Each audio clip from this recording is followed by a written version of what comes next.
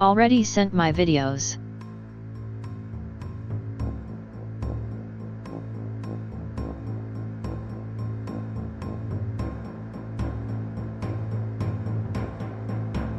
I saw them Cooper Doodly in.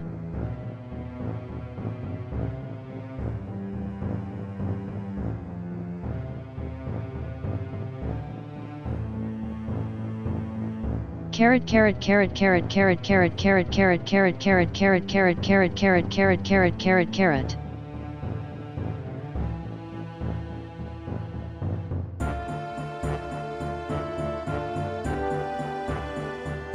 Hi Cooper Guy, we are besties FYI.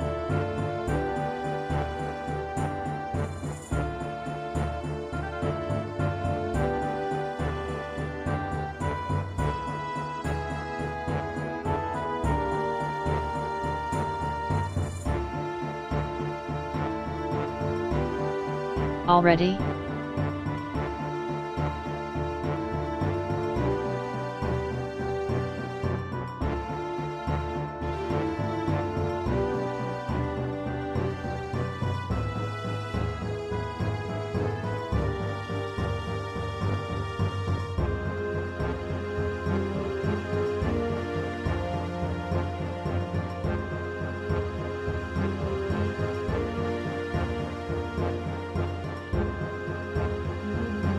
Mehhehe.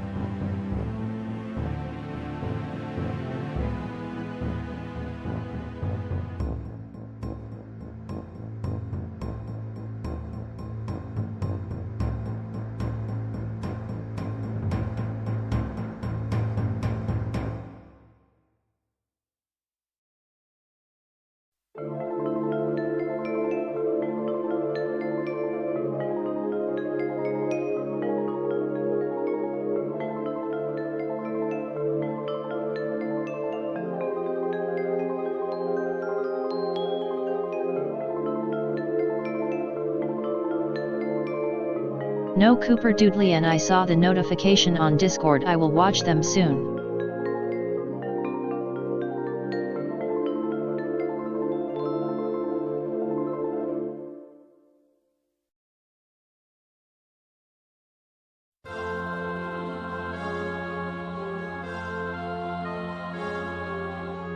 I am a carrot.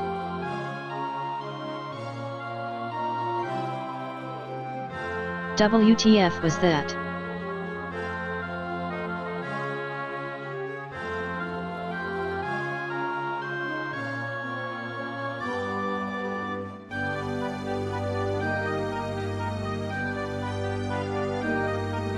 An avatar I wanted to use G9M11C5.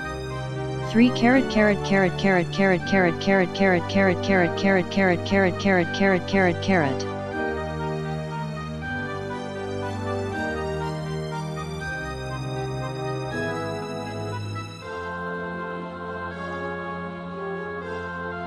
She's cold.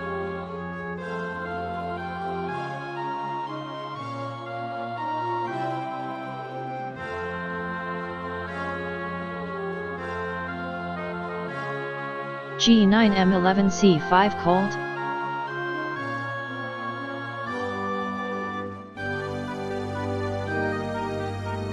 Yeah, you must help her.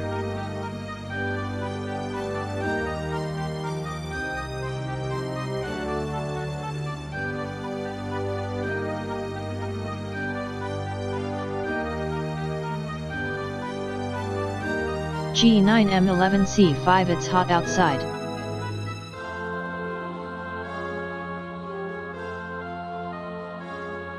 It's raining outside. How's everyone doing?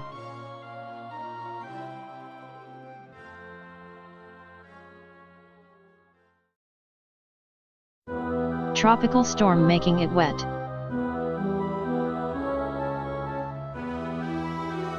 G9M11C5 Oh right, it is raining outside too.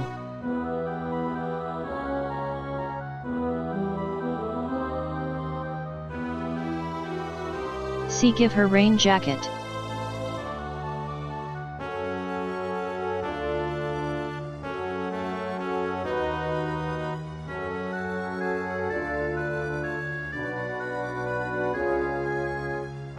She's going to get cold then get sick.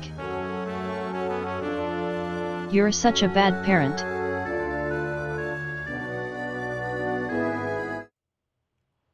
Alright, I'm back. There we go. So I kinda gave her some clothing. So there we go. Pretty nice. Is that enough? I don't know. She's going to get wet still. Alright.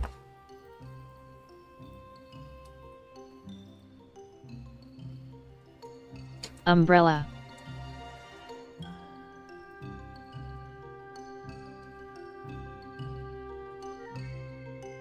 There's also this one, what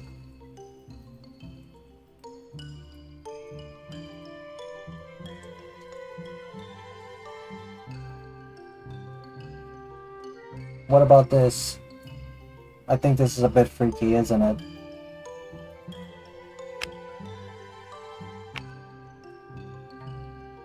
Oh my hello boobies. Yeah, that's perhaps a bit too big.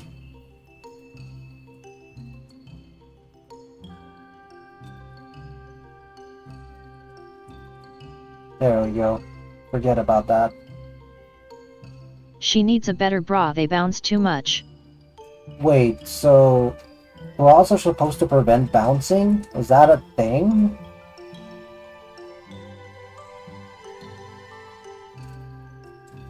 That's new. Suits you perfectly personality-wise. Alright. At least it's like a... I mean, actually this is supposed to be like a... And give support. What did you think bras were for? To look good, I guess. Or, I mean, I imagine it was for comfort. But, I don't know. I suppose that is the point, isn't it? To give support.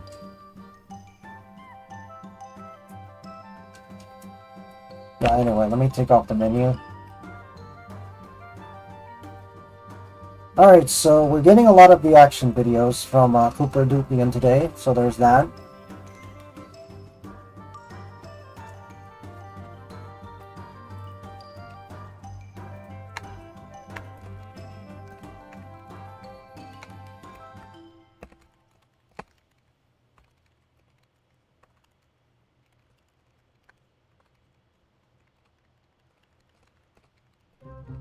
Yeah, cause they have some weight to them and they pull on your chest. It's also really uncomfortable when they bounce while you run and stuff. It's funny, isn't it? Men would prefer to have those things bounce, but when they do, it's incredibly uncomfortable. It's so weird. It's so weird, honestly. It's just like, men want us to be uncomfortable with our boobs just bouncing around all over the place. That's so weird.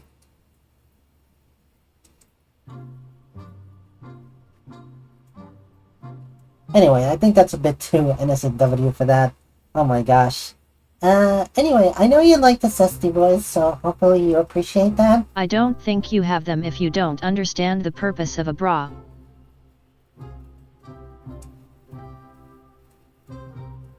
Well, I used to wear fake boobs, so that actually was a thing. But yeah, I definitely don't have them yet.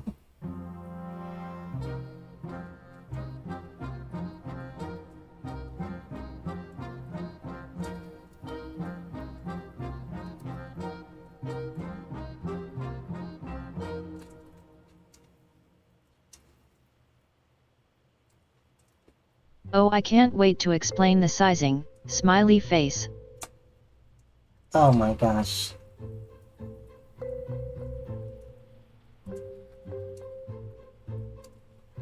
But yeah,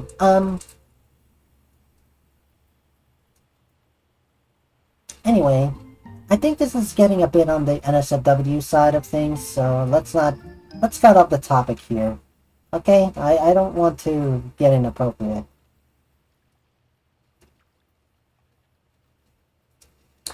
Anyway, let's get to reacting videos. So, right. Oh, this is average bathroom convo NGL. Oh, really? Yeah, it's just that since we were talking about boobs, I was like, oh my gosh, you know. But yeah. You look lovely. Oh, thank you. Anyway, there's a reason I changed my profile picture to be a symbol instead of a character, and that's to compensate for all the countless avatars that I end up switching around. So I don't want to cause any confusion, so I just use a coat of arms. That should help out. Anyway, let's get going with okay, so let me see if I have anything.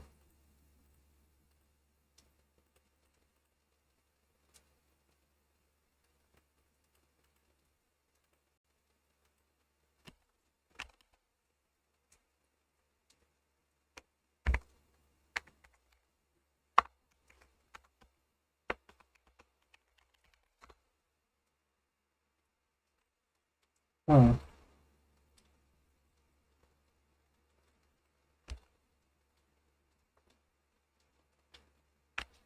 Okay, I'm just trying to switch over, delete all the...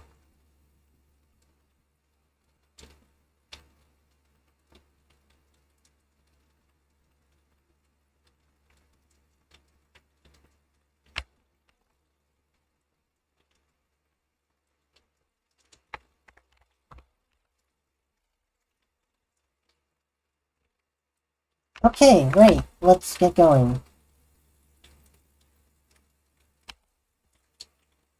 So...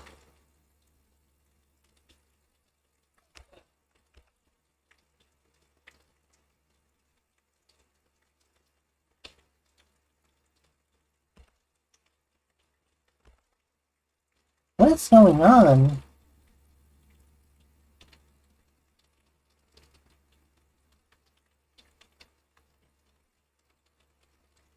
There we go.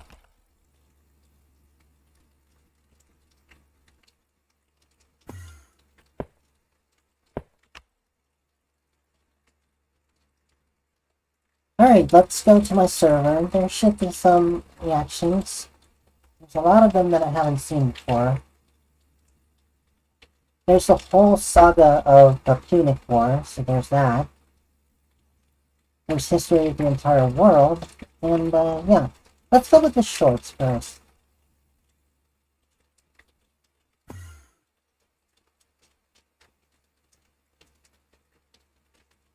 Talk about this. I made a video on anxiety already, but I need to talk about it more. Anxiety spirals are the worst because Oh, if you have God. a symptom, you're going to focus on it, and that'll make the symptom worse, so you focus on it more. And then you overthink. Yep. And that's why I only got 4 hours of sleep last night, because I had a bad bout of gas in my, lower abdomen. And, you know, my brain was like, you have a serious problem. Now, logically, I didn't. I knew I didn't because it wasn't excruciating pain. It was just discomfort and genuine welcome. annoyance. But it was there, and it was definitely noticeable, and I could not get comfortable. And anxiety made that worse. And I'm tired of anxiety dictating my life. I'm trying to take steps to lose weight and to expel more physical energy, but it's genuinely annoying and hard. So, honestly, this whole thing is just very relatable. Oh, look. Oh my gosh. Okay, let's get going. all I have to say is, if you struggle with anxiety like me, I feel like don't- I'm I- invading his it's privacy. bad. It's bad. Wait, what? And I mean, he's opening up, or all he, gotta I don't say know. is, it really contributes to insomnia. But I'm still trucking, and I'm still surviving. Okay, so I've got to talk about.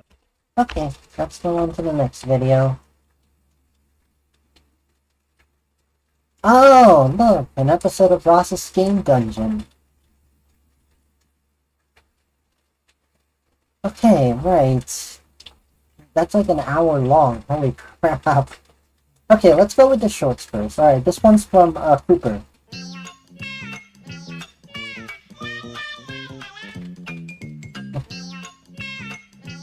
That's so funny. I love the music. It fits pretty well.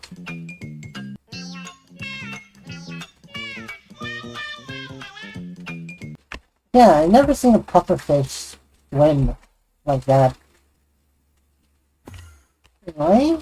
You'll never see me acting a fool over some pretty girl. Hey, she.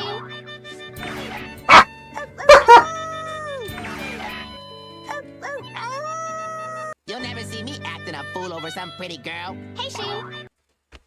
Yeah, that was kind of funny.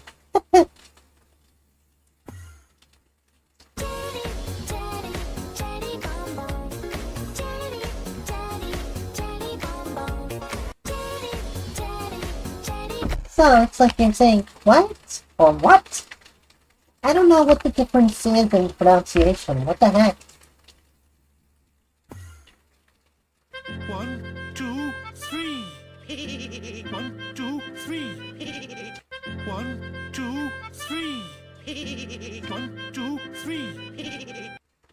Yeah, I don't know. Sometimes it is hard to imagine your parents as kids.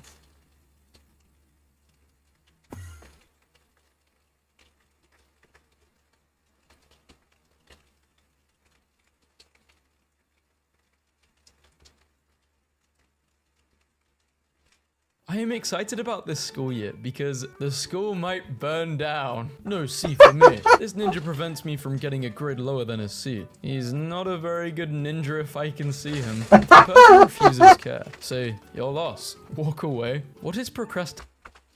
Him. If the person refuses care, say, your loss. Walk away. What is procrastination? Chill, I'll answer this question later. A child swallows a cleaning product. Why is milk often given? To make them happy before they die. Describe what is meant by forgetting. I can't remember. Draw a sketch of the situation. If you were to meet the author today, what would you say to him? What the hell did I just read? If you were to meet the author today, what would you say to him? What the hell did I just read? If I were the president, the first thing I would do is wake up. I wouldn't wake up, I would stay asleep. Finish the sentence. If I had the principal's job, I would quit and get a job I'd enjoy. Investigating time and events. Draw something you do in the morning. I am pooping. Draw something you do in the evening. I am pooping. Write a question about a dinosaur. Do they poop? I don't know. I want to meet a dinosaur. Explain how you found out the missing number in exercise 1. I used my brain to solve that. These are all 3 things I do well. Math and sins. That's 2. The third one can be not answering the question. Please do not write on this page. YOLO. What is this girl's facial expression saying? She is sad. Why do you think she feels that way? Someone someone microwaved her hamster while she was at school. Who would do such a thing? Where have you smelled burned fat before? At the gym? In my opinion, morning is frightening because I must get up. Spheres of influence. Yeah, do it now. Do it. No, go away, spheres. Miss, I can't read the question. There's a bear in the way. In school, I think I am good at PE, science and art. I think I could do better at it's... Oh, right, I can actually do this. Nice. Right,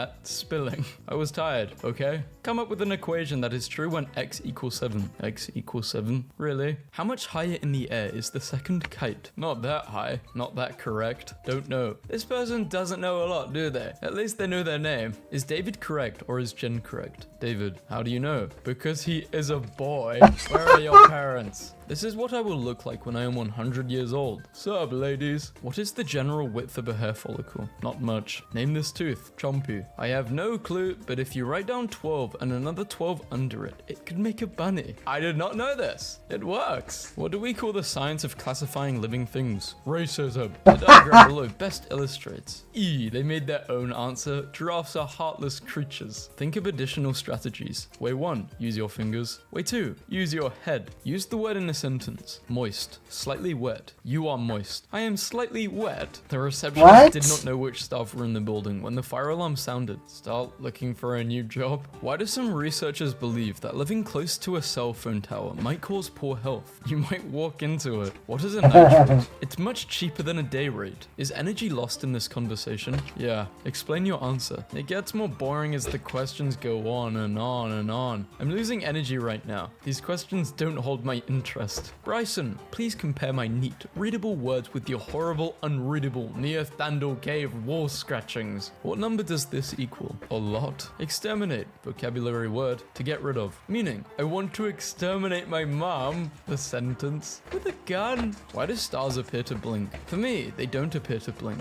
List several things you like about the sun. Shut up about the sun. Shut up about the sun. Describe yourself in 3 words. I am a rebel. Optical illusion. Me, I'm not really here. Your senses just think I am. I don't know what the answer is, so I drew you an alien. Thank you, Bert. 0, you should have given at least 1 mark. That's creativity. When should a motorist use his or her bright beams? When he wants to be an a-hole. Wizard, none shall pass. Unless I just erase you. Saturn, Uranus, and Neptune have at least 3 things in common. List them. They are all planets. They are all round. None of them have a McDonald's. How can we and our future generations destroy the environment? Cut down trees, buy chainsaws, leave lights on, leave taps on. Basically, the one about the McDonald's one. None of them have a McDonald's. Yeah, clearly the one who wrote that is very fat. Like, clearly they probably eat a lot, so yeah. I hope I don't get banned for this shit, but yeah. How can we and our future generations destroy the environment? Cut down They don't trees, have Mickey buy DS though. chainsaws, leave lights on. Mickey D's. Oh, we don't have a Mickey D's though.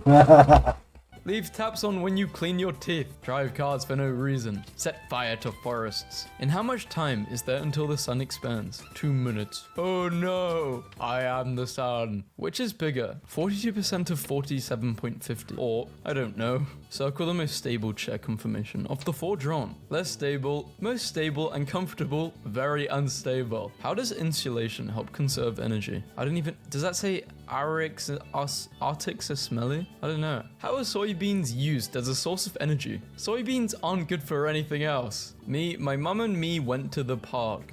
I hung after school and I like my mum. Have you ever witnessed discrimination Attic, or oppression? smiley At face. Denny's, some kid wanted some chicken nuggets. How did the situation make you feel? Hungry? Did you do anything about it? Eat chicken nuggets. Have you ever talked to / treated someone differently because of their race, gender, religion? Nah, that ain't cool.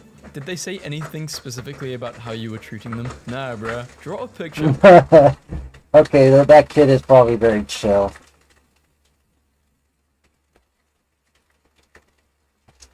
Yeah, they're pretty chill, most likely. Oh crap. There you go. Attic.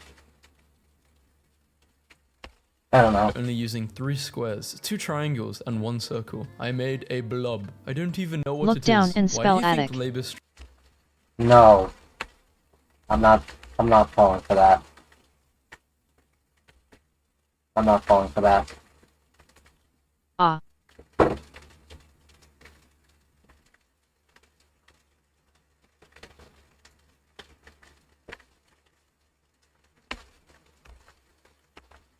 drugs often ended in violence, because someone always has to take it too far. Which of the following do you Meaning. think had the greatest impact on history? Potato, horse, smallpox? Explain your answer, because they're so adorable. Write which method you prefer to compare fractions. Math. Construct an accurate, full-size drawing of the rhombus. You must show all construction lines. Hello, my name is Rhombus. What did you learn about Earth Day that you did not already know? I did not know Earth Day was April 22nd. It might be useful in a trivia game. I'm not gonna remember that. What happens during puberty to a boy? He says goodbye to his childhood and enters adultery. Define in your own words. Make it rain. Synonyms: money. Vocabulary word: fortune. Use it in a sentence. I make it rain. Draw a picture of it. That moment when you give up on trying in your chemistry test. Hakuna Matata. I forgot how to do this. What did he use instead? The Force. You don't need to see his identification. Suggest 3 steps Paul is likely to take when selecting the best candidate for a job.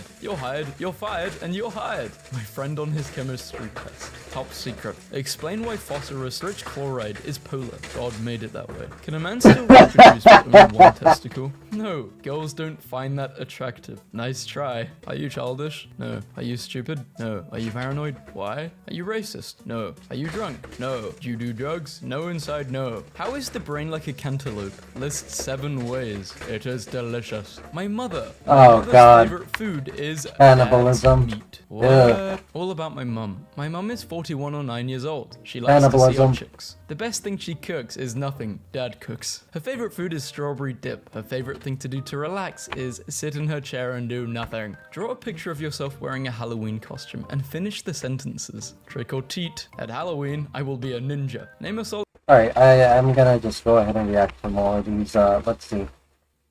Alright, let's see, oh my god, Pyrocynical is finally finished. Oh god. Let's see, oh, this one.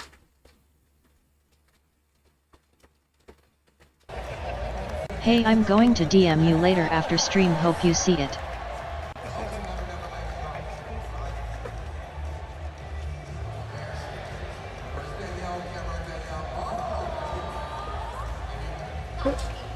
Heh.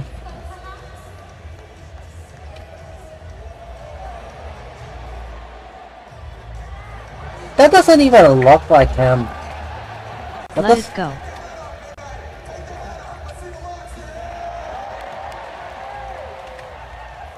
Oh, okay, there we go.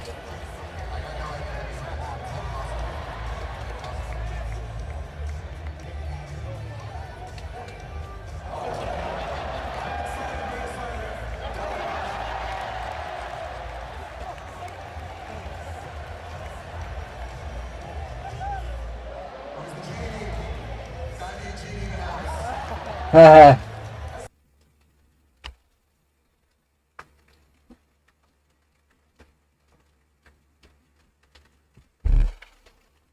I don't know, these were pretty lukewarm. Also, I'm kind of missing the live PD because I can smile, and it actually smiles. But here I have to push buttons in order to control the expressions, which is... I guess I could handle it. I guess I can handle it, but to be honest, it's kind of weird. But yeah. Anyway.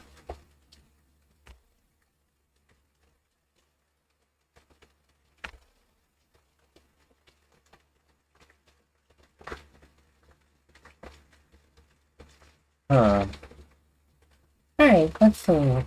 How it's Your made. smile is nice. Alright, thank you. But it's, again, I have to control it with a button. I wanted that way. Tell me why, ain't nothing but a heartache. Tell me why, Ain't nothing but a mistake. Tell me why, I never wanna hear you say. I wanted that way I. Wait a minute, what song is that? Vending machines are a common sight in public places. The first modern vending machines in 1880s England didn't sell food at all. They dispensed postcards. Nowadays, automated vending machines have come full circle, with machines selling not just food, but electronics and other consumer goods. Thirsty? Find your drink's song number Isenji and song. use the instructions on the machine written in Thai to enter the number on the keypad. After inserting 30 coins of any currency, the machine will serve you your drink.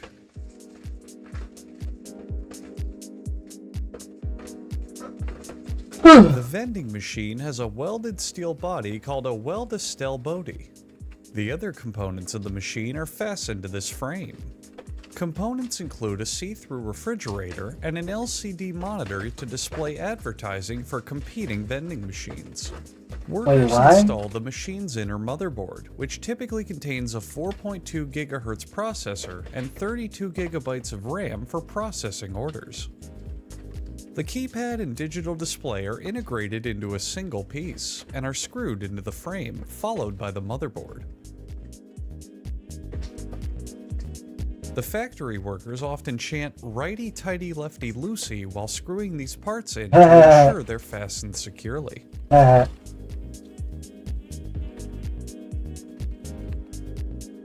Next, the coin acceptor is installed, which... Oh, excuse me, there seems to be a page missing from my script. Sure, I left it here somewhere. Oh, this is embarrassing. Oh, here we go. Which accepts the coins.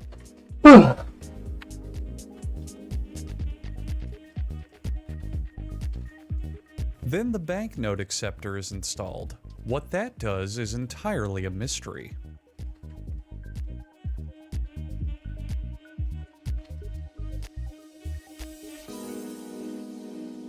The data transfer cables are plugged from the acceptors into the motherboard. If You the know, factory wishes I find it weird because I'm like, okay, this seems like a normal video, but then he throws a bunch of lines that are kind of funny and weird. And I think that's his thing, right? That basically that's the thing that Puppies does, right, G9? That's what he does? to Yeah, install exactly. any custom liquid cooling or dual video card rigs, this is typically where they're done. Special coin safes are installed at the bottom of the machine in case anyone wishes to pay with commemorative coins. He buzz has some tokens, really or funny Bitcoin. clips too. Bitcoin. A righty-tighty man installs the V-trays onto the machine's refrigerator. Each tray is properly sized and weighted for the product it will dispense. The thick, heavy trays are designed for glass bottles. The smaller ones hold chips and snack bags, while the invisible ones hold air and other gases. What the fuck? The trays are made entirely of stainless steel, while most of the snacks loaded on them are made from steelless stains. Workers install motors on the back of the frame, which push the selected product forward to the customer. Old vending machines. Oh crap. Vending machines.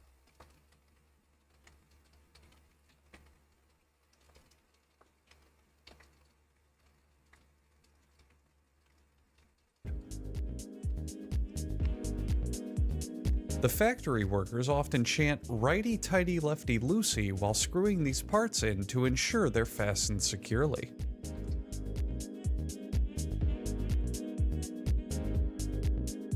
Next, the coin acceptor is installed, which...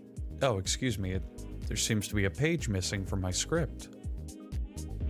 Sure, I left it here somewhere. Oh, this is embarrassing. Oh, here we go. Which accepts the coins.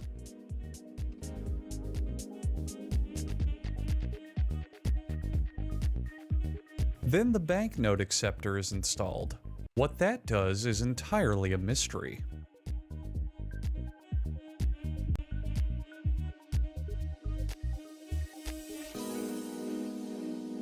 The data transfer cables are plugged from the acceptors into the motherboard. If the factory wishes to install any custom liquid cooling or dual video card rigs, this is typically where they're done.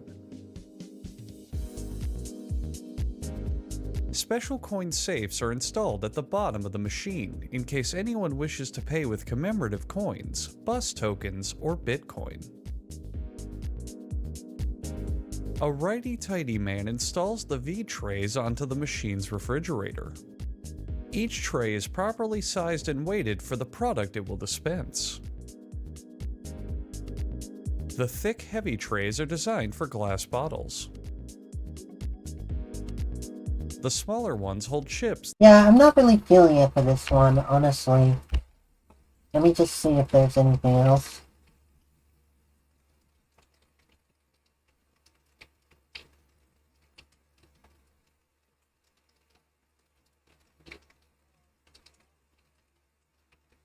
Maybe this short will do it.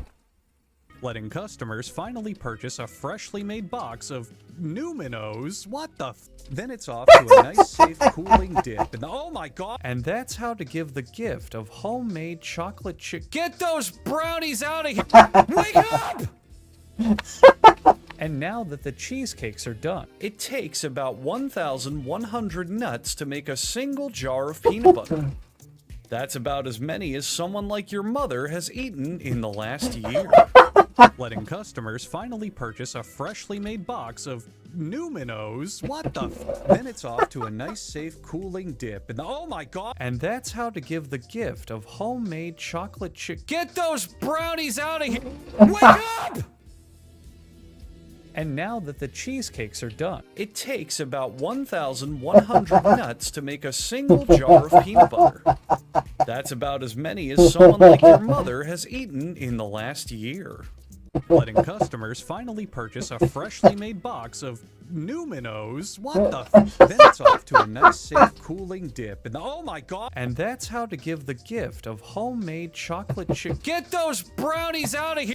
Wake up! And now that the cheesecakes are done, it takes about 1,100 nuts to make a single jar of peanut butter. That's about as many as someone like your mother has eaten in the last year. I love this.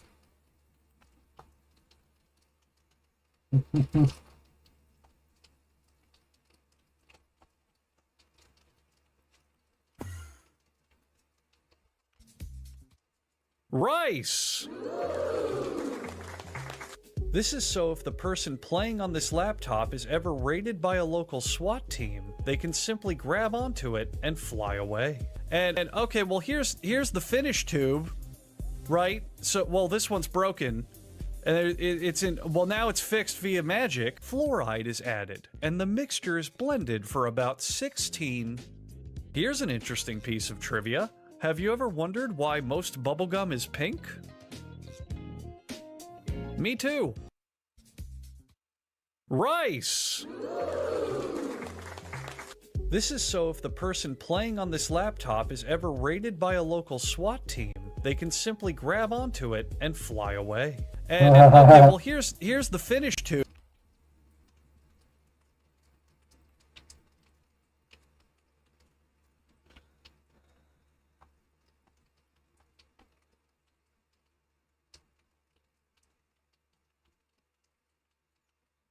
Oh, this one's pretty good. This is gonna be good. I watched it, like, Jay Beasley died the other day. That was rough.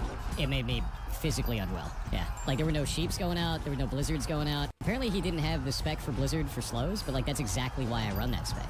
Because, like, when shit goes sideways, you save lives, man. Yeah, a lot of things I think the mages forget, man, is you are a control unit. You're there to control the battlefield. I mean, they need to have Franklin Blizzard on their bar. All of this is just damage related except for improved blizzard. This is going to allow me to basically save parties in dungeons. Cycle of life, man.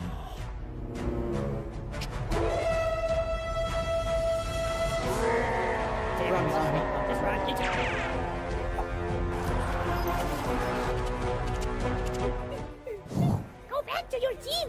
Pretend to help them. That's enough. Roach out.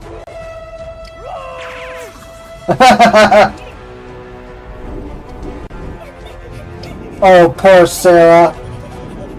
Poor Sarah. What are you talking about? Why am I walking? Look at my mana. Savage, but come on. Do you see my mana? What am I supposed to do for you?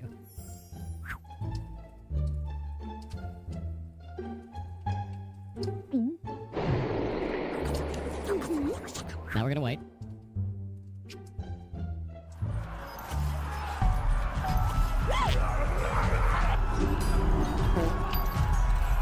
Yep, there goes Sarah.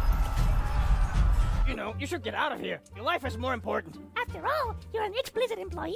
And you have 300 enchanting. With Crusader. You got 20 years of game dev. You're a hacker? And you solve your own puzzles. Oh, and did I mention that you're an ex-Blizzard employee? Go, save yourself. Goes down with his ship. I like how they decided to depict him as a rat, because I think that also fits him pretty well. He's literally a rat. So yeah, I think that's kind of also, yeah. Yeah, I'm gonna be honest with you. I think it takes away from the game. I think it takes away from the experience, and it leads people to be like, "Oh, he could just petri out. This isn't that scary." Yeah. And some of the best moments that I've had inside of dungeons are because, "Oh shit, we're all going to die if we don't execute this perfectly." And we hardened up at that moment. We kicked some ass, and we got to live. You know, I've made it all the way to 60 now without dying because of that, because we didn't give up in that. Yeah.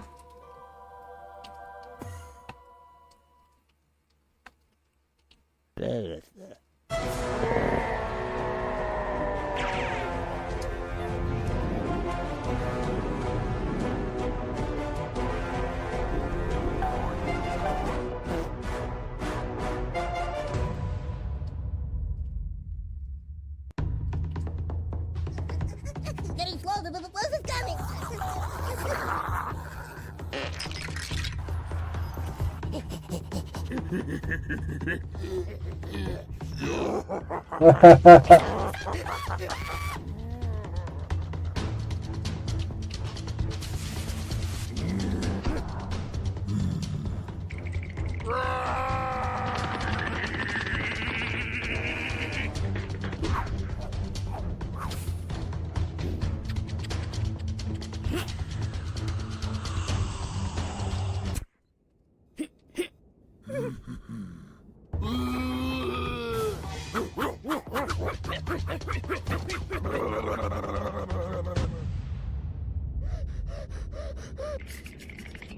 What a dipshit. What a dipshit. You have a boss in you. You called run. You instantly ran out, bro. You instantly ran. You didn't even look back.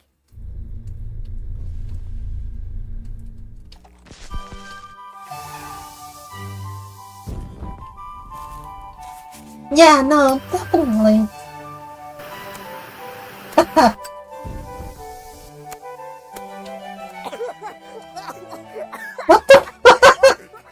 As much as you're angry right now, of course I ran. I'm not angry at all. I'm not angry at all. I'm not angry at all. I'm not angry at all. At least try rank 1 Rasnova. I don't think he's You're not angry. even in danger. I'm 100%. No, I don't think he's angry either. No, you're not. I'm 100% in danger.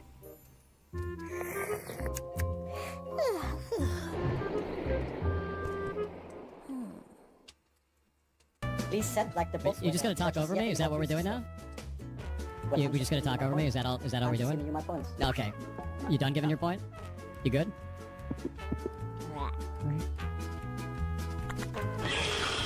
Yes. I'm Okay, cool. You go roll a mage then.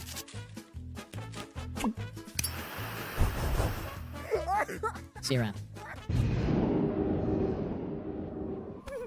Just take some blame, goddammit. Oh my god! They actually made rice, I think it was soda poppin' with the pink Washington hair. Nice. Just take some blame, goddammit.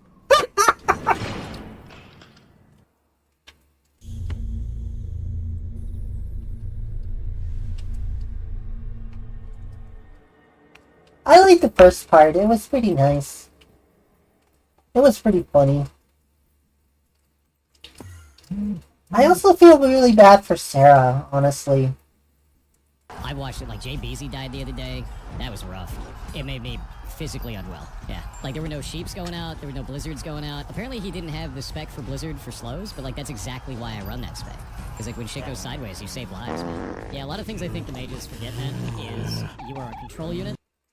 You're there to control the battlefield. I mean, they need to have rank 1 blizzard on their bar. All of this is just damage related except for improved blizzard. This is going to allow me to basically save parties in dungeons. Cycle of life, man.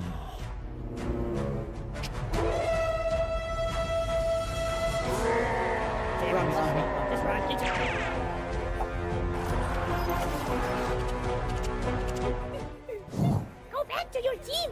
Pretend to help them.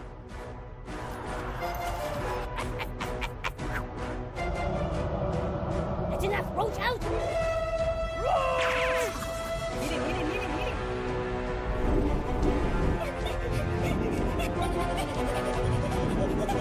Pirate, why are you walking, bro?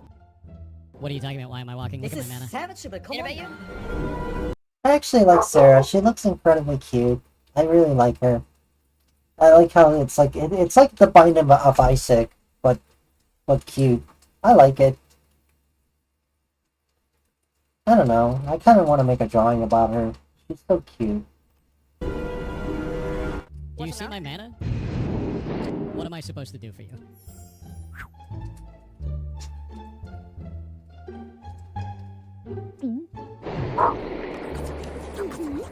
Now we're gonna wait.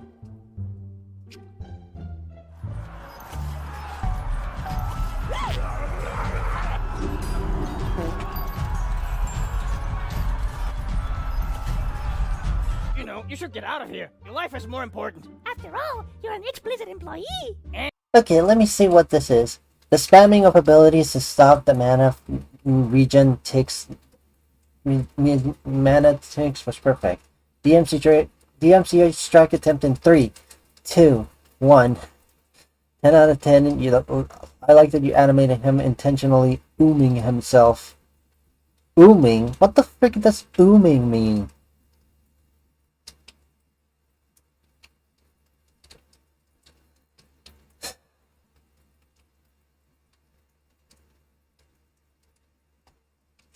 And you have It said on the batch.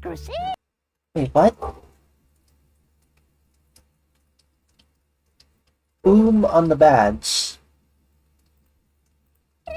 You got 20 years of game dev. You're a hacker? And you solve your own puzzles. Oh, and did I mention that you're an ex-Blizzard employee? Go, save yourself. Don't be the captain that goes down with his ship.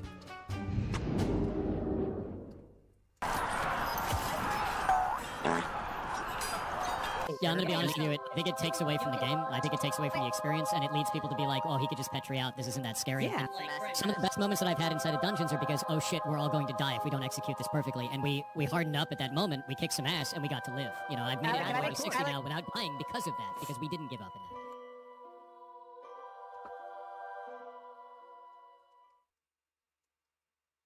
Oh, and this is the game that I'm playing. Did you know that in Uma Musume, whenever your horse girl loses a race, she typically gets really sad about it. But Urara Haru is the only Uma who doesn't, because it reflects the real-life horse that always stayed positive despite never winning. She just wants to run on the track, bro. Did you know that in Uma Musume, whenever your horse girl loses a race, she typically gets really sad about it. But Urara Haru is the only Uma who doesn't, because it reflects the real-life horse that always stayed positive despite never winning. Yeah, I think there's a real life horse, wait. Hello Kitty or race horse. Yeah, this one. This horse had never won a race in its life, but thousands of people still bet tons of money on her for a really wholesome reason.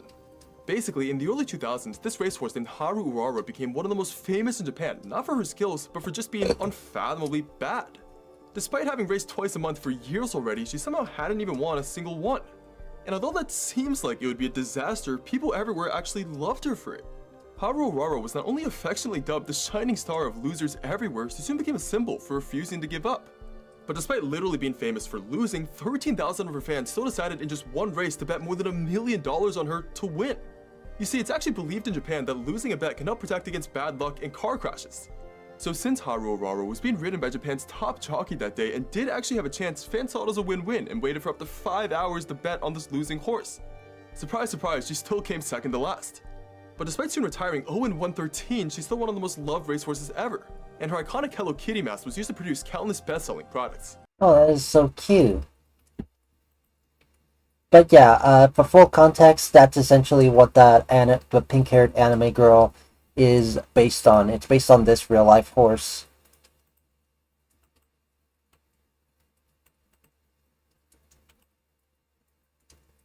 Did you know that in Uma Musume, whenever your horse girl loses a race, she typically gets really sad about it. But Urara Haru is the only Uma who doesn't because it reflects the real-life horse that always stayed positive despite never winning.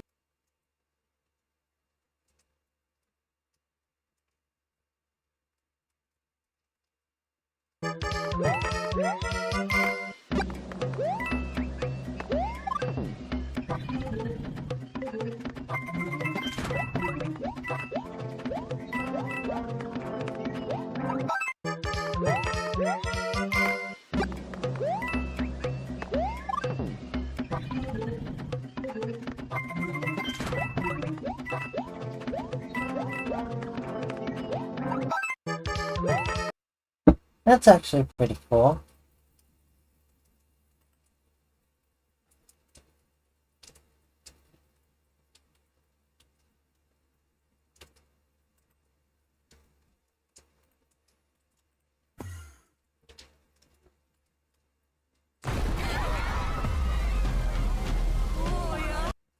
Wait, did I actually... Oh, that's Rooster Fighter.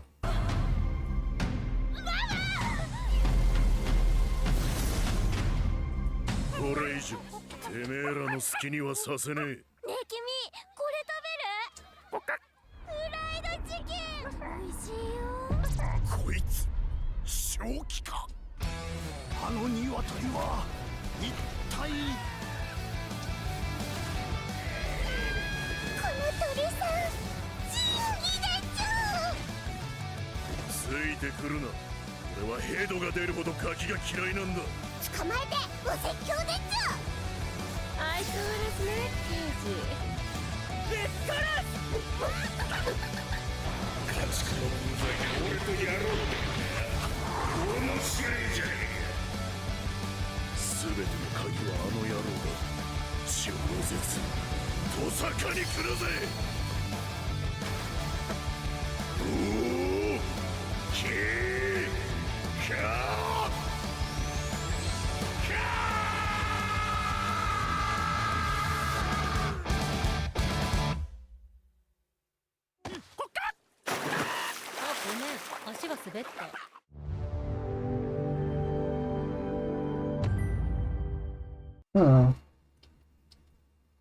I wasn't fast enough.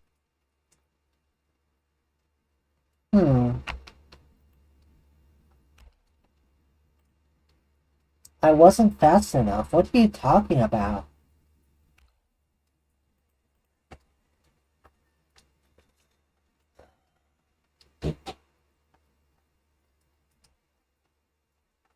Okay.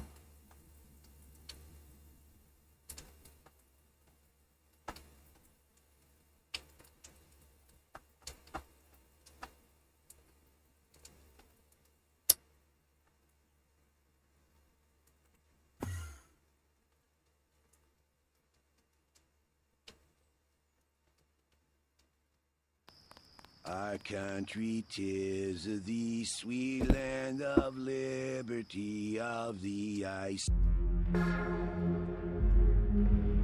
To capture your reaction.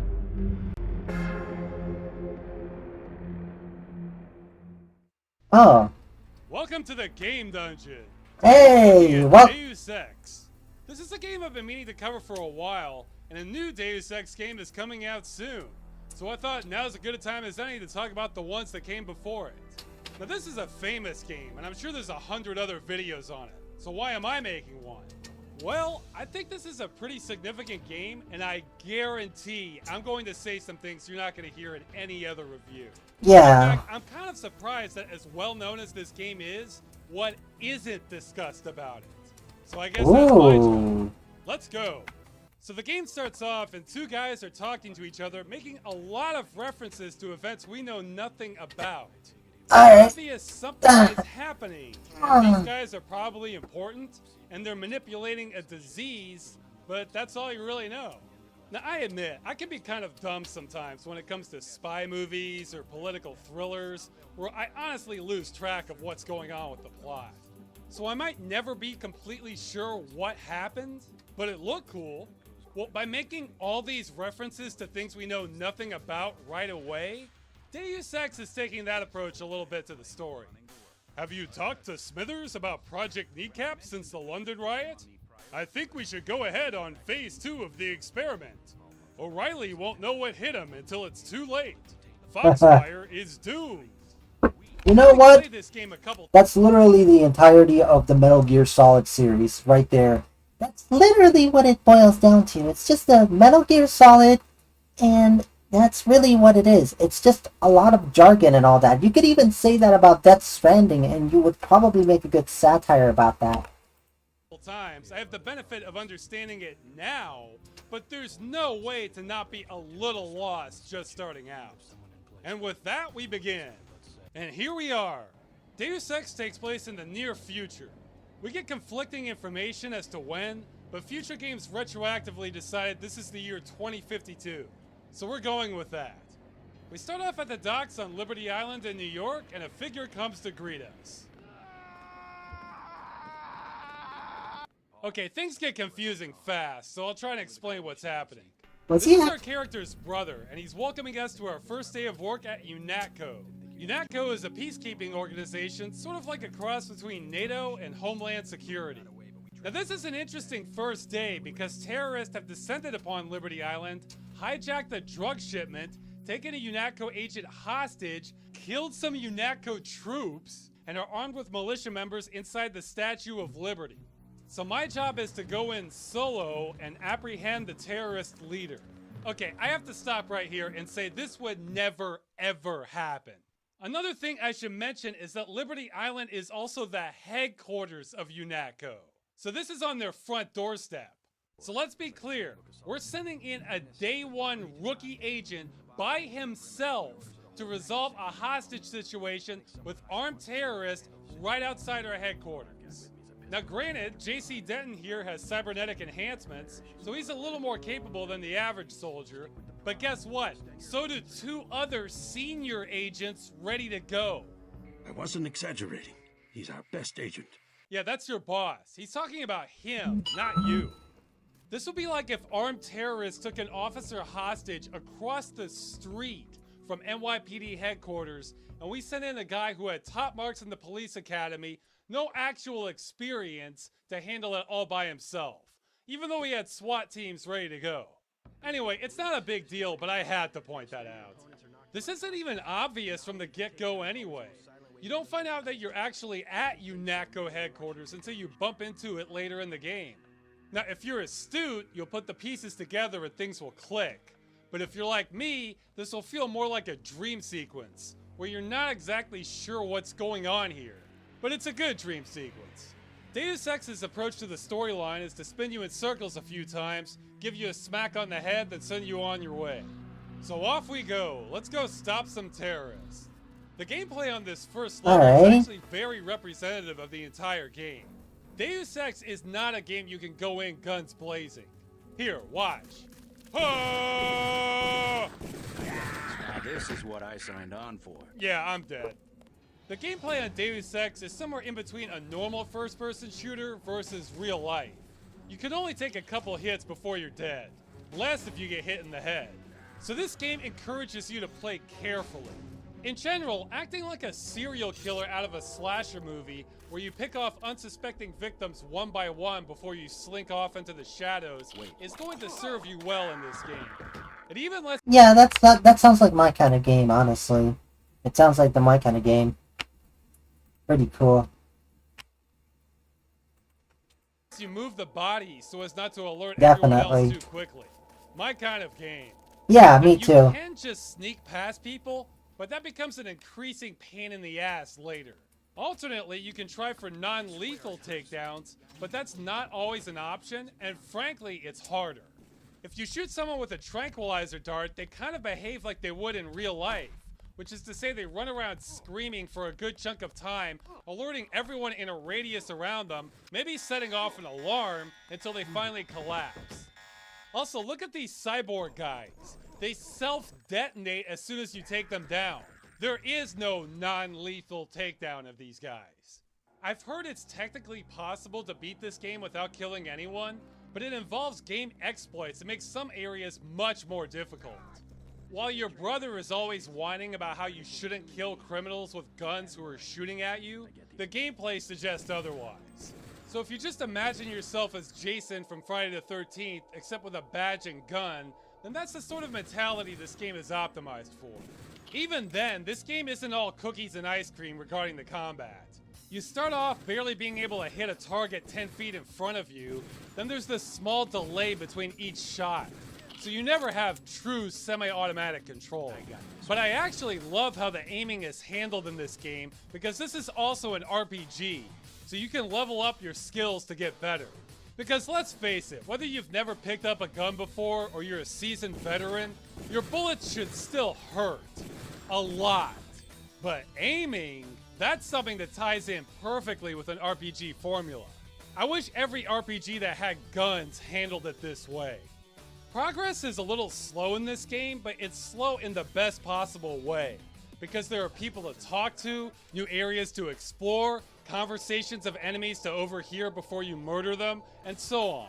All this combined with the hazardous combat makes it feel like an accomplishment when you move forward in this game and just adds a sense of significance to everything. Besides being able to talk to everyone you see, you can also read emails, newspapers, book excerpts, public bulletins. The game is chock full of content. It almost rivals an MMO. So a level that might take you 5 minutes to get through in another shooter could take you 45 minutes to an hour to get through in Deus Ex because there's so much there.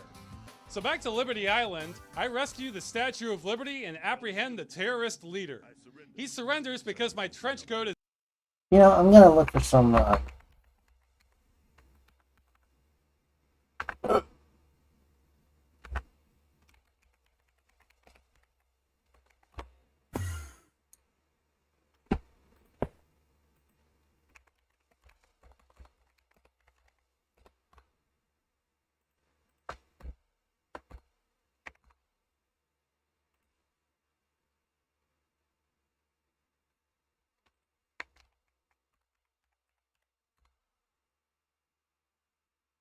Okay.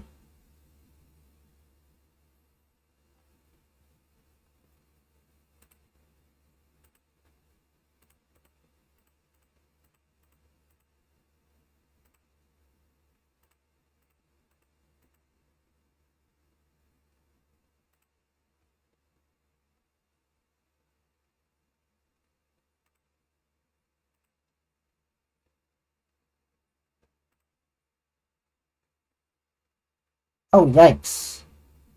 Thank God they're blurred. But, yeah.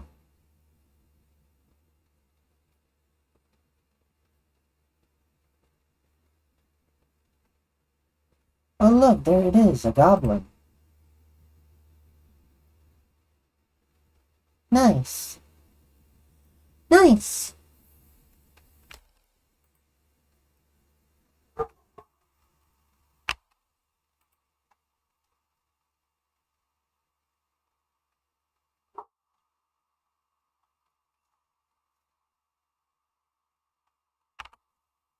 Chat, what do you think about this?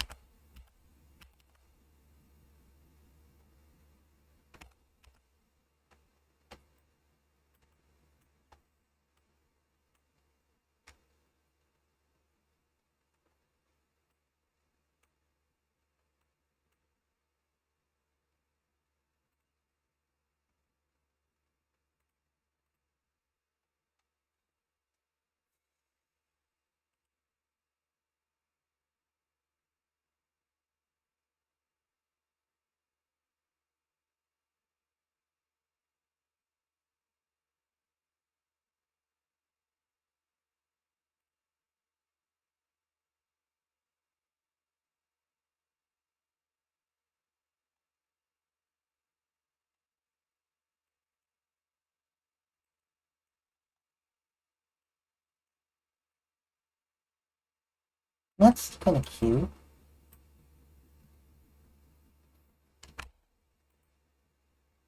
Anyway, sorry if I'm going a bit off, but yeah, I'm just looking around for that. Is better than his, and he has no hair. What? Anyway, from here, I Look get at new all orders those to options, track down wow. a drug shipment, and the game Yeah. just keeps expanding more and more. I get to deal with hostages, fighting in the street, hostages, shantytowns, hostages, and pimp cleanup.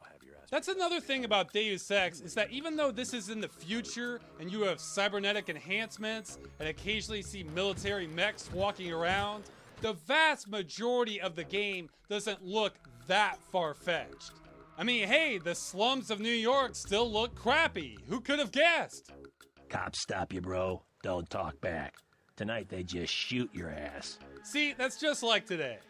Now, I have nothing against going super futuristic looking in other games, but in Deus Ex, this helps ground you and adds a small touch of realism to things. Although I think the number of rats in the hotel lobby is a little high, even for New York. Also, while we're here, I want to point out Smuggler's Den. When I first played this, I always thought this felt a little tacked on in terms of the design. This is a 100% optional quest area, it doesn't affect the main storyline, and it gives you a short extra mission that you can't access by any other means. Looking on this now, I can see this actually follows a DLC format. It's short, but not super short, and it's very modular in nature compared to the rest of the game. It may sound dumb, but this is actually one of my biggest issues with DLC and story-driven games. Deus Ex is one cohesive experience. It's great, you can get lost in this world. But when you turn something into DLC, just having a reminder that you can buy the DLC rips you out of the immersion a little bit, or at least it does with me. Even if you've bought the content ahead of time, the damage is still done because it's already primed you mentally to remember that this is a game, not some other world. So if I buy Deus Ex with the Smuggler's Den add-on clearly advertised, then every time I hear about Smuggler in-game, I'm going to remember, oh, this must be the DLC. So instead of wondering who Smuggler is or thinking about something else in the world, I'm thinking this is the extra part of the game I paid for instead. For me, this is the damage of DLC. Yeah, I don't know. I think that is a valid criticism, but I really think that microtransactions are far worse than DLC, and I think that will always be an issue, a bigger issue than DLC in general. I think DLC is harmless for the most part, so I really think that this is not the kind of thing that that we would really be up in arms about. But at the same time, I understand why Ross has a bit of an issue with that, because, you know, in his opinion, it's immersion breaking. I don't personally find it that immersion breaking. But yeah, I can see why he's doing that. Every time you rip the player out of the experience to remind them, yes, this is indeed a game. Take off your shoes. It really harms the overall impact of games with a lot of narrative like this one. And hey, this game predates DLC, so this isn't even an issue. But I wanted to point this out because it's obvious to me that if this game was made today, Smuggler's Den would be DLC. The game really starts feeling like its own world at this point. Besides a bar, clinic, hotel, subway, there's also a wealth of side alleys, warehouses, rooftops, hidden underground passages, and all along the way, as many homeless people as there are pigeons. And these are just the ones out on the street. There are so many homeless people that later you discover what's practically an underground society of them in decommissioned subway tunnels. Welcome to New York 2052. Land where my fathers died, land of the pilgrims. From here, the plot takes some turns and you go on a globe-trotting adventure, following up leads, and I forget why you're going everywhere you do.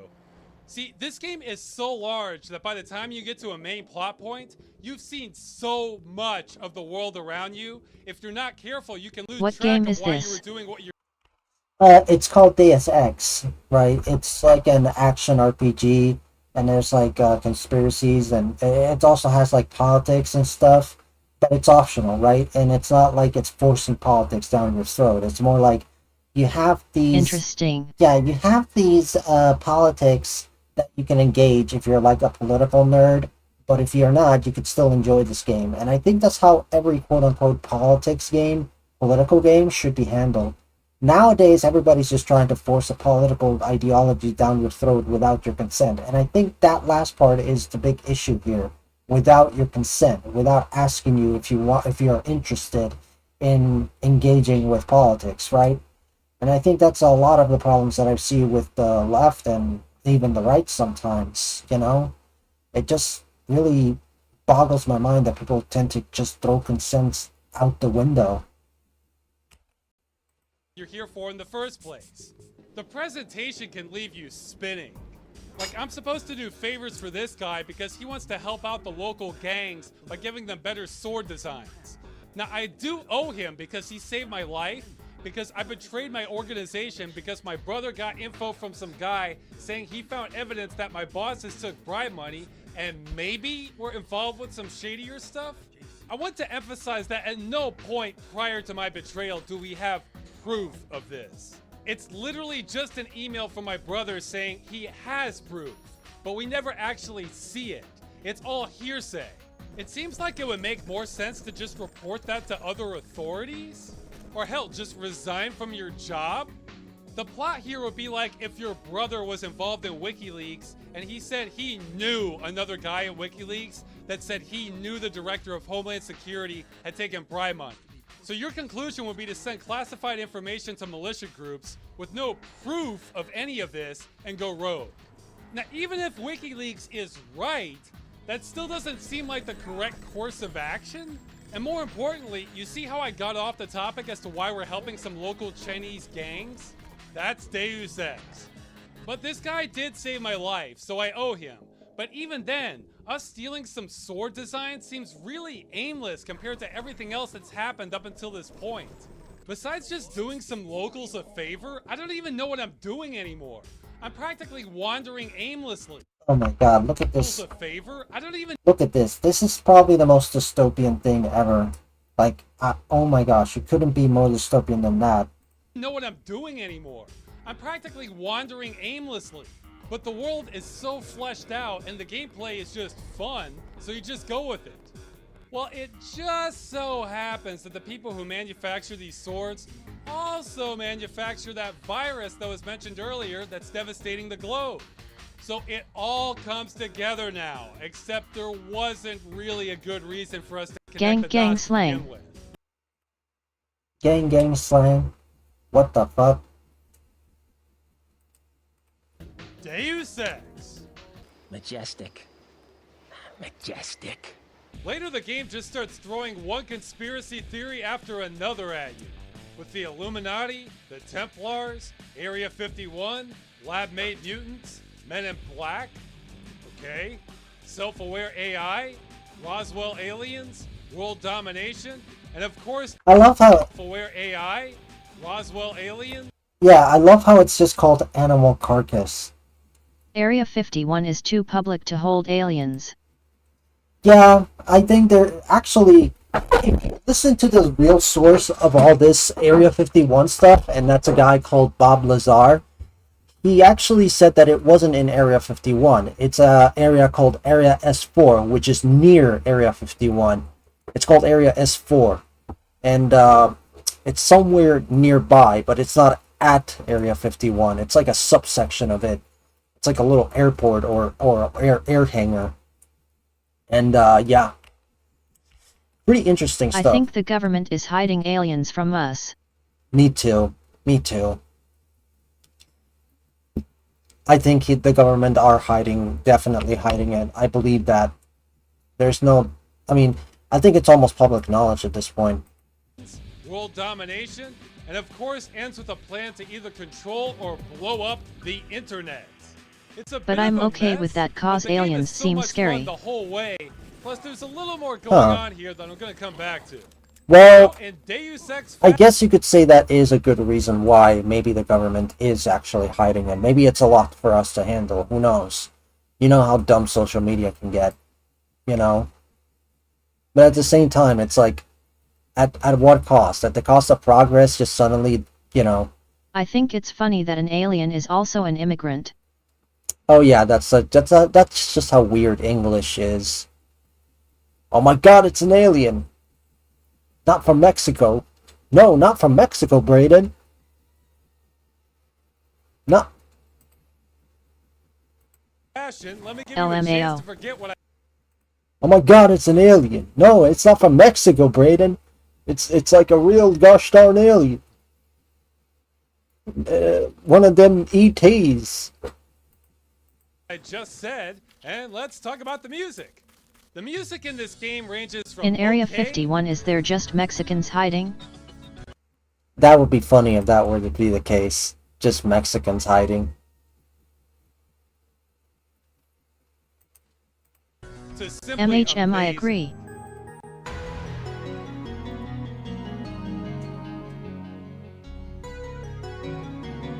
Nice music.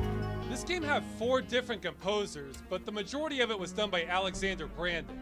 Though Michel Fondenbeau had some really excellent tracks. Music also. is yummy. There's so much good music in this game, people who have played it are going to have different answers for which tracks are their favorites. Now this was one of the last mainstream games to use mod tracker music, which is like MIDI music, except it's a lot better because the composer gets to choose his own instrument sounds. It does mean that some tracks could sound a little clunky though.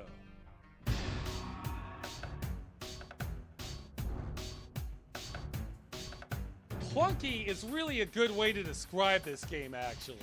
Even at later levels, the combat is never what I would call smooth or fluid. Everything's a little rough around the edges. Why do I need a timer when I read emails? Why do I jump like a senior citizen? Why is a flashlight a superpower that requires specialized fuel cells?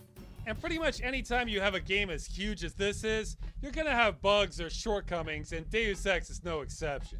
There are loads of small glitches. Like, look at this. The troops have me trapped in here. I can't get past them. They don't flinch from gunfire either. I literally cannot escape without attacking them. Yeah, that's bound to make me popular with the Coalition. This is also a game where if you're trying to break it, you absolutely can. The first time I played, I was trying to gain entrance to this compound, but they were giving me a long runaround for letting me in, even though I only had 12 hours to live. Then they sent me to this lady that they don't even like, and she wants me to break into a police station. Oh yeah, that's gonna go well. So I decided, hey, how about I use my cybernetic abilities to just sneak into the compound? Well, that didn't go so well. My, allies and I weren't becoming the best of friends. Plus, besides glitches, most of the animations are very basic. Half the people in Hong Kong don't exactly look Chinese. You missed them. They left over an hour ago. And their accents could use some work. Illegal products, of course, but you find everything in the canals. Things that have been lost. Things people wants to forget. This is a game you have to use your imagination on. Yeah, exactly. Those were my thoughts exactly. You really have to use your imagination in order to kind of fill in the blanks. Like how a group of underground terrorists are all wearing conveniently matching uniforms. Or how every major city you visit only has a dozen or 2 people on the street. Or how you can drink 10 40 ounces in 5 seconds and not die. You just can't take everything at face value with a game like this. Another thing you have to overlook is that even though you're the hero, the game still encourages you to play like a criminal anyway. If you're not breaking and entering, picking locks, and stealing everything you can find, you're gonna have a hard time. It doesn't matter if you're stealing from rich or poor, your own colleagues or complete strangers, you need their stuff. At least with hacking into people's email, you're trying to gather intelligence. By hacking ATM machines so you can steal $100 is a little less classy. It would be like if James Bond sabotaged the vending machine so he could steal 20 bucks from it. This isn't a good game to overthink, or at least not the gameplay. But for all its quirks, it does so many little things to make it seem real. Even simple things like breathing animations add a lot. And it may look simplistic now, but this lip syncing goes a long way towards helping to immerse me. Or hey, if you shoot a foot soldier a couple times, guess what they do? They run away. They don't come back either. That's because they are scared for their life. How many first-person shooters do that? Things like this add up. Now I should probably... Yeah, I always hated when enemies are just dumb war machines that are so brave that they will basically charge at you even though they're dying, even though they're probably gonna get demolished by the main character. I really think really we should see a lot more smarter minions just simply, you know, say fuck this shit, I'm out, whenever they see half of their minions, you know, half of their other guys completely dying. That really is something that I would love to see more in movies and video games. mention that because this was made on the Unreal Engine, which is highly moddable, there have been some serious mods made for this game. Total conversions, actually. I haven't had a chance to play all these, though the Nameless mod I did give a shot. I didn't get very far though, because if you're expecting something like Deus Ex, you should keep looking. It's more like a runaway project from an online community that's only intended audience is itself. It has a lot of humor that breaks the fourth wall, isn't that funny, and you're probably not gonna get it unless you were part of this community. I think this mod could possibly be the largest inside joke ever made. At 14 hours of gameplay, it's an oddity that you wouldn't think exists, but here it is. Additionally, Deus Ex Revision is the most recent, and it's intended to be an overhaul of the original game to add some more features, particularly visuals. This one reminds me a little bit of George Lucas going back and altering the original Star Wars in order to enhance it. Although that's a little unfair because I think this mod respects the source material more than Lucas did. Some things are better, others are questionable. Like if you look at your boss's office here, it's looking a lot more posh now, but who would position a luxury office so everyone has to approach you from the side? The original has a wall separating things. You're always facing him. That's bad feng shui. Also, look at the beginning here. Let's stop for a minute and imagine what happened just before this conversation took place. Did they decide, hey, let's both stand inside the middle of this information terminal because it will feel cozier? This mod really accentuates how much thought was actually put into the original's level design. A lot of areas start feeling too cluttered and you lose track visually of where you should be focusing your attention. So not bad, but I would still recommend anyone new to just play the original first. And while I'm talking about the Unreal Engine, I have to point out that Deus Ex used a trick the original Unreal did, and that if you get close to a wall... I mean, that's the point. It's that it looks clean, and it looks good. It actually looks better. To just play the original first. And while I'm talking about the Unreal Engine, I have to point out that Deus Ex used a trick the original Unreal did, and that if you get close to a wall, you can see a secondary texture emerge. So on wood, you can see the grain. On paintings, you can see the canvas texture, and so on. Now, unlike Unreal, which did this on almost everything, Deus Ex only uses this on some textures. But this was so far ahead of anything else for years. It meant when you got close to something, it wasn't a complete blur fest. Usually. Okay, now I'm skipping huge aspects of this game, probably more than any other game I've covered. But I want to keep moving because I want to circle back around on something. While it's far from perfect and has a lot of shortcomings, Deus Ex is a great game by pretty much any metric. Yeah, all-time favorite of mine. No surprises there. The thing is, I would argue from a certain light, this is the most significant game ever made. And it's for none of the reasons I've discussed so far.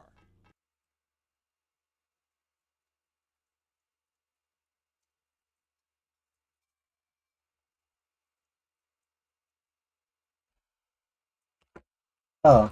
I need to talk more about the story, because this is where I think most of the game industry doesn't realize what it has with this game, or else can't talk about it fully because they have to stay more objective. Well, not me. I can say whatever the hell I want. So here we go. See, the story to Deus Ex exists on 2 or 3 levels. Yeah, that's what I was talking about. This is what I would call fun video game story. You're stopping terrorists, fighting against a malevolent organization, saving the world from a virus, uncovering the Illuminati, blowing up mechs. This is nothing we haven't seen in other games already. It's not too deep, you're not meant to take this seriously, it's just to make the game fun. So if you ever hear someone criticize the story to this game, which you totally can do, this is the layer they're talking about. The second level, which some might say is still part of the first, will be the world story of the game. This is all the secondary stuff independent of the plot, where all these characters are brought to life. Chat, this is where it gets really spicy. This is where it actually starts getting really interesting, so I hope you stick around. But yeah, no, this is gonna get really interesting. You get to hear about all their thoughts, fears, motivations, and philosophies. The quartermaster here realizes his organization is corrupt, but still wants to save it because of his personal creed. The Illuminati members see proactive guidance of mankind as necessity for society to function. Even your boss believes he's being practical and trying to balance the needs of the organization against political pressures to do things that aren't in society's interest. The characters in this game have a lot of depth to them and form a tapestry of views and beliefs that bring the game to life. This part is extremely well done and is the reason this game feels so real. Now, a few other games have pulled this off, but I think a lot of the game industry has a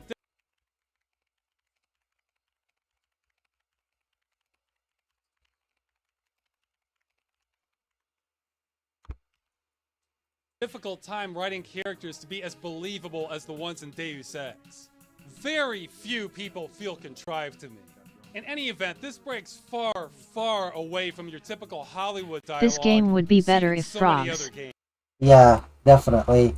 You want to see a review of a game about frogs?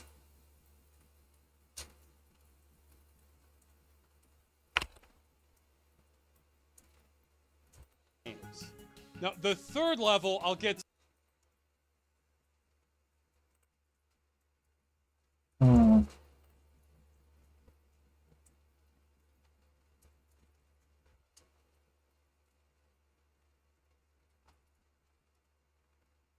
Oh, jeez.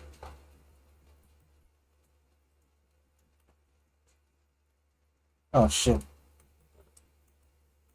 Frogs. Alright, let's do this.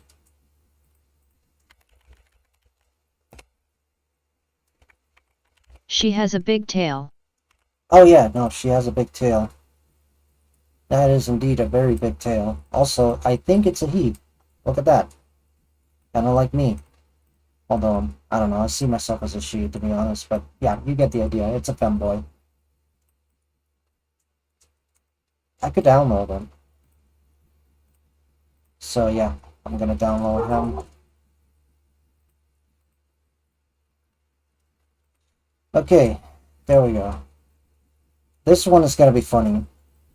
It's basically a crappy game, although... Brindemos por las historias, pero no por cualquiera, sino por la historia. Frogger? Yes. Well, the platformer, not the original game.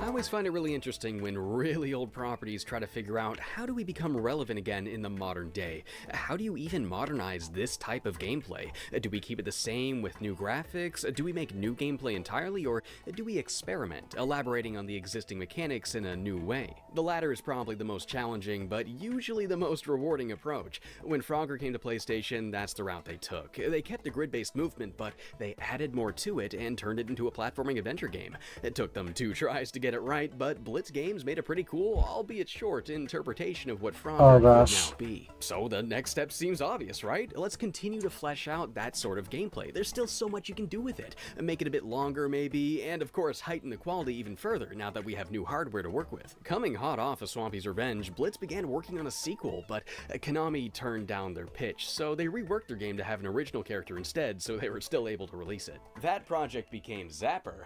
In a way, this is sort of like the true sequel to Swampy's Revenge. It was the same developer, the same type of game, except with improved graphics, more content, and new mechanics. As far as what Frogger could have become, this is pretty good. But I guess Konami was not interested in making more Frogger games in that style, at least not currently. With 3D platformers continuing to rise and arcade-like gameplay becoming less and less relevant, Konami instead decided to reboot the series entirely, reinventing Frogger from scratch. Blitz's offer was turned down, and Konami turned to their own in-house studio, Papa Yeti, instead. Well, I think they're an in-house team at least. They seem to be an American branch within Konami. Nice. That's at least what the credits seem to imply to me. I couldn't really find much info about that studio as they were very short-lived, but either way, it seems like Konami wanted to handle this Frogger game themselves instead of outsourcing it a third time in a row. This time they would take the Pac-Man world around, ditching that arcade style completely in favor of being a modern type of platformer. Well, as bummed as I am that they didn't let Blitz follow up on Frogger 2, I do like 3D platformers.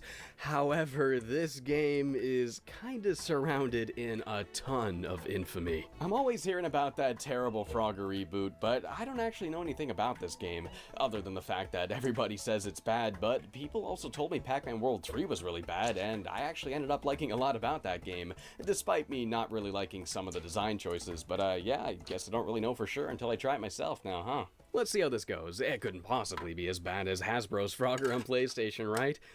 Right? Oh dear lord, it better not be. Oh god, I'm scared now. Why did I say that? Why did I say that? That's an interesting title screen. I like how the options are on the scroll on the right. That's kind of cool. And the environment here is pretty. Pretty, you know what I meant. But I don't know, man. That's what Frogger looks like in this game? That's him? I guess. G9, what are your thoughts on this game so far? What are your thoughts on this game?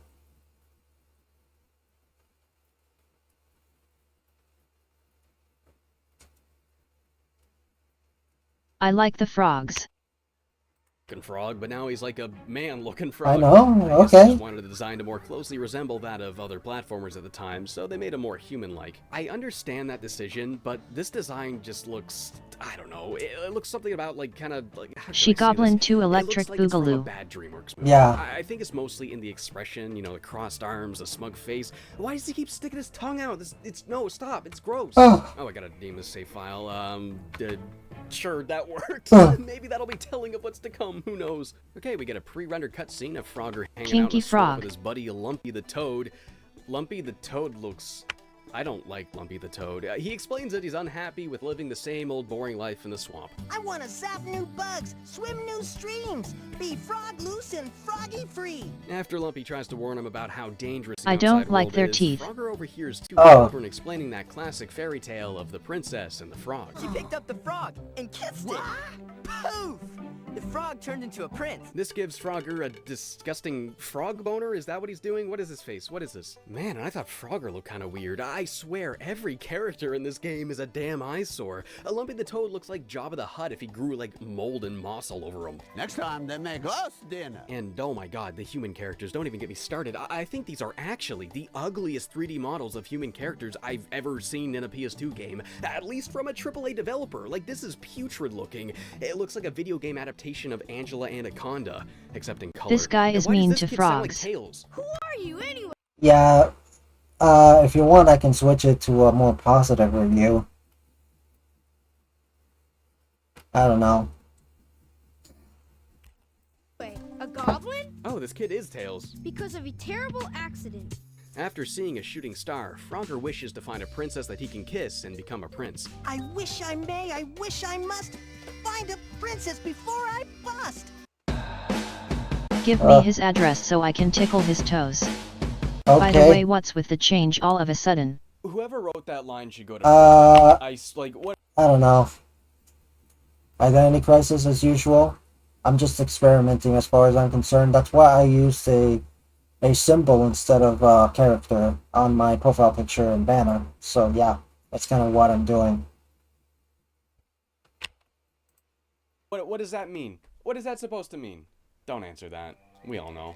Frogger's then visited by the fairy frog mother, who grants him 3 gifts to help him fulfill his wish. He can now see magical things like fairies and whatnot. He can now collect and interact with things that are magical, like runes and stuff. And he cannot die. Is this a game or a movie?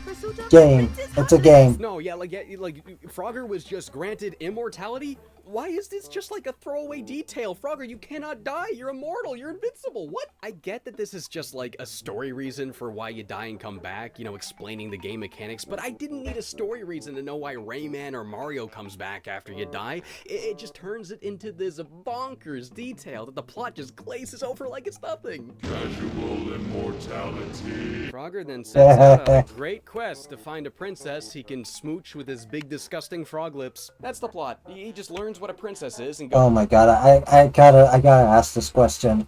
Have you actually kissed a frog? Like, have you actually done that? No. Yeah, I'm glad. That sounds like a bad idea. Not yet. Not yet? What the fuck? Not yet?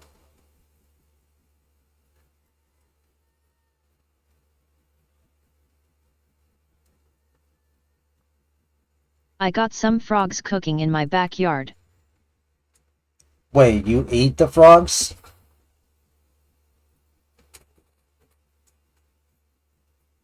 No. Well, you said they were... They are tadpoles. Oh, right. Tadpoles, right. Hello, I am here. Hello, patron. I missed ya. We were just reacting as usual. They are cute. Yeah. Ew.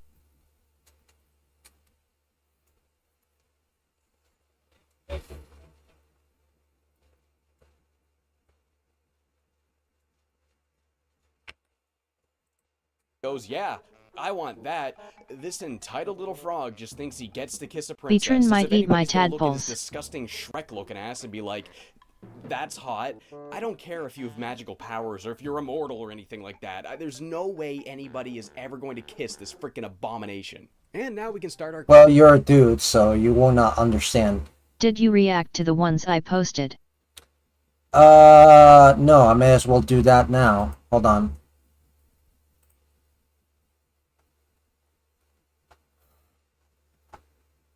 I won't kiss that frog, he has scary yeah, teeth. I actually did react to that, the one about Pirate Software. Yeah, no, I actually did react to that. I may as well do it again because I love how these animations I are. watched it, like Jay Beezy died the other day. That was rough. It made me physically unwell. Yeah, like there were no sheeps going out, there were no blizzards going out. Apparently he didn't have the spec for blizzard for slows, but like that's exactly why I run that spec. Because like when shit goes sideways, you save lives, man. Yeah, a lot of things I think the mages forget, man, is you are a control unit. You're there to control the battlefield. I like They the need to rat. have Franklin Blizzard on their bar. All of this is just damage related except for improved blizzard. This is going to allow me to basically save parties in dungeons. Cycle of life, man.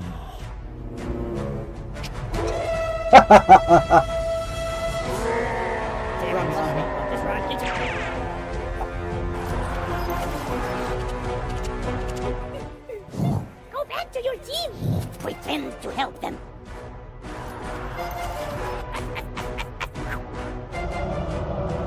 That's enough. Roach out. Hit him, hit him, hit him, hit him.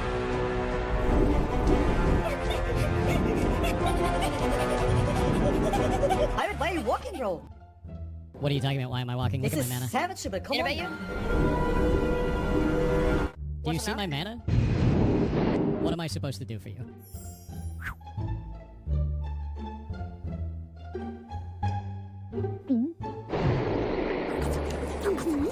Now we're gonna wait. SSSSSSSS.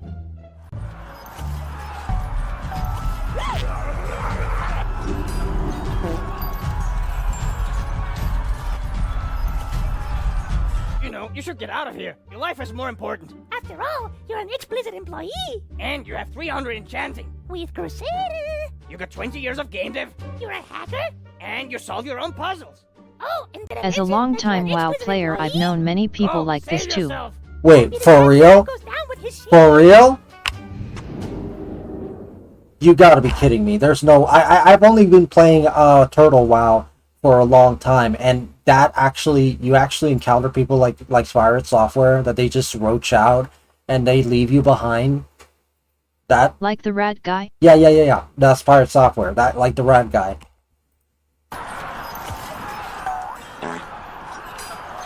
Yeah, I'm gonna be honest with you. I like rat guy. He's smart. What do you mean he's smart? He just literally ran away like a little bitch.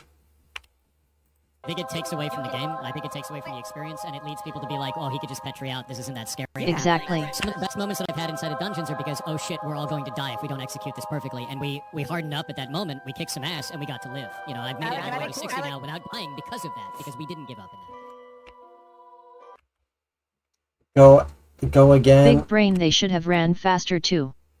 Oh my gosh. Yeah, but I love the design for Sarah the Mage. It's so adorable. It's like this undead girl. I don't know, I just love it. It's pretty good. I might even draw that. Let me just take a screenshot of that.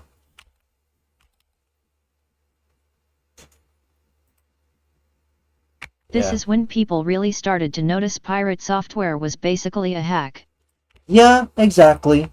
I think that... Sarah looks like she's going to haunt me.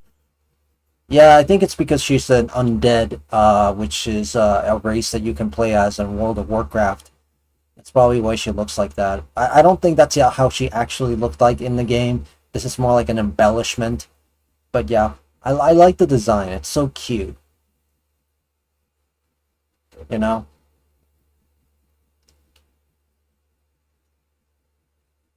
So, yeah.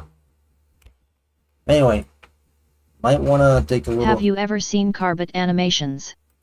I want to draw that too. Carbot... It'll make it scary mehehe.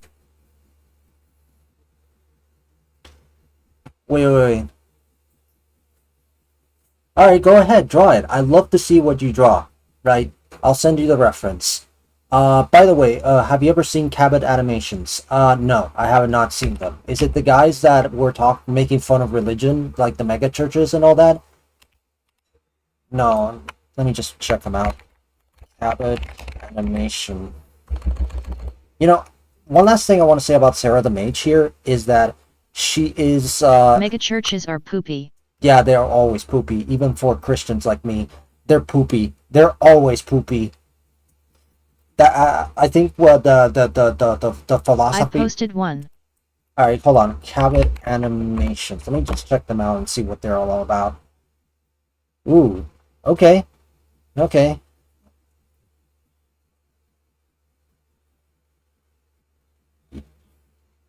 For Super Earth. I'm Christian.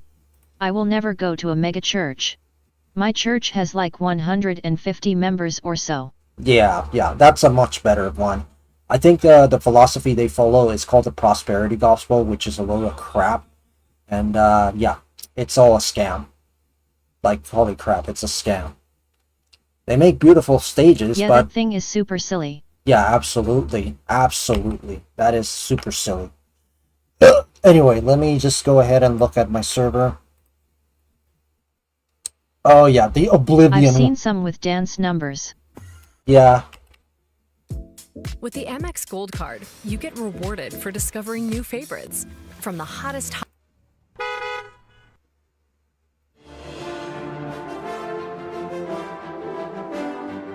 Oh, it's gonna be ugly. Yeah. I had a dream about you last night. My saints are dead, and there's assassins after me, but it was quite the dream. Hey, don't touch the Emperor, random dude. Back up, bro. We can't trust you anyway. You're a prisoner. You're a furry. Anyway, help us escort him out of here. Yeah. Who cares? Just help us kill these assassins real quick. Yeah? Not bad, but we got him from here. You go that way, because I honestly can't stand looking at you.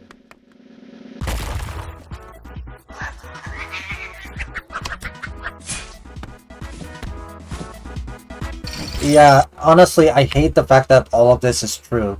Like everything from putting the rats inside your pockets to the traps. Everything about it is true. What the fuck?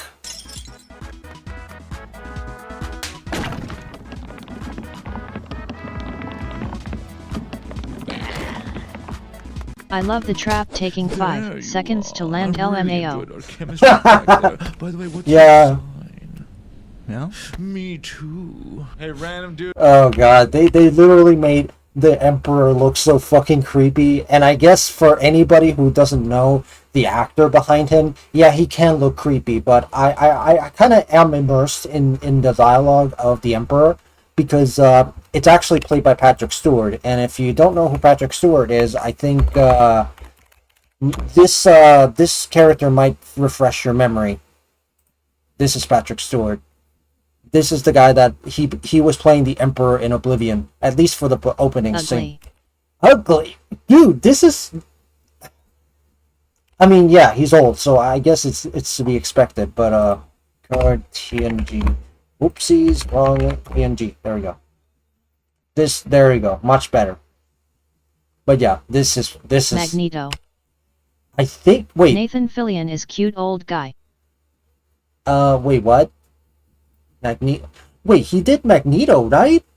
He did Magneto. Wait, no. No. He did. And he's single. He did Xavier, not Magneto. Magneto, I think, is fuck.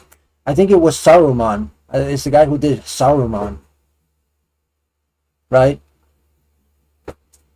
No. That can't be him. It's a different guy.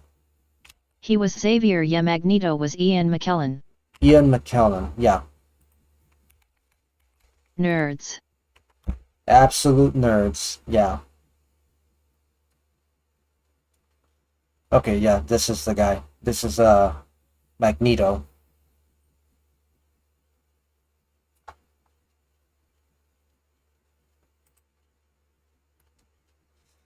But yeah, I kind of appreciate the Emperor because he is played by Patrick Stewart, and I kind of know what kind of actor he is, and I'm just like, oh my god, it's Patrick Stewart.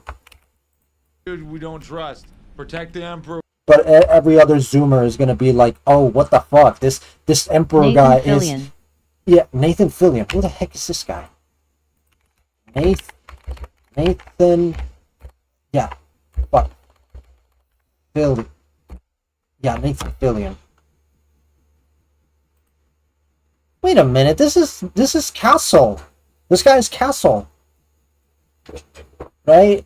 Castle, Green Lantern. Oh yeah, he did the Green Lantern. I love Castle. Oh yeah, my mom actually watches that a lot, but she's more of an NCIS person. And my grandma and my mom watch NCIS. I finished it. Oh, you did? How was it? Ending is so bad. Oh gosh. Firefly. Oh, he also did Firefly. Okay, that's nice.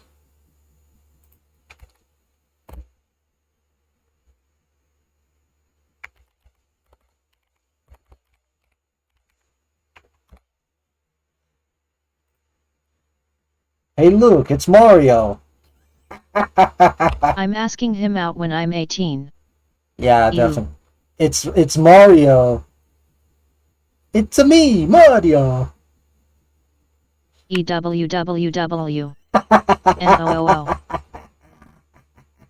Mario and Garfield. I love those memes. No.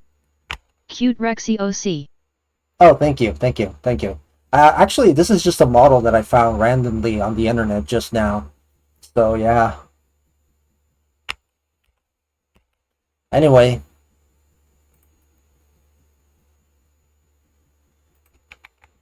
Okay.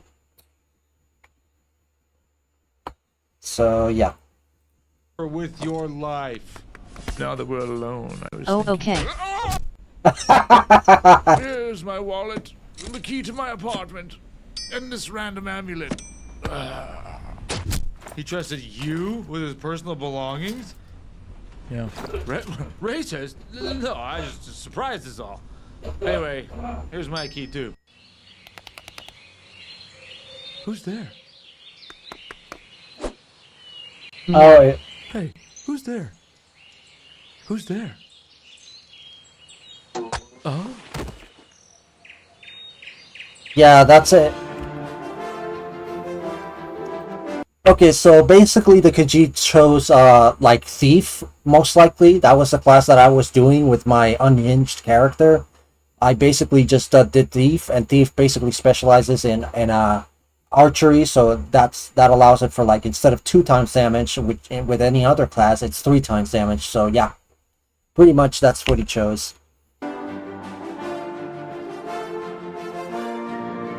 Carbot animations are great. There's some good Diablo ones too. Oh, nice. I'll subscribe. This was Diablo 4. Some people are... I have no clue what Diablo 4 is all about. All I heard was Diablo 1, 2, and 3.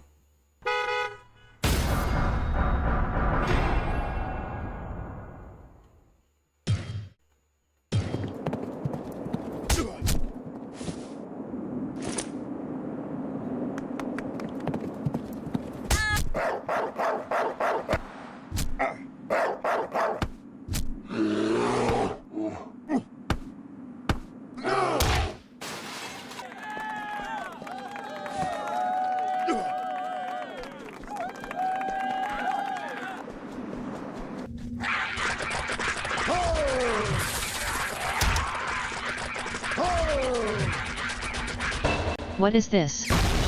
It's a parody of Diablo 4. It's a action RPG.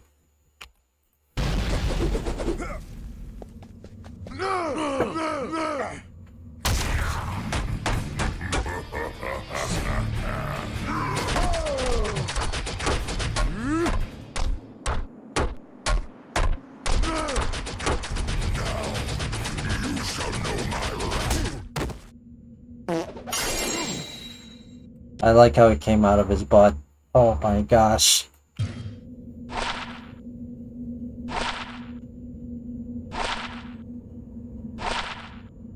Oh yeah. Haha, you said butt.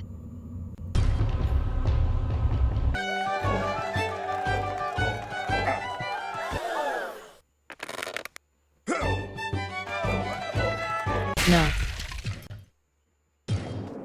Not KFC. No. Yeah. He died because he didn't eat at Chick-fil-A. He did not eat Chick-fil-A, so he got cursed. MHM.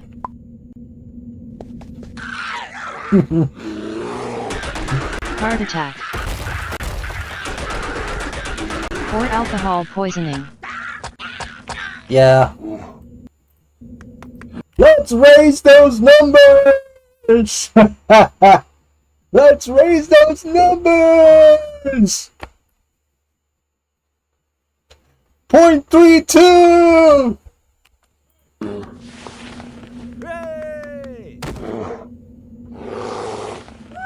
Poopy.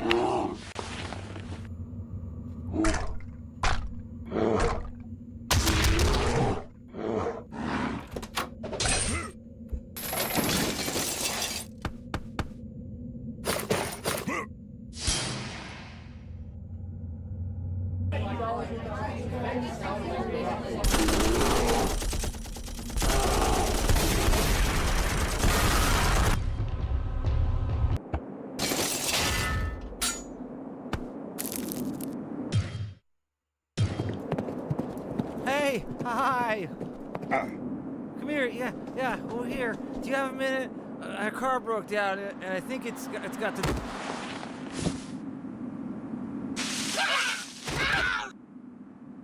Anyway, I'll be right back. I'm just gonna touch some grass and just check out what's going on outside my room, so be right back.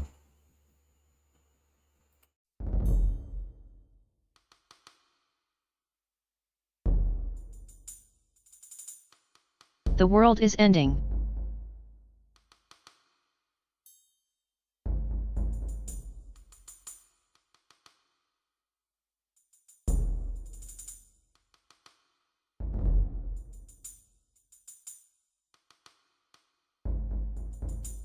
Grass?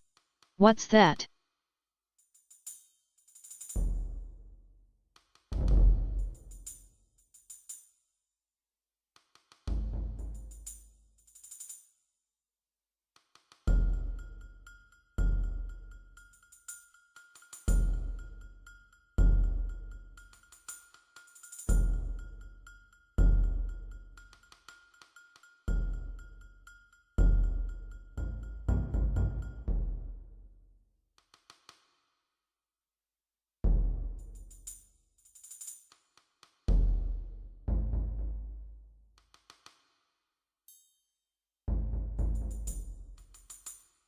I think grass is the new drug.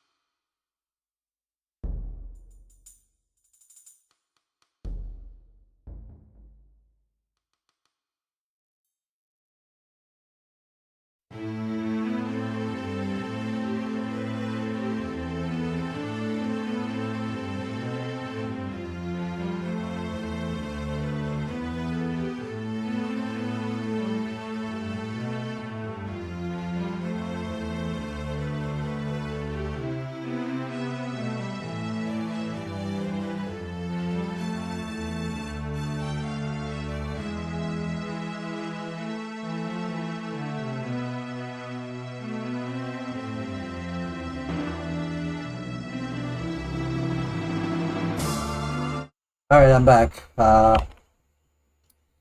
Let's see.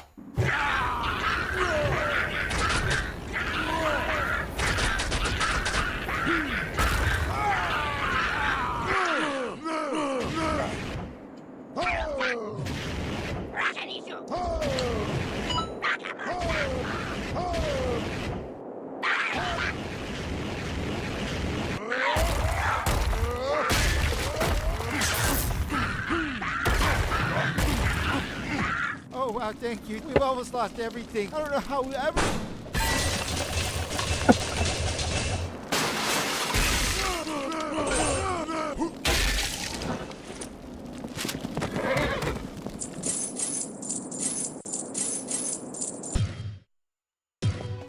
Can you picture my son? He is possessed. You will go down into the basement.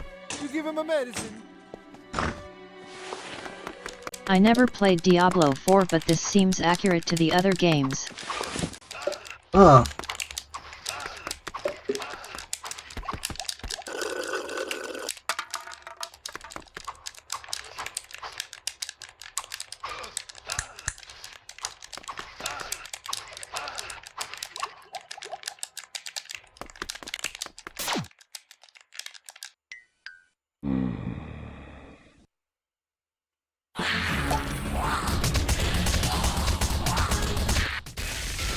I think it's going well, huh?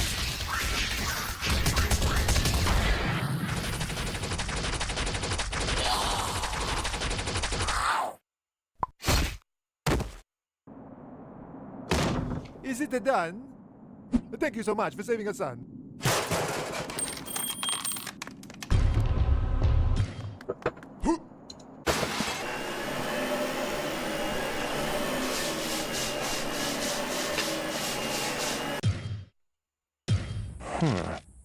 Just what I was looking for. Yes. Not here. Not in town. I can't. Cannot. Impossible. No. Yeah. I can't.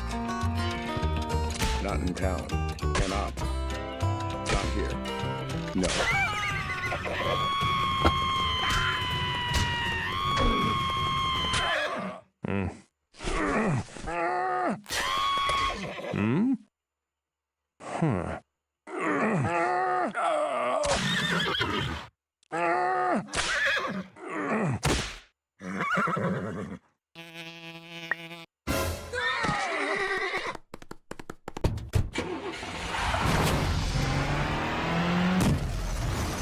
What the This is Oblivion.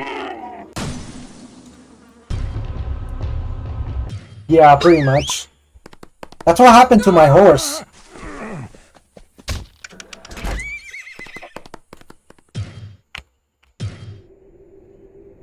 Also, I have to say this.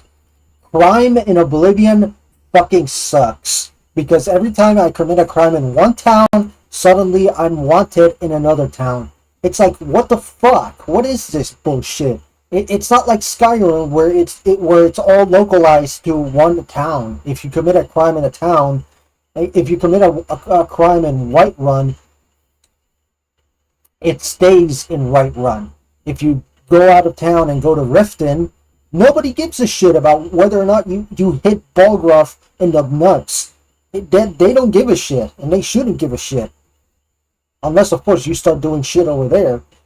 But yeah, Oblivion kind of sucks when it comes to crime, because now you have to deal with all these, "Stop right there, criminal scum! Nobody breaks the law on my watch!" Every fucking time you go anywhere. "Stop right there, criminal scum!"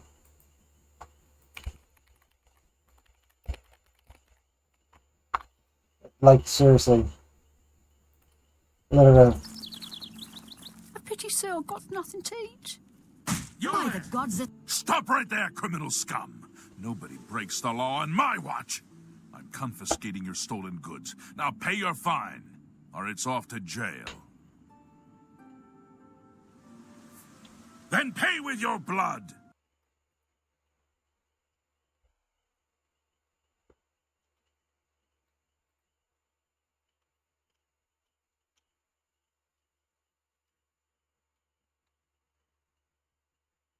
I have another good video for you. Oh, sure, go ahead. Stop right there, criminal scum.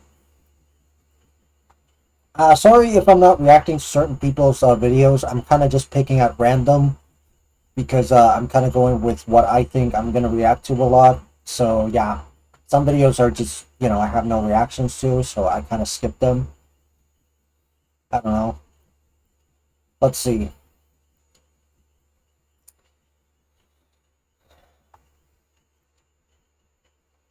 Oh my gosh.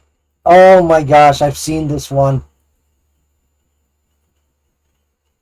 I've seen this one. Stop! You violated the law. Pay the court a fine or serve your sentence. Your stolen goods are now forfeit. Then pay with your blood.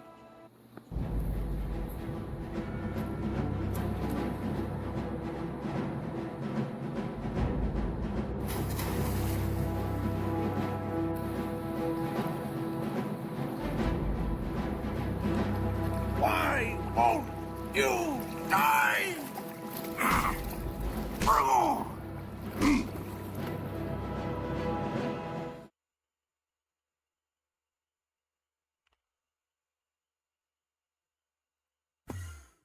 Oh no. Let's see what this presentation's all about. Top 10 successful communist countries. Oh yes. 10/10's most accurate video. Yeah. 10 out of 10 most accurate video. Wait, which one are you talking about? The J-Schlatt one or the Oblivion one?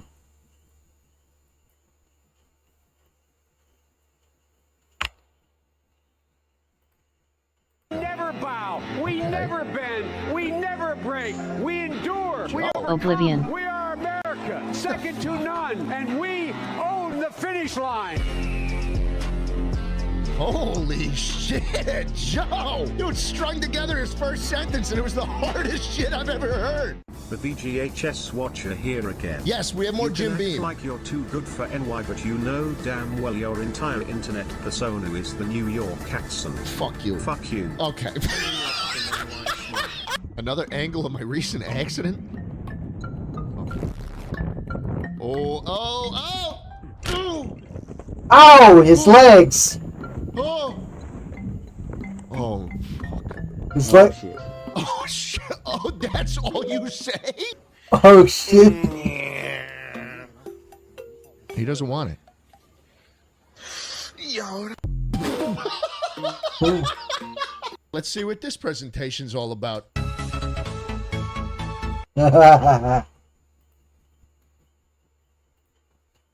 Oh, Oblivion. How did TTS not catch that?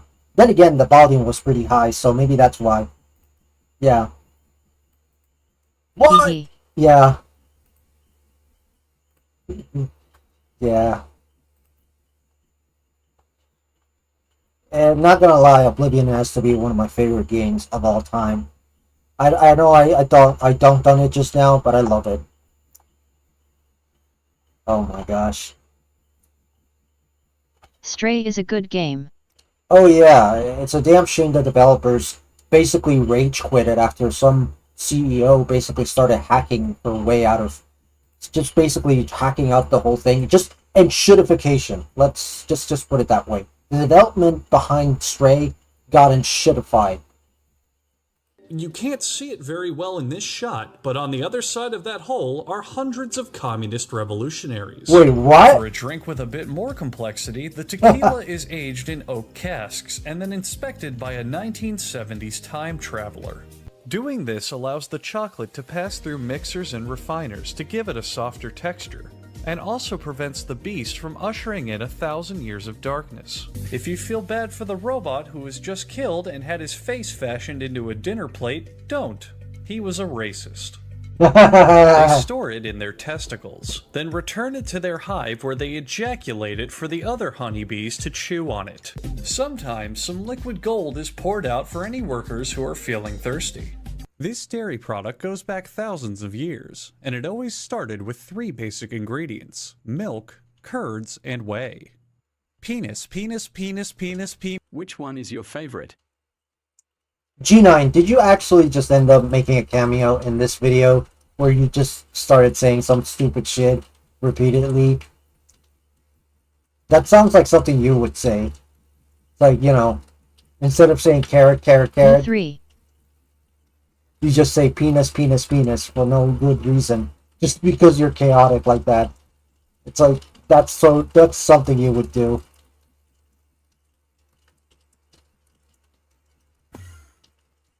Watch what happens when we try to turn a figure 8 into a circle. I don't fucking care. That's why I love his stuff. The hammers are terminated.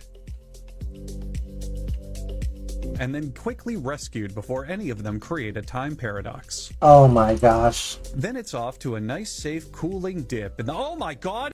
A single group of wax-coated pencils is not a threat and can be... Oh god. Oh god, no. I am not trained for this.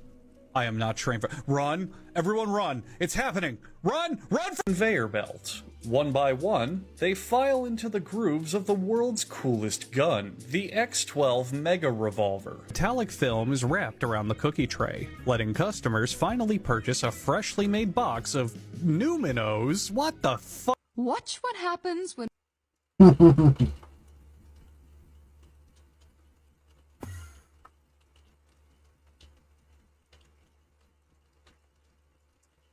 Brought to you by Gamers Mehahi. Ups.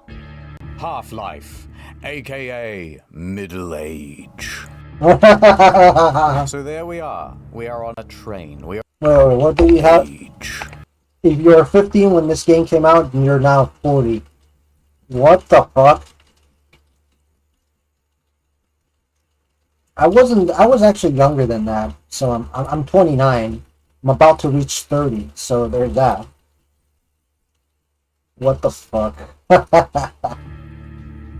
So there we are. We are on a train. We are on a train. What year did this game come out? Work at the science facility. I am Gordon Freeman. I think it was the late 90s.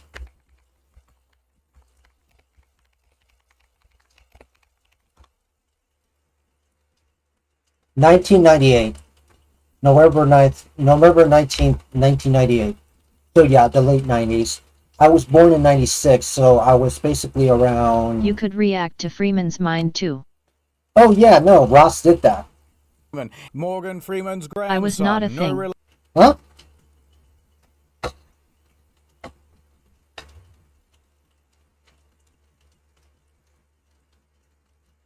Yeah. You were not even born, I guess. In 98 I was not a thing. Exactly. I was, I think, 2 years old. 96, 97, 98. I was 2 years old when Half-Life came out. I was 2 years old. Gordon is a hazardous materials research scientist. I was born in 96 and he too. Works at a super... So we're both 29 years old. I think my parents had just met around then.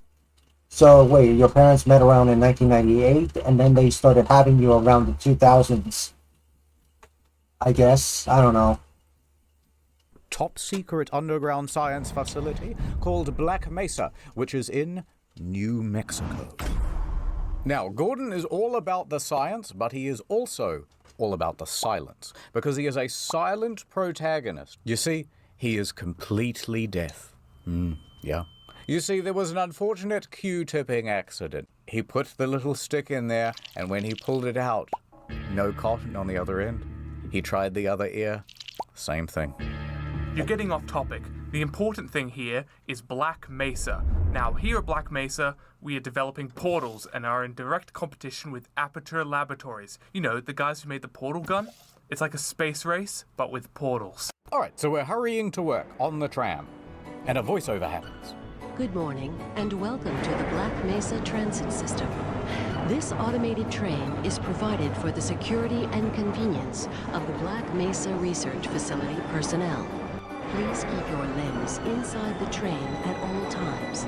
Now, when I first got this game, I was far too young to be playing something so scary. So what I liked most about this game was not the inevitable head grabs and zombies that are coming up, but instead, this nice train ride.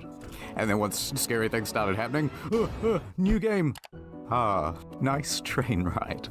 So we're halfway through our commute, and there's a tram coming towards us. And you see in that other cart? That was the G-Man. He is an important figure throughout the franchise. But he's not important right now, so we continue on with our lovely train ride until finally, we reach our stop. But then we slow down even more because this guy Barney is I so legitimately goddamn was slow. too scared Let of me this off the game to train. play it for a long time. You know, there was another game that I was too scared to play when I was a kid.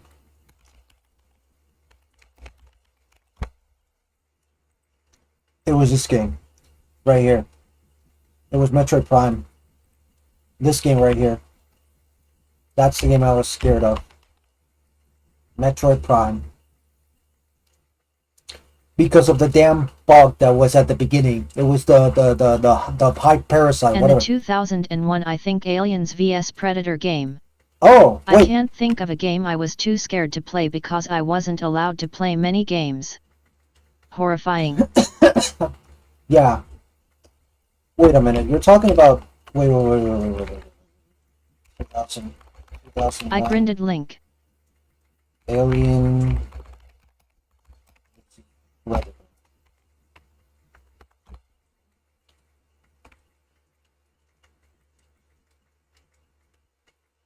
That's Aliens vs Predator 2.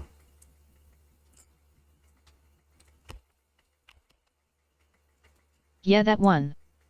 pbskids.org. It's a really good game though. It had insane fun multiplayer. 'Cause you can play as all three. I think it's abandonware at That this was point. my peak gaming when I was like small. Let me just find a video about it, because honestly, it's pretty awesome.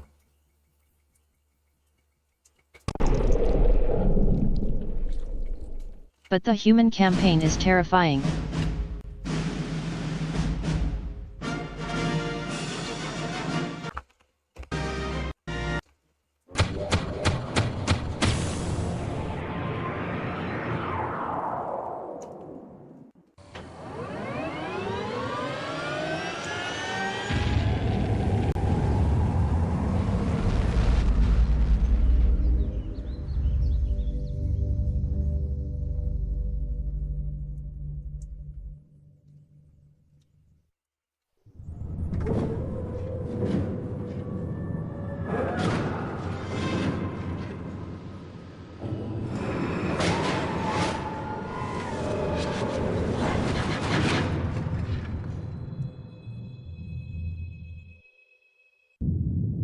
This is scary. Let me know if I...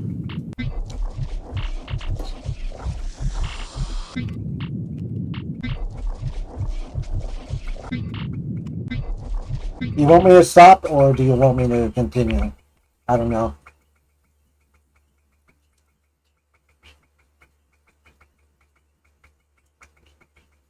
The main menu music already giving me flashbacks. Oh, wow, really? Ah.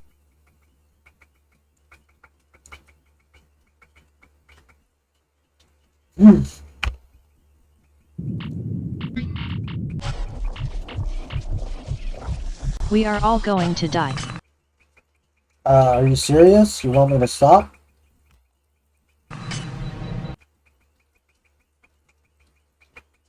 Let me off the train. I'm planning to outlive both of Come you on, guys. man. Can you walk twice as fast, please? Hmm?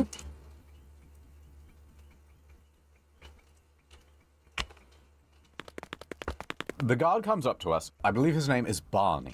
And he says, Morning, Mr. Freeman. Looks like you're running late. So we hop off the tram and we run towards the entrance. We enter the big facility. There's screens everywhere. Look at those CRT televisions. Very advanced. We run past a bunch of scientists. Hello.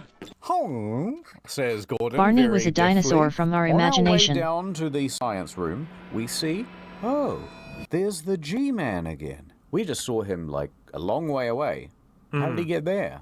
and this other person is the administrator. So the G-Man gives the administrator a sample of a type of Xenian crystal. They're used in order Held a to message for open reason. portals. Bullying. The administrator Allow will is very post it to excited, chat. and he really wants this test to go well. So he then gives the instruction, use this crystal, run power at 105% TDS, you instead dirty of 90%, bastard. which is the nominal amount, and so we're going to be doing a very unsafe experiment.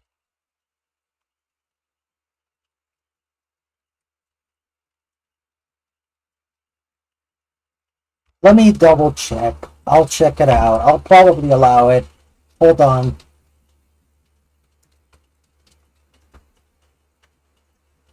The person... Sad face. Okay, right. It's pretty hard language. I think predator is probably a word that probably might not trigger the censor, so I'd suggest you use that. But here's what G9 actually said. The person in the Barney costume was a pedo.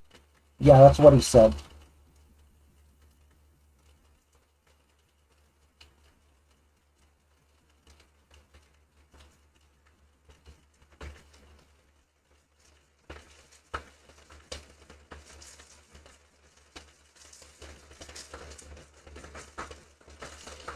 That's what he said, basically. But is that true? Is that actually true? Holy shit, that is horrible. Have you ever seen Barney? Yeah. It's been a long time since I was very little. I think. I read it and gossiped ABT it. It's probably bullshit. And, yeah, I think... I loved Bear in the Big Blue House. It's probably bullshit. Don't take it seriously. I'll Google it. Bear in the Big Blue House. Bear in the Big Blue House.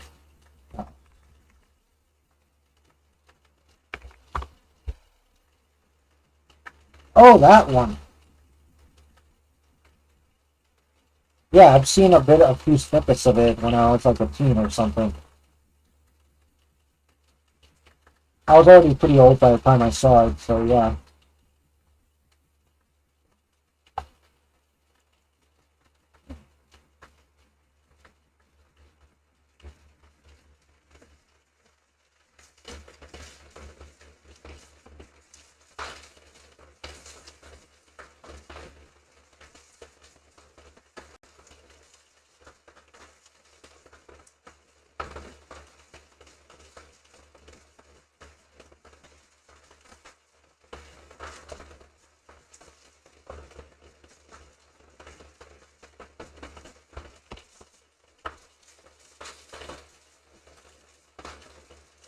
Stop running if you know what's good for you.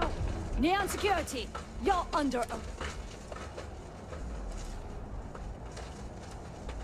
You won't take me alive! Those evil doers. Stop running if you know what's good for you.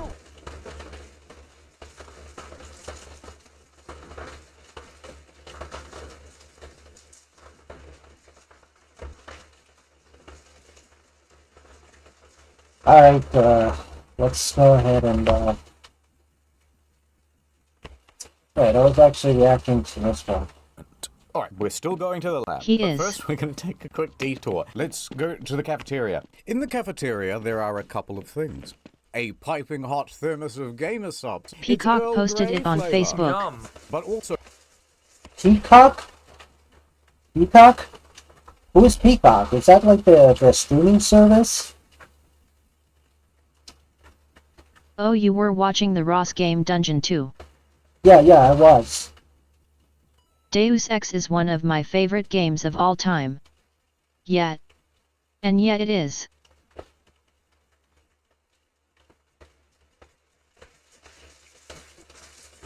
I don't know,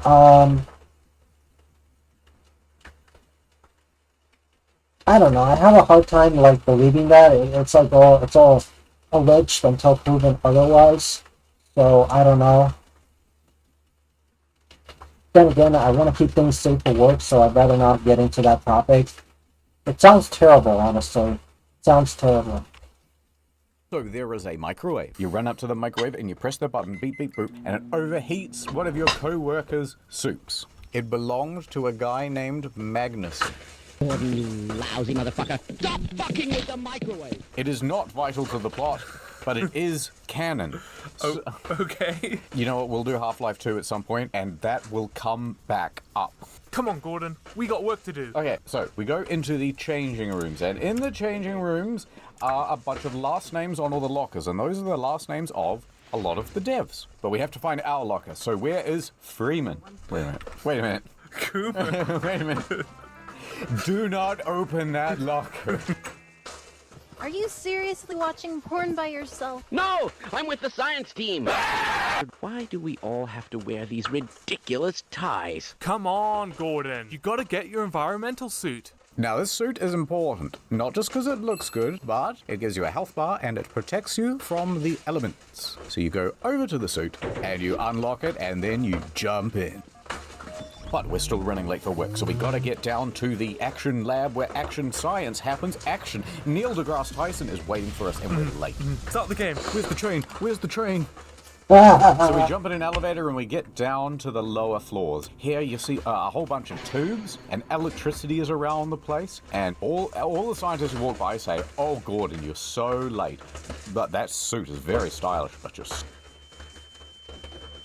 So we get into a room with 4 scientists. Ah, Gordon, here you are. Do you think we should split an atom? I think it's a good idea to split an atom. Oh, I want to reverse the polarity of the neutron flow. I want to add baking soda and vinegar together in one of those paper mache volcanoes. Oh my gosh, that's what killed the dinosaurs. They're waiting for you, Gordon, in the test chamber. The scientist walks over to his Viewmaster goggles. Ah, Rafiki, you son of a bitch. I got you this time. Here is where they keep some of the already split atoms. Now they're really pushing this machine to the limit, right? Because they are running things at 105% capacity. Machines are breaking all over the place. Computers are exploding. Oh no, the dot. What the heck is going on?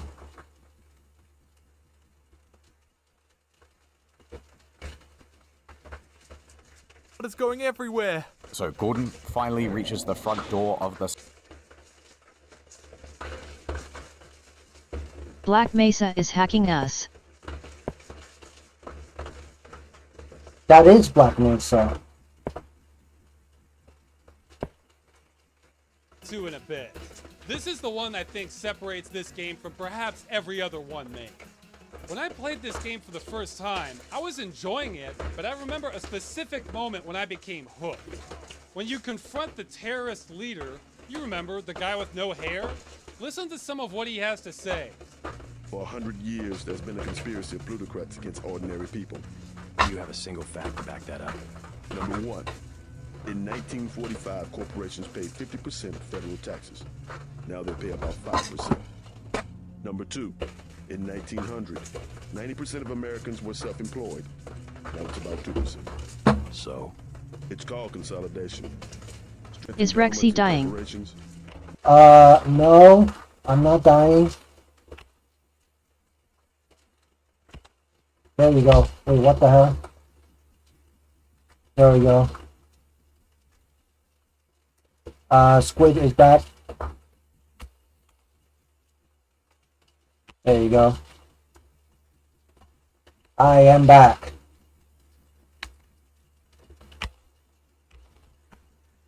Weaken individuals. With taxes, this can be done imperceptibly over time. I became very interested in this game after hearing that. So yeah, that makes me kind of a nerd getting excited that a game is talking about tax rates, but that's because I knew what he was saying was actually true. Now, it's a little more complicated than what he says because it was never a pure 50%, since there was also payroll tax, but the point is, you bet individuals are paying more taxes than corporations are nowadays. I mean, a better measure is effective tax rate. This isn't the official tax rate, this is the real tax for corporations after all the loopholes. Also, this isn't the year 2052. That could affect your numbers too. Now, as for the self-employment thing, I wasn't able to get numbers as far back as he's quoting, but what I did find shows that, yeah, self-employment is way down from where it used to be. We have a ton more consolidation now. Now, that number is actually going up right now, but not in a good way. That's due to corporations using less and less employees and hiring disposable contractors because then they don't have to pay out as much for benefits, insurance, and so on. So if you do freelance work for what amounts to less than minimum wage, congratulations, you're self-employed. This all adds up to power moving away from the individual towards large institutions. Now, the terrorist guy claims it's a conspiracy of plutocrats against ordinary people. He goes on to say it's all the Rockefellers and alludes to the Illuminati. Well, I don't know about that part, but normal people being marginalized and us entering a plutocracy? Yeah, right again. Now, I'll run through this as fast as I can. By the way, Chad, is this getting too political by any chance? Is this getting too political? Because it gets really deep. I mean really deep.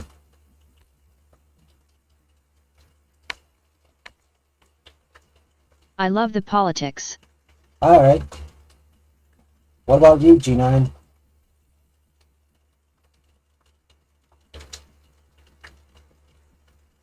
The other games are more philosophical than political.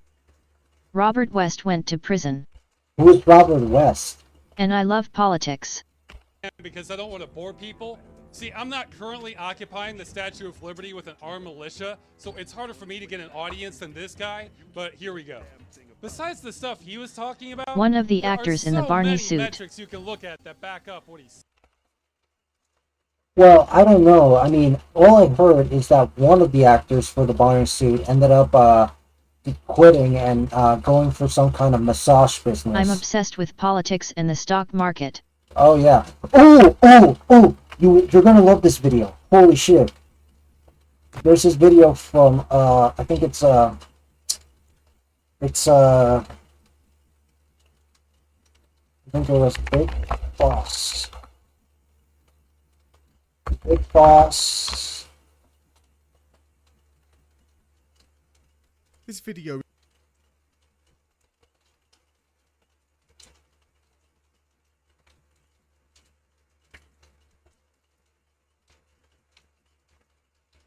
Yeah, the absolute chaos of Wall Street bets. I don't know, I was looking at government articles on Robert West. By NordVPN. For a lot of people, the stock market can be a lucrative endeavour in which they earn interest on a portion of their savings each year. Just set aside a couple of grand, and if you've done your research, after a few years, watch it multiply. Or get delisted and turn into dust. But for some, years are far too long to wait. Traders want their money today, and throw thousands of dollars into stocks, forex, and options to get it. On one side, you've got the retail traders, usually trading on the side of their main job. These guys are normally pretty sensible, clued up, and use a detailed series of charts and strategies to predict where stocks are headed.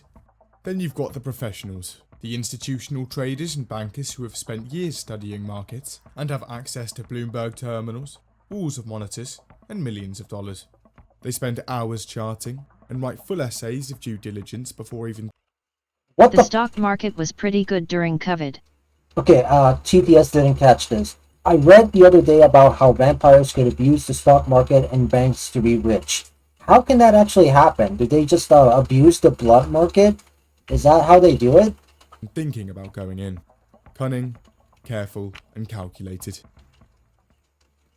Then there are the other traders. Mentions of Microsoft's ticker on a popular subreddit that's dedicated to markets. It was discovered on Reddit. You can think of this similar to a sort of video game hack. You put down a little bit of a deposit on margin, and then you get infinite leverage. Getting people to take more risk than they want to. Here's what these kids are doing, and they're psychopaths. Wall Street bets. By turning stock options from a hedging strategy into a glorified Betfred, people on the subreddit have managed to convert the entire stock market into their very own personal casino. Add that to zero commission brokerage apps available to everyone with a mobile phone, lock everyone in their house for months on end, sun or something to keep up appearances. On board. The process is simple. You start your career by signing up to Robinhood. a zero-commission online brokerage, infamous for being absolutely terrible and breaking constantly. Okay, this is getting weird. TTS is not catching up to YouTube. I just look at the default stock app that Apple gives you. I heard it. Beatron70 test reply. I think it's just chat is just coming so fast that TTS doesn't keep up with it. Okay, let me just read this. No, they could find a strong central bank or company early on and put money into it, then that would gain interest. They would have to fake their own debts every so often to pretend to be their son in order to keep up appearances. Oh, okay, that's interesting.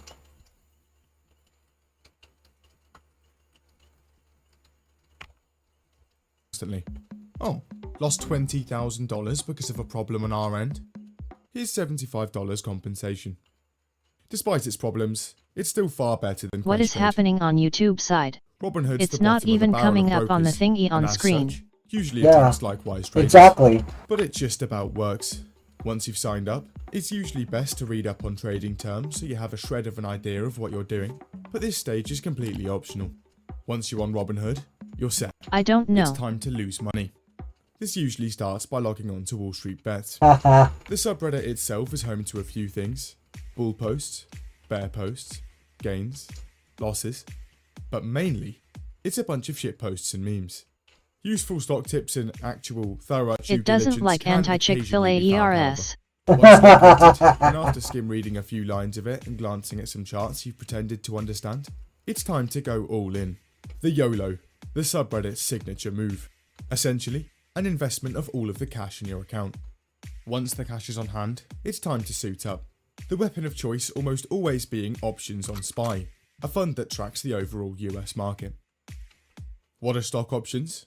Basically, an option to buy I or drove sell a by stock 2 at a Chick-fil-A specified restaurants price. earlier When and you're I buying a puked call each option, time. You're basically paying a premium up front to bet that the value of a stock will rise to a certain price by a certain date. The further the price goes beyond your selected strike price, the more your call's worth. But if it doesn't hit your strike price by the expiry date, you're not paying this month's rent. Puts are the same thing, but they're generally for when you think stocks are going to I hate fall. you respectfully. If an option hits your strike price or more, you can exercise them to buy or sell the shares, or sell the options on at any time before the expiry. Now, the nature of options allow for a huge potential and upside, banking numerous people up to 10 times their investment, but also losing others all of it. There's stock There games have on been a few Roblox that tragic I like losses, playing. but even Smiley for those that face. lose everything on Wall Street Bullshit. bets, there's almost always another portion of grandma's Bullshit. pension grabs to head straight back in.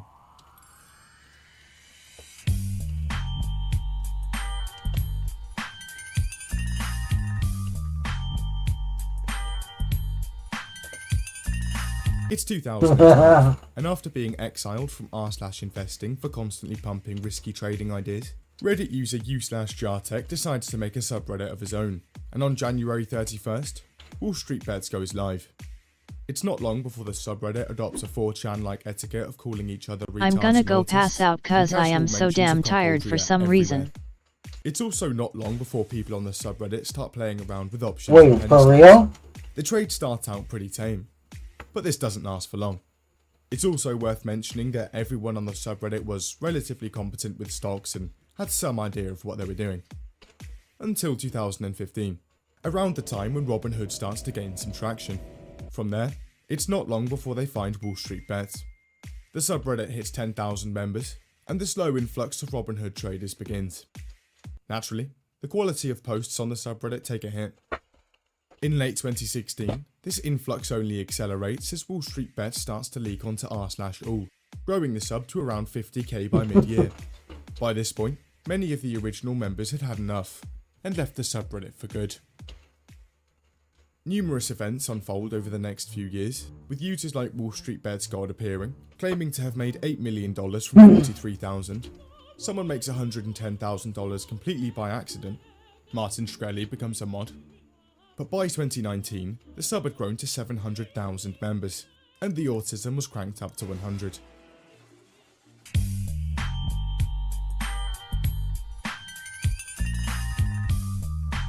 It's mid-January 2019, and Reddit user IonyMan decides to stray from the subreddit's proven strategies. He's still trading options, but this wasn't your usual options trade. This was a box spread, a highly complicated strategy that involved both buying and selling equal amounts of government options officials. at the same expiry and strike price, and profiting by taking advantage of pricing inefficiencies. Box spreads are generally not very profitable, and the commission charges slapped on top of them usually make them not even worth bothering with. But Irony Man was on Robinhood, and Robinhood doesn't have commission charges. Bingo. Time to go in.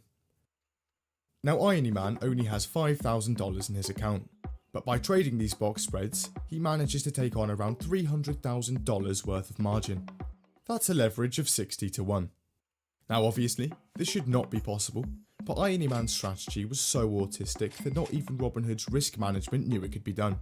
He'd also worked out that the box spreads were completely risk-free, meaning he had no money at risk. If those options remained unexercised, in 2 years, he'd make around $40,000. He goes on Wall Street Bets and shows everyone the results. Immediately realising the inherent risk, people tell him not to go through with it, that there was risk involved, that he was completely retarded. But Irony Man had run the maths. He had no money at risk. It literally could not go tits up. And it went tits up. People started exercising them. See, Irony Man thought that for every call he sold being exercised, he could exercise a call he purchased, meaning a loss of only $500 per spread. But here's the thing. He sold 500 spreads. On the same day he opened the spreads, buyers began exercising them. So many in fact, that Irony Man had to close 283 spreads in one day. Naturally, his margin called for a shit ton of money he doesn't even have.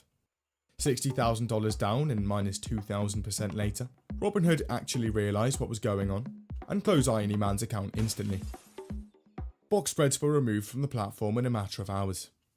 So overall, not a great week for Irony Man. But it turned out that before things went tits up, Irony Man withdrew $10,000 of the initial profit from his Robinhood account, meaning that while losing Robinhood at least $60,000 and changing a major investment platform's rules forever, Irony Man had actually doubled his money. Before we go on, browsing. It's important. We do it pretty much every day. But what if people could see what we browse, down to every last detail? Well, your internet service provider can. This is the third as well model as in any one hacker stream. sharing an unsecured internet connection with your I mean, it's device. the same model that All I've your used precious before. info gone instantly. Enter NordVPN. NordVPN It's my favorite. keeps your data at the source, meaning those spying eyes Fourth. don't have a chance. It's simple. They give you a map, you click a country, and you're off the grid instantly. Australia, Italy, Mexico. Your internet could be anywhere. If you don't know, how will they? Unlimited bandwidth, super fast servers. It even works on 6 of your devices at once. And NordVPN is 68% off using the link in the description. That's $3.71 a month. Started with plus a month tan one, free. then fox, then green one, then this.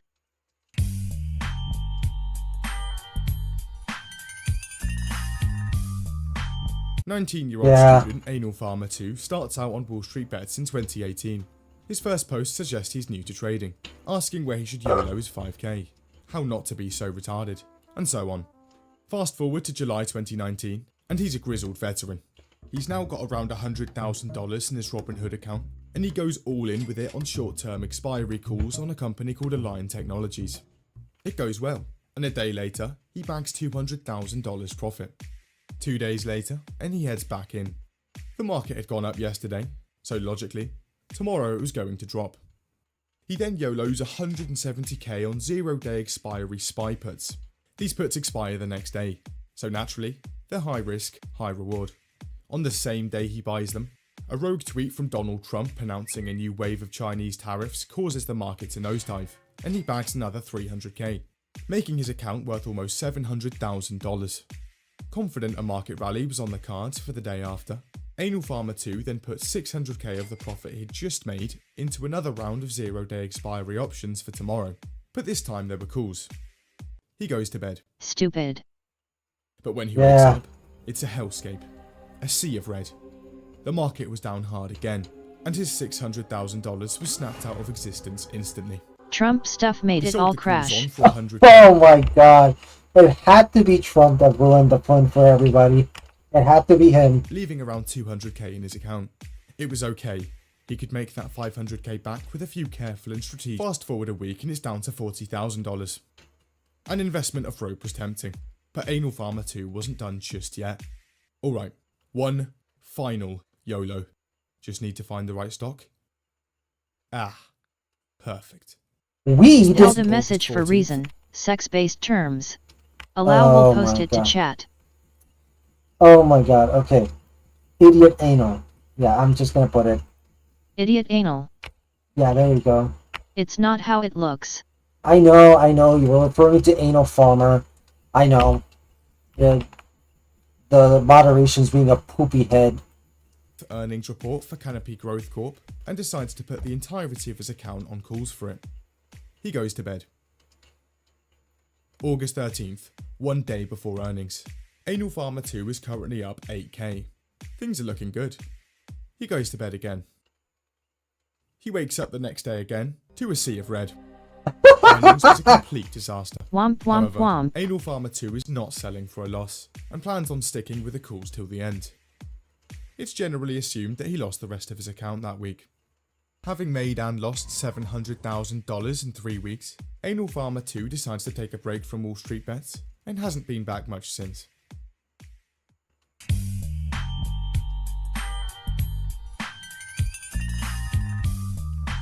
A couple of months later, and a guy called Control the Narrative goes in.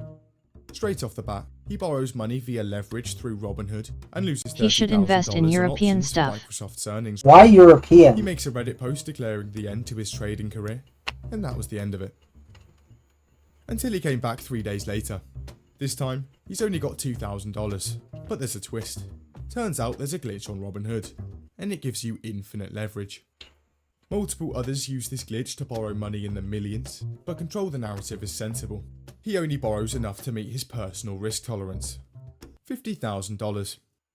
The loophole worked by applying for 2-to-1 leverage via Robinhood Gold, a monthly subscription service which requires a minimum of $2,000 in your account.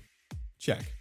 Because he has 2-to-1 leverage, he now has $4,000. Trump buying is power. messing with tariffs Control the while the Narrative Euro then stuff buys is 100 still shares going of up AMD slowly, stock. unlike the American He pays stuff which is all over the 3,200. place. Oh. Okay, so that's kind of the reason why. Investing in Europe is better than investing in America.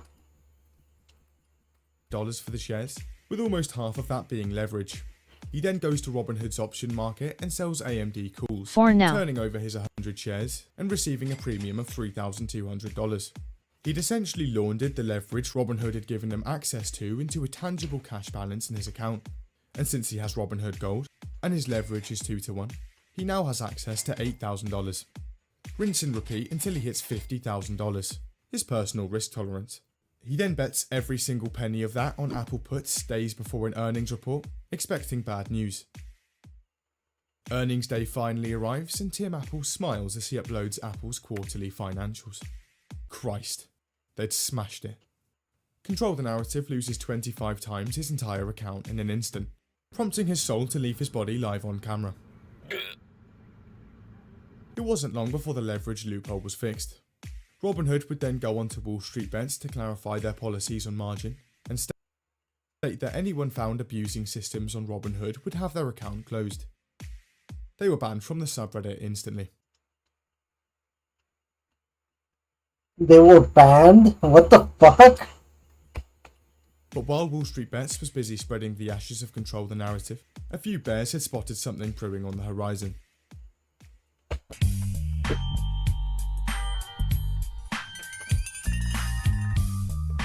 February 2020. The Dow Jones Index is riding at an all-time high, and Wall Street Bets now has almost 900,000 members. At the same time, things were happening in China. They weren't good. A new coronavirus was springing up all over Wuhan, and it was spreading fast. China locked down the city and told everyone that everything was just fine. Turns out, it wasn't. Fast forward a few months, and almost the entire world has it, and it's still spreading. After infections start springing up in Europe and America, governments cave in one by one. Alright boys, time to close shop. Bears on Wall Street Bets had struck it big, and while infections By the way, did you end up getting COVID by any chance? Like, did it ever get to you? It got to me, and it felt pretty horrible. Like COVID really did made me feel weak. I did. Yeah, everybody got COVID eventually. But honestly, now it's like this seasonal flu. It's like, oh my god, I'm coughing like hell. It's like, oh, is it COVID? And it's like, it's not as big of a deal as it used to be. But it was a big freaking deal because my grandpa passed away because of it. So yeah, it was no joke. So yeah, it was still pretty terrifying. So yeah. Continue to spread. Bears were rubbing their hands together. These puts were going to print nicely. And they did. In March, the US market fell by almost 30%. But the lockdown was expected to cripple the economy for years. Bears were certain I was the only one in my family. I got it second year of lockdown. I had a horrible sore throat and couldn't smell, but that was it. Oh, okay. I just remember feeling incredibly weak. Like I was coughing. I was basically like having a cold, and I felt like my lungs... Lockdown made a lot of stocks go real up. Wait, what? No, the video's literally saying the opposite. It was going down, not up. Right? Unless you're like Netflix or EA or Xbox. In that case, they were going up because, you know, everybody was spending time on the Disney. Yeah, and Disney too. That also went up because of COVID. You know, so the entertainment industry Disney way went up. super high up. And yeah, way up. And then everything else went way down. So yeah, like way down. Way down. So the mission was simple. Load back up on puts and head straight back in. COVID was getting worse, rent wasn't being paid, and unemployment numbers were skyrocketing. Once again, it literally could not go tits up. And they hadn't taken into account one thing, however. It is A just booming different market was stuff Trump's became golden valuable. ticket to a re-election in 2020. Huh. It is just different stuff became valuable. Yeah, exactly. And he wasn't just going to let it slip into the gutter. And so began the pump. The head of the Federal Reserve, Jerome Powell, is tasked with keeping the stock market afloat, a feat that seemed almost impossible under the current circumstances. But then something incredible happened. By pressing a simple button, Jerome Powell discovered something fascinating. A real-life infinite money glitch, one that was yet to be patched. Turned out that the Fed has a money printer. Yeah, no, and it Biden printed kinda money. messed it up a bit. The recession was Yeah, money go burr. Money printer go burr. And then the stimulus checks came in. cancelled instantly. In late February, the US government had pledged $2.5 billion to fight the coronavirus, but by mid-April, they'd burnt through more than $6 trillion. The Fed pledged a $2 trillion stimulus package, as well as announcing unlimited purchasing of government bonds. Emergency tendy packages of $1,200 were also deployed. The results were incredible. 40 million unemployed. The market's up. 100,000 dead worldwide. Priced in. Almost Government $1 trillion bonds did added go to the up. national deficit in 1 Huh. month. SPY 300. By simply taping the print button down, Jay Powell had ended the crash instantly, and the world's financial system was back to normal for good. And thank God for us, excessively printing money to counterbalance economic issues has never had unintended consequences. Bears were absolutely brutalised. Tens of thousands of puts, reduced to ash instantly. People on the subreddit would continue to remain bearish for a couple of months, but as things worsened, and the market kept rising, one by one, they fell. By late May, it was over. Even with 40 million Americans unemployed, the Nasdaq had surpassed even the pre-crash peaks of late 2019. The Dow Jones Index wasn't far behind. The Bears had Gas lost. prices though. It had been a rocky few months for the world in general, but things were finally improving. The economy had made a full recovery, the virus had completely gone, and the world was back to normal.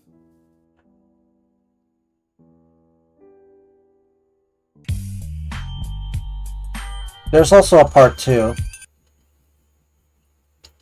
This video By the way, Gina, what do you think about the GME? sponsored by NordVPN. The GME. Part 2. Alright, let's go. On Wall Street this past week, plenty of chaos. Led by something called Wall Street Bets, a popular, foul-mouthed Reddit page. These next-generation investors have sent the financial world into an absolute frenzy. And decided to buy stock in a company called GameStop. Traders encouraging each other to push shares higher and squeeze The out GameStop short sellers. stocks is crazy. Going after the people I despise the most in our society, speculators on Wall Street. So they decided we're going to buy GameStop. Or GameStop. We're going to fuck their whole system up. And it was all because It's actually so silly. Late 2020. It's now almost a year into the coronavirus, and people have been locked in their homes for months on end.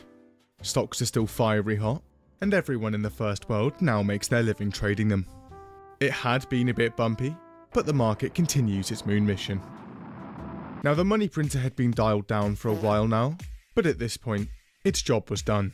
So many tendies had been acquired trading stocks that the smell of grease had emanated to every corner of the internet. Instagram, Facebook, even TikTok. Zoomers were fascinated. The stock market? Wasn't that a thing for boomers in New York? Well, no. Turned out that anyone anywhere could sign up and trade. Look, even their favourite Twitch streamers are doing it. It was clear. It was literally free money. So people jump in droves. So many people that platforms like Robinhood and Trading212 see millions of users sign up in just a few months. However, when these new traders sign up, they have an issue. They don't know anything about actually trading stocks. So they scour the internet for some advice. They dig through stock twits, trading Discord servers, Yahoo Finance comments sections. No sign of intelligence anywhere. But eventually, one by one, they find themselves on a web forum. Blown up Robinhood accounts and half-eaten crayons are strewn across the floor. Wolf of Wall Street scenes and trading memes hang from the walls. A stench of chicken tenders roams so potent, their nostril hair dissolves instantly. Wall Street Bets. A subreddit full of degenerate gamblers, apes, and a sea of self-proclaimed autists and retards, all losing so much money trading stocks, not even their wives' boyfriends could bail them out. My God. Its reputation in early 2020 was ghastly. Most that stumbled upon the forum. The cat. Its reputation in early 2020 was ghastly, and most that stumbled upon the forum recoiled in disgust before turning away and never looking back. However, for those that stayed, 2021 would change everything.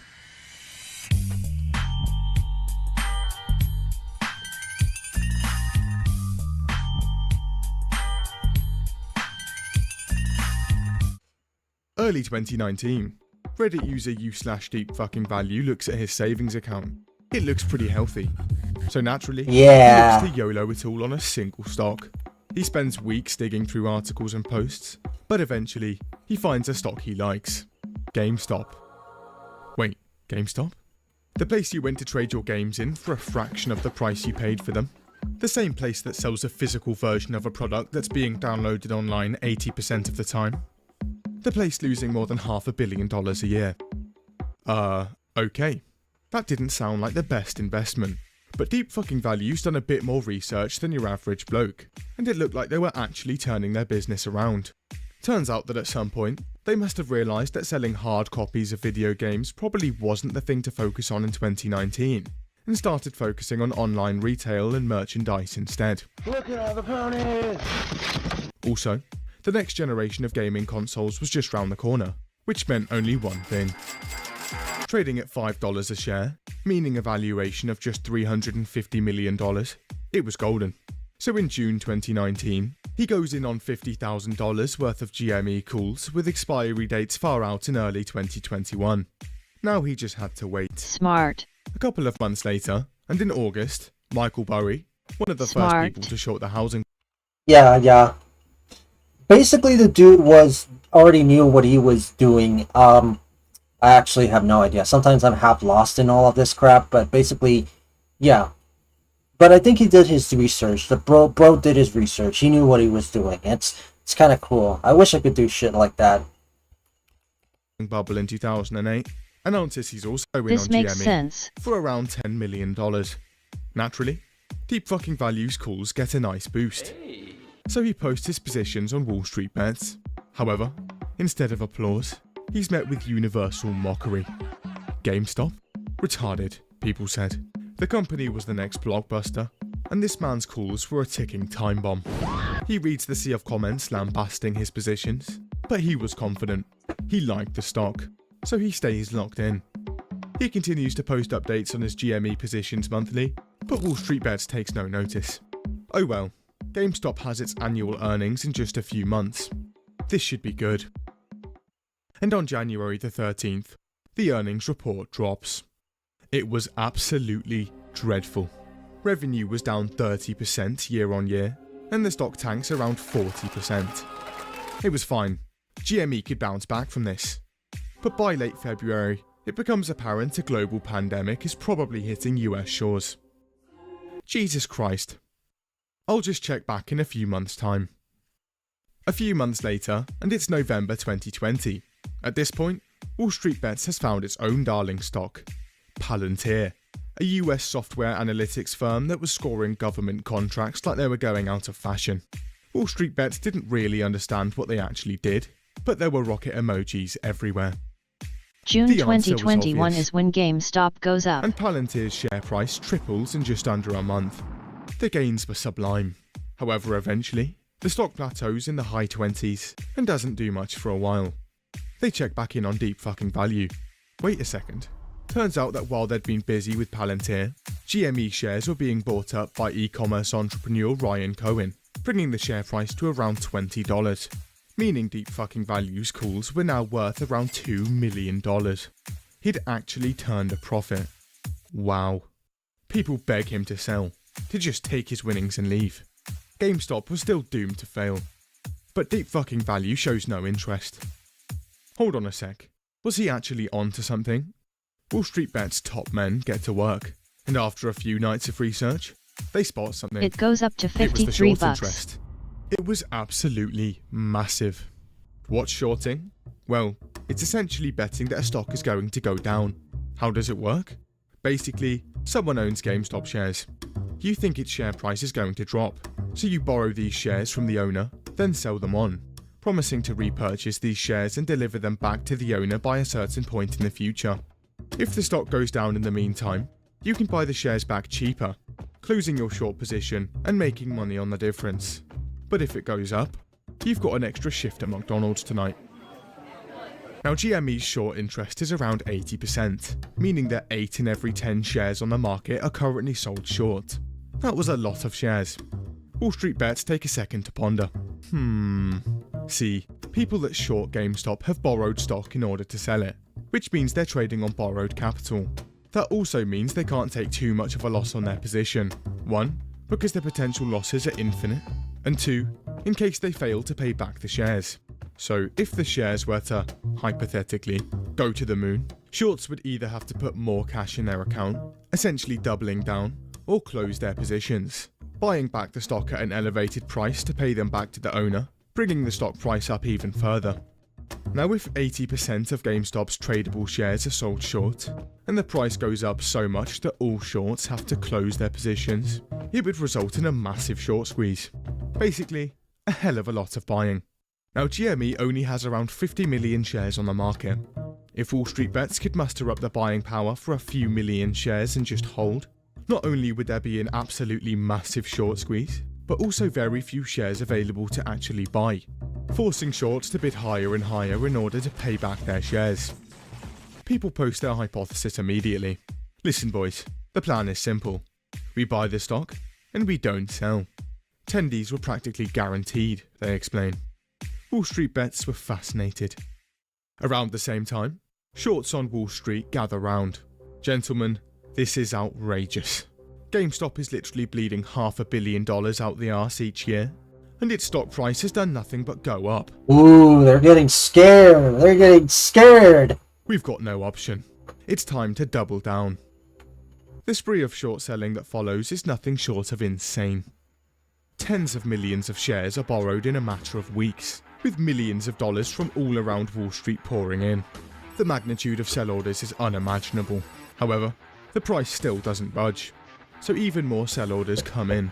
At this point, so many shares are being shorted that shares already sold short are being shorted again, meaning millions of shares are short 2 or more times over.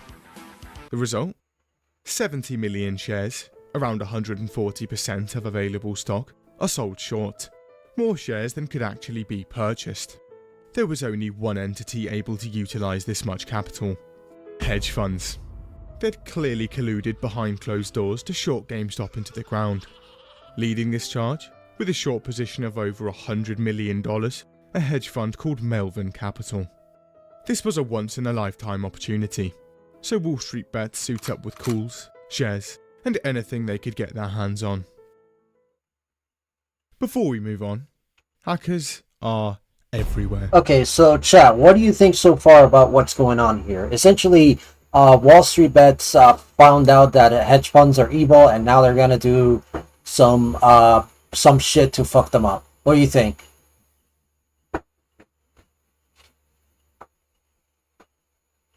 I think I've already read ABT this a year ago. Oh, really? Wherever you go, anyone could be out for your data. Nice, nice. Is it you, Susan? Yeah, this happened 4 years if you're ago. on an unsecure Wi-Fi connection, Yeah. They're basically playing on easy. Now he sees everything. Jesus Christ. That's $3.56 a month, plus 1 month free.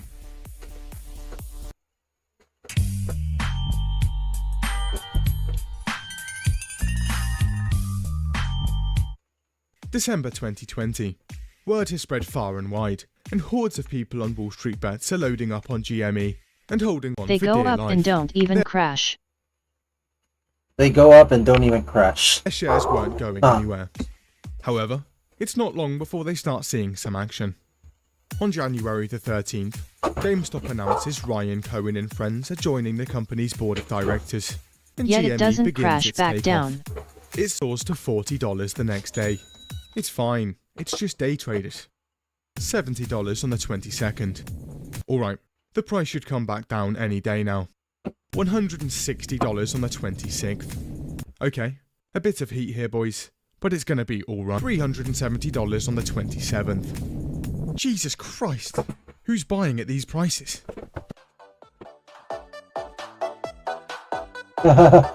My God.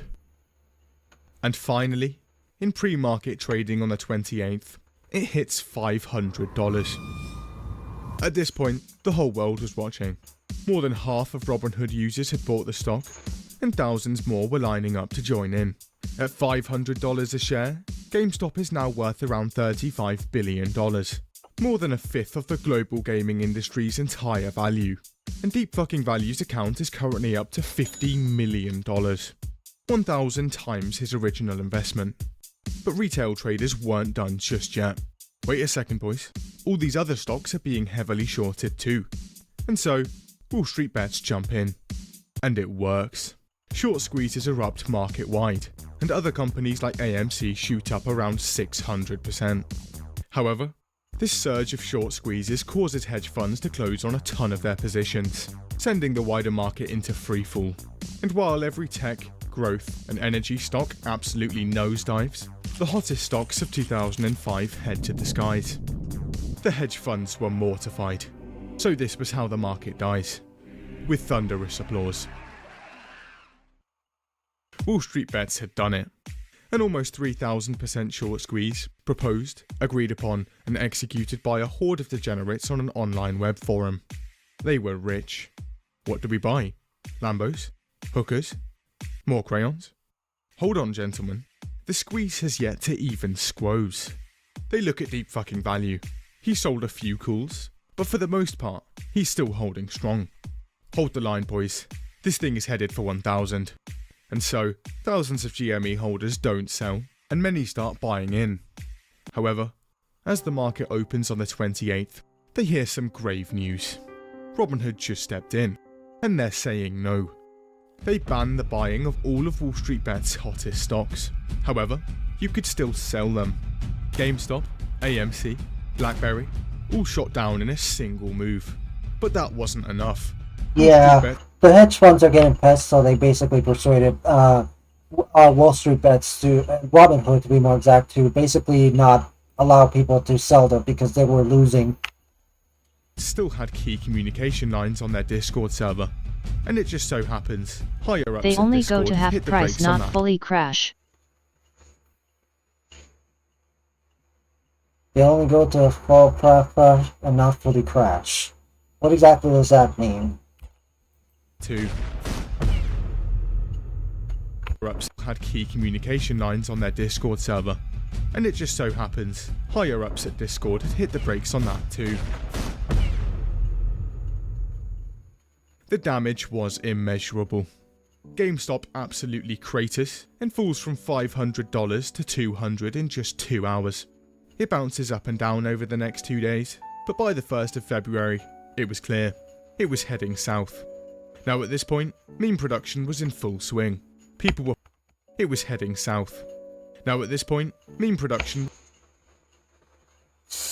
It goes down was in full 50%, which swing. is like double the original price before this stuff.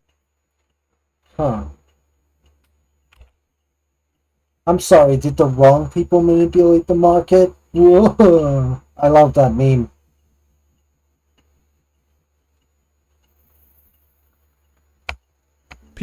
People were flying planes, buying billboards, even in Times Square. GME was everywhere, but the stock remained in freefall. You should pull And by up early stocks February, FR. GameStop had fallen back to...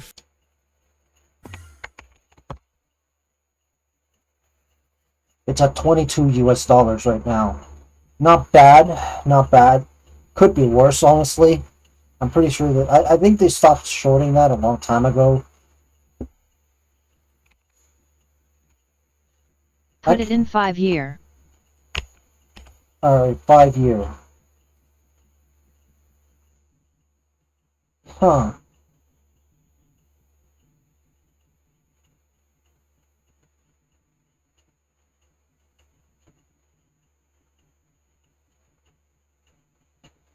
It's even more drastic in all time. What the fuck? Look at this thing.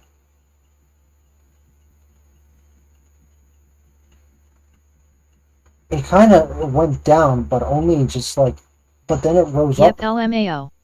It's like it went humongous over here, then it went down a little. It was still kind of moving around in this area, and then it went down a little bit, and then it went down a little bit, and then, ooh, there you go. But now it's back up again, and it's going back up. It's down, but nothing how it was before. Yeah, no, it's nowhere near how it was before. It's still at $20. Also, Disney is really cool too. Also Ubisoft. Probably my money's on Ubisoft because they're getting, because they might get bought off by UBPA. Because they might get bought off by Tencent. That's even worse than GameStop. What the hell? That's even worse. I mean, it's Disney stock. I don't have money in stocks because my parents don't like my obsession in this stuff. Oh, wow. Okay, so all time. Put it in all time. Yeah. They seem to be going pretty up. And they peaked at around the 2021. They peaked. That was during COVID. They went a bit down, but they've been stable ever since. Their peak was around $183. They went down after Lightyear, I think. Yeah. So, yeah, there you go.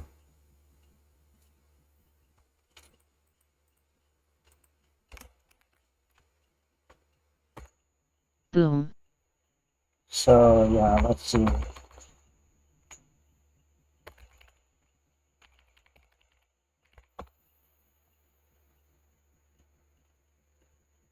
I love reading on this stuff when I get bored in class. Okay, The one-day one, it looks like it's like a downward trend. But if you put it on all, look at this. Oh, but stocks are ABT to go down. Yeah. Facebook is doing so fucking well right now. Look at this shit. It's doing so fucking well.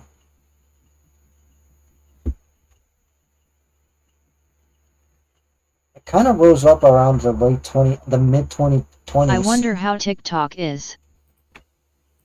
I don't know, probably bad. I'm guessing it's going bearish on them. You know, they're probably going very bearish.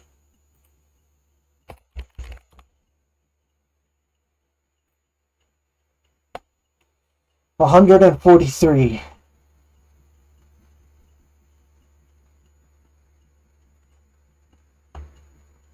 It's all over the place.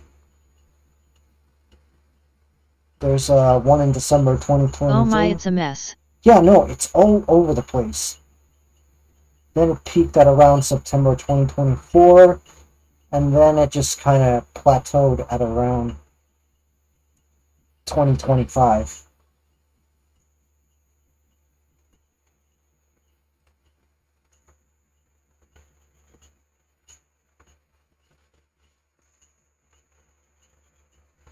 So, yeah. This is crazy. Yeah, no, it's crazy. Crazy. It's all over the place. ID invest in Netflix. Yeah, that's a safe bet, I imagine. But ID pull RN. Wait. Wait, what do you mean pull? Like you pull out?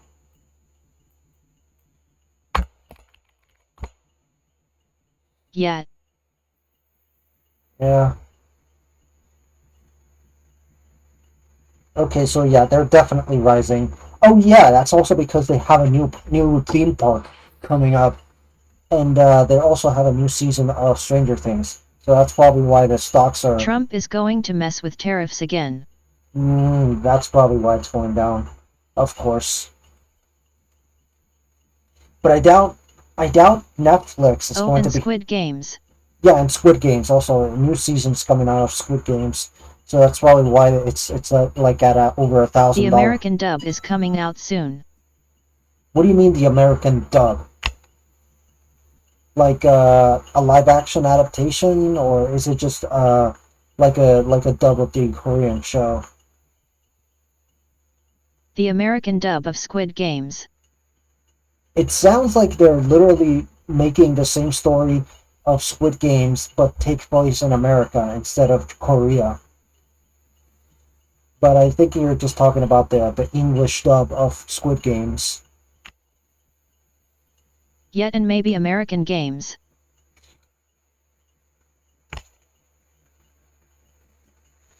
And FLX Netflix. As of July 7, 2025. Yeah, it's been rising. That's what I've heard, but I didn't read too much into it. Alright. Science room.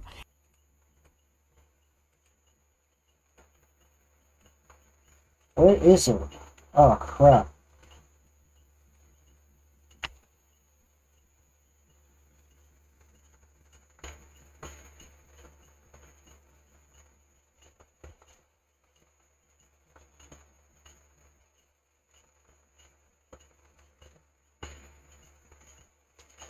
Alright, let me just, Alright.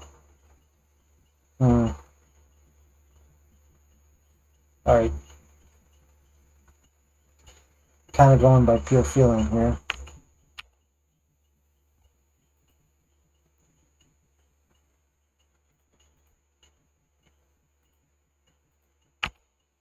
Alright.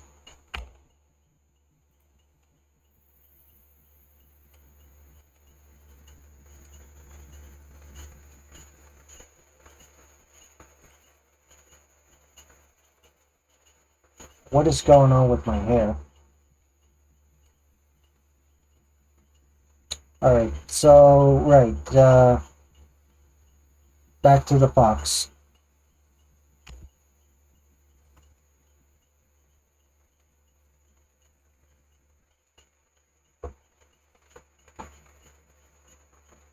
to $50 a share. Thousands of bag holders were born. It was over.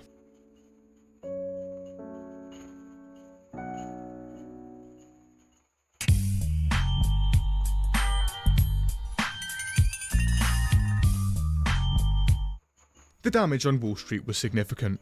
After the dust settled, over 5,000 firms had lost money on GME shorts, with a grand total of $70 billion down the drain. Melvin Capital takes the cake on these losses, ending January around 53% down and in need of a $3 billion bailout. That was a lot of damage, but it could have been a lot more if Robinhood didn't step in and cock everything up. Naturally, rumours begin to circulate that big boy hedge funds had ordered Robinhood to step in to help save their asses. People were furious, and small protests on Wall Street erupt within a few days. However, the outrage of Robinhood's decision spread far further than the musty basements of Wall Street bets. Politicians were hearing about it. They weren't happy. And for a brief moment in US politics, people from both sides of the aisle actually agree on something. Robinhood bad. So in mid-February, congressional hearings about the GameStop situation go underway. The heads of Robinhood and Melvin Capital are summoned immediately. However, Deep Fucking Value is called upon too, upon suspicion of market manipulation for his Reddit posts. The hearings are long and boring, and not much comes out of them. However, Deep Fucking Value is asked if he'd buy more GameStop at the current price, $40. He says yes, and the next day, his portfolio is 50,000 shares heavier. Just a few days later, and GME begins another ascent into the heavens.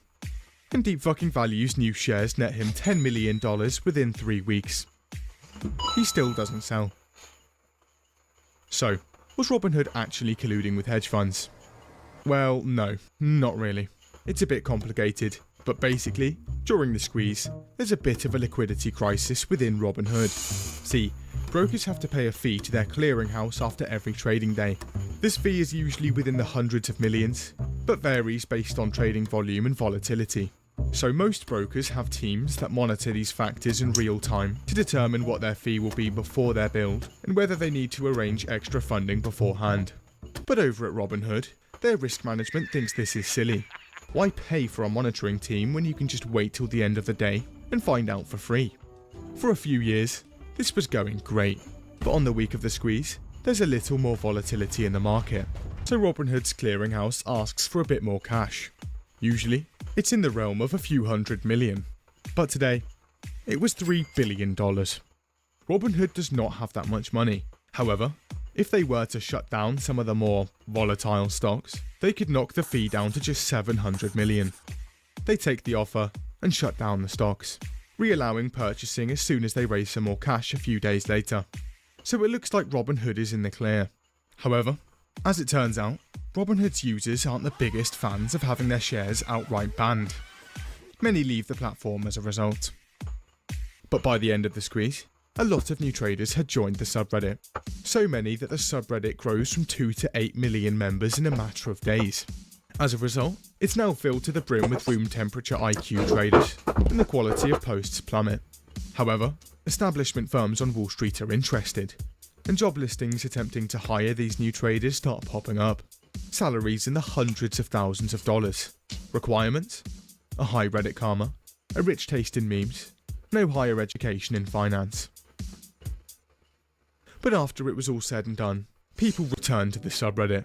Together, they'd made tens of millions of dollars. It was time to give back. But where? There was only one answer. Ape Foundations. They donate so much money, they adopt 3,500 apes in 6 days. As for GameStop, its share price shot up for a second time in late February, rising more than 600% and almost touching $350, giving thousands of bag holders worldwide an exit point. Their money was back. Today, GameStop is on the rise again and remains valued at over $15 billion, and Deep Fucking Value continues to hold over $30 million of shares.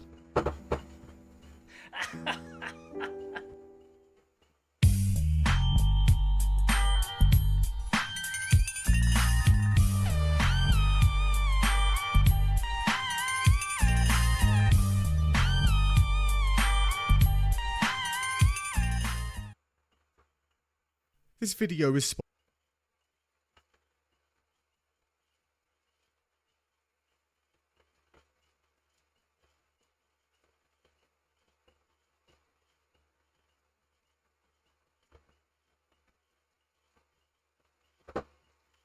Alright, chat, let me just go ahead and,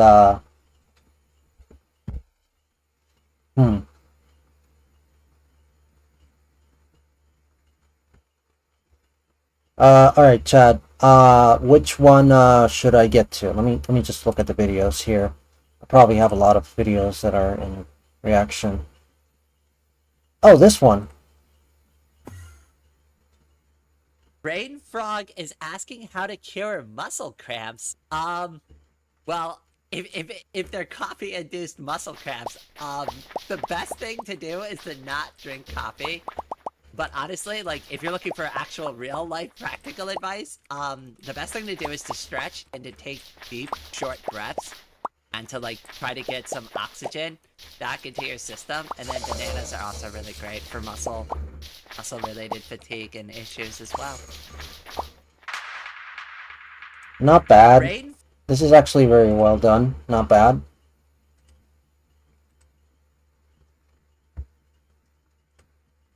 The year is 2022, and a man by the name of George Anthony DeVolder Santos is running for Are you sick and tired of breaking lockpicks in Oblivion Remastered? Yep, so was I until I learnt how the system truly worked. And believe it or not, it's really simple.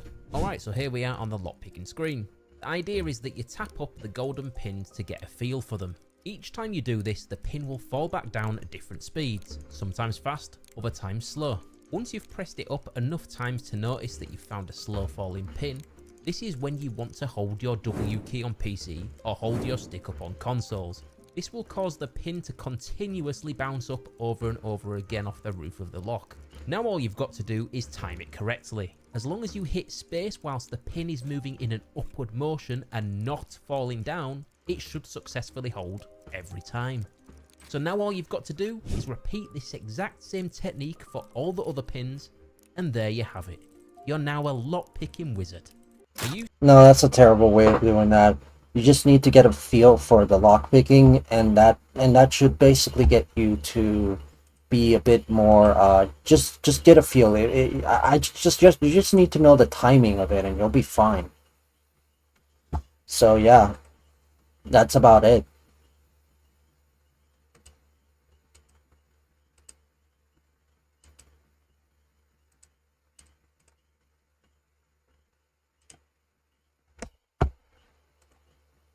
The year is 2022, and a man by the name of George Anthony DeVolder Santos is running for Congress in New York's 3rd Congressional District.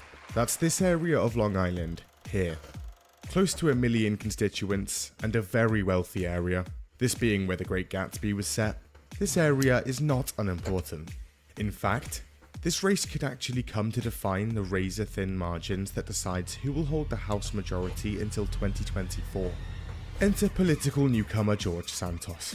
He'd rocked up to the political scene in Long Island a couple of years prior, running as a House Republican in 2020. He'd lost, but this area had historically leaned heavily Democrat, and he was up against a political heavyweight at the time, a man called Tom Suozzi. But the year was now 2022, and this time, your man Tom Suozzi wasn't running, meaning no current incumbent, and that the seat was fair game. Now about Santos. He's chic. Burberry scarves, Ferragamo shoes, Ray-Ban shades, and his staple sweater under the blazer look. Santos looks good. His education? Only the finest. He went to Horace Mann, a $60,000 a year private high school, before being scouted on a volleyball scholarship to Baruch College, even more prestigious. Here, he was a star volleyball player, winning championships against Yale and Harvard before graduating from New York University with a business degree in 2013. Straight after college, he's airdropped directly onto Wall Street, where he starts working for Goldman Sachs and Citigroup immediately. And just last year, Santos was managing a $1.5 billion fund at a company called Harbor City Capital. Not bad. He'd also founded and run the non-profit pet charity Friends of Pets United, where he'd go on to single-handedly save over 2,000 dogs. He also has a connection to his constituents rarely seen in politics, from the basements of Jackson Heights, Queens, to Gatsbyland. Santos was a true New Yorker. He's half black, half white and Jewish. I come from a Jewish family. My mother's family is Jewish. In fact, his grandparents actually survived the Holocaust. Because my grandparents survived the Holocaust. His mum was even in the South Tower during 9/11. So when, in 2020, the resume of this man lands on Joe Cairo, the Republican Party chairman's desk in Nassau County, which the 3rd Congressional District covered about half of, he didn't think twice. Santos was the man for the job. And after another long, arduous campaign effort, the 3rd District's 2022 congressional race is almost over. And on the crisp Wednesday morning of November the 9th, the votes are being counted and projections slowly materialize. And it was clear. Santos had won. He'd got over 140,000 votes. That was over 20,000 more than his opponent. Yikes. Who concedes within hours of the count. Our boy was in. He doesn't make it a few weeks before the troubles start. But first, come, we're going to Chernobyl. StarCraft X is a huge open-world FPS MMO set in the bright and bubbly Chernobyl exclusion zone. Explore the map, capture outposts for your factions, scavenge for loot, or just call up the boys and go in against mutants, anomalies, and other players in this massive open world. And it's free to play. They've also just dropped a pretty hefty update. Jump into the epic Northern storyline. Here you'll experience the harsh conditions of the northern regions, where the current 4 factions face another threat. 10 new locations have been slapped on the map, a ton of new animations, a new loot spawning system. This allows you to replenish your supplies in various places around the map. And is that parkour? A huge update to the graphics engine, new lighting and shadow systems, weather systems, and fresh textures mean things now look a lot better. NPCs have also had an upgrade. They're now a lot better in combat, and can hide behind covers and jump off objects. So guys, we did it. And finally, have a beer and kick back in that nice new shelter of yours, where you can craft ammo and medkits. Not a fan of the way it looks? Well, pick up a hammer and get to work, because it's customizable. All of this just works. Haven't played StarCraft before? Or returning after a long time offline? Fantastic. Just punch in this code and get a huge bonus pack. On the 19th of December... Alright, hold on. I gotta help out a friend here, so I'll be right back.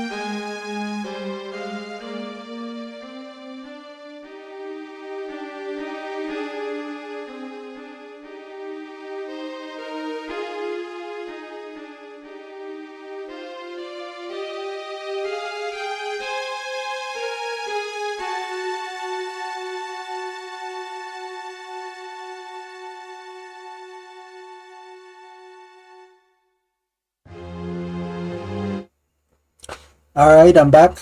My hair's getting in the way. Gosh darn it. There we go. I don't know what's going on.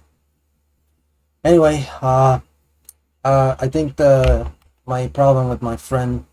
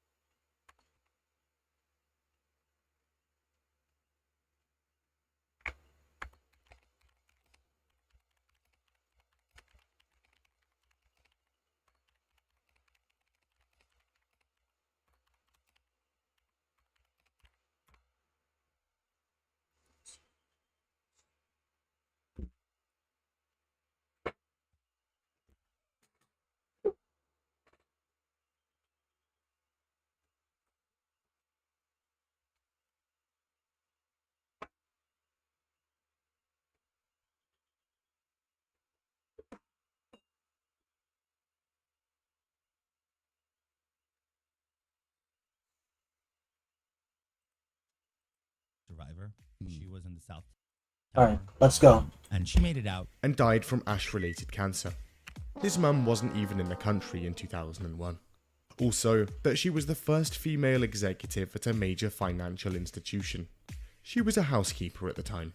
That she was prominent in the Republican Party. Man, what a liar. 2 decades. She'd never donated to Redhead any political Kitsune. party and was never registered to vote in New Yeah. York. She wasn't even a citizen at the time. Then there's the lovely wedding. Wait, with a woman? Santos had been openly gay for a long time and had never disclosed a marriage when signing up to run. Well, turns out that after looking into marriage... Hold on.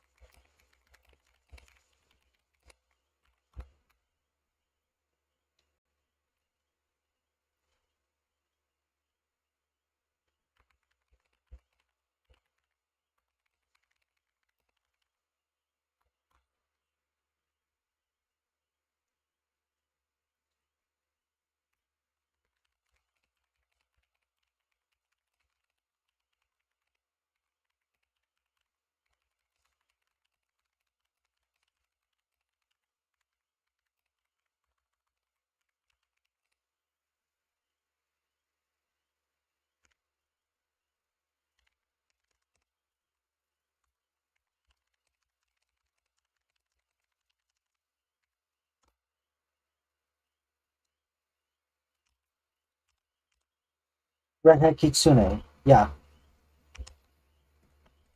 marriage records? He had one back in 2012, and Santos had left that little detail off of his disclosure forms, despite his new wife filing her first divorce request just 1 year later, and then using their marriage to allegedly help gain citizenship. Everything was above board, and not dodgy at all. In December 2022, he said he'd experienced vandalism, an assassination attempt,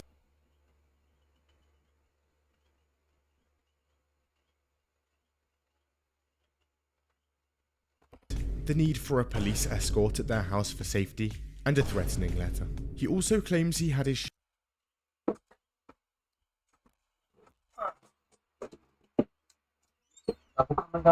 Yeah. How does it look? Pretty good. Looks like a mushroom. I think your dad says it looks like a dick. Nah, it doesn't look like it did. Not pointy enough.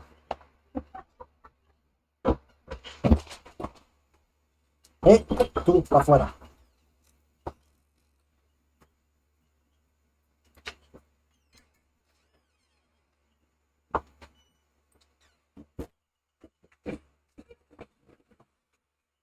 Sorry you had to hear that. I'll probably have to private this stream.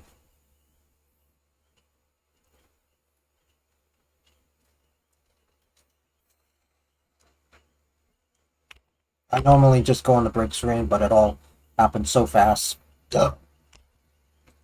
Shoes stolen off his feet in the middle of Fifth Avenue.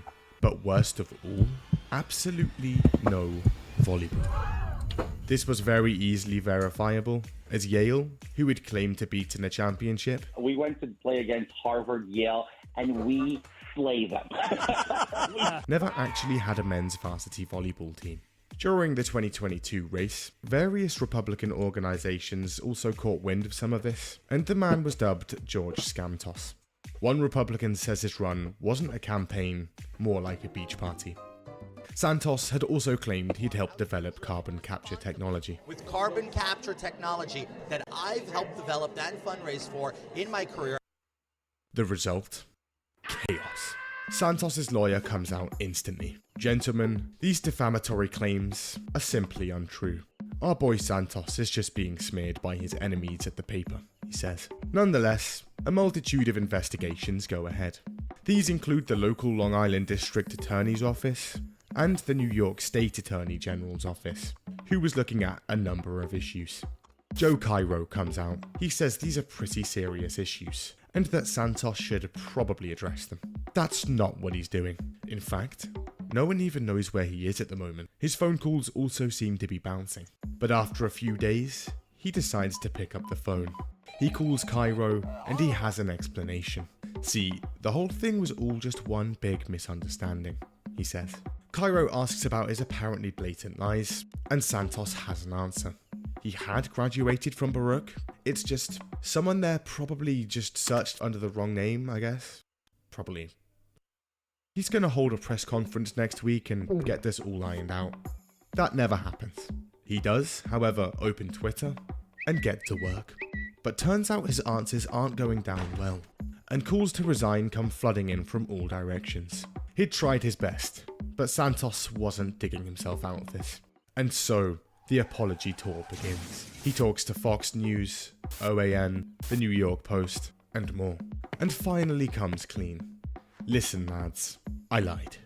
I made mistakes. Humans have faults. I'm not a fraud or fake. Please give me a second chance. He also admits that he embellished his resume, and that he's really sorry about that. It's now January 2023. New year, new Santos. Honest, clean cut, a straight arrow. He's ready to get to work and represent his people. However, things start out rocky. On the second day of the year, Brazilian authorities have an announcement. They're reviving a decades-old case against Santos for fraud. They claim that, from 2008 to 2011, Santos had actually been living in Brazil with his mother, during which time he'd stolen jewelry from multiple people and forged hundreds of dollars of stolen checks. He'd then used that to pay for designer clothing, and then dip out from the country. It also turns out that Santos's own lawyer in Brazil at the time wasn't exactly clean either. He'd been charged and sentenced to 18 years in prison for a connection to a gang execution. He apparently started studying law while on house arrest. Then, the same week that case is revived, a formal complaint begins to be filed in Congress, demanding a House ethics investigation, meaning he's now under local, state, federal, and international investigation, as well as a number of calls to resign. This is all before he's even sworn in. But forget about all of that, because it's the special day, and nothing was going to ruin it. In the midst of all the chaos, on the 7th of January 2023, George Santos is sworn into Congress. He could now, finally, serve his district. Protests erupt outside his new office in Long Island immediately, demanding he resigns. There's also a poll that shows that more than 70% of Republicans in his district want him out. Texts and calls to his cell phone are still going unanswered, and he's apparently in hiding. Members of his own team don't even know where he is. He's also dodging swarms of reporters, who are peppered around the halls of Congress, looking for him 24/7. They're even holding stakeouts outside of his office, and it's actually stopping him from turning up. Naturally, the media are out for blood. Every outlet is after him. The New York Times, the Washington Post, Mother Jones, and more information is coming out on him constantly. January 12th, 2023. Just 5 days after being sworn in, and after lots of deliberation, Joe Cairo has decided not to believe Santos on Baruch searching under the wrong name, and he's now holding a press conference, also calling him to resign. His immediate resignation. This comes as a new report also claims that he, alongside his campaign treasurer, had set up a political campaign organisation where he had used his political connections to scam tens of thousands of dollars out of other Republicans running. Guilty or not, one thing was absolutely clear here. This man... Man, what a fucking liar, honestly. I really don't have much to say other than what the fuck. And we're only 14 minutes in and it's a 30-minute video. What? I mean, this story is done. He's caught. What more there could there be to this guy? I don't know. But yeah.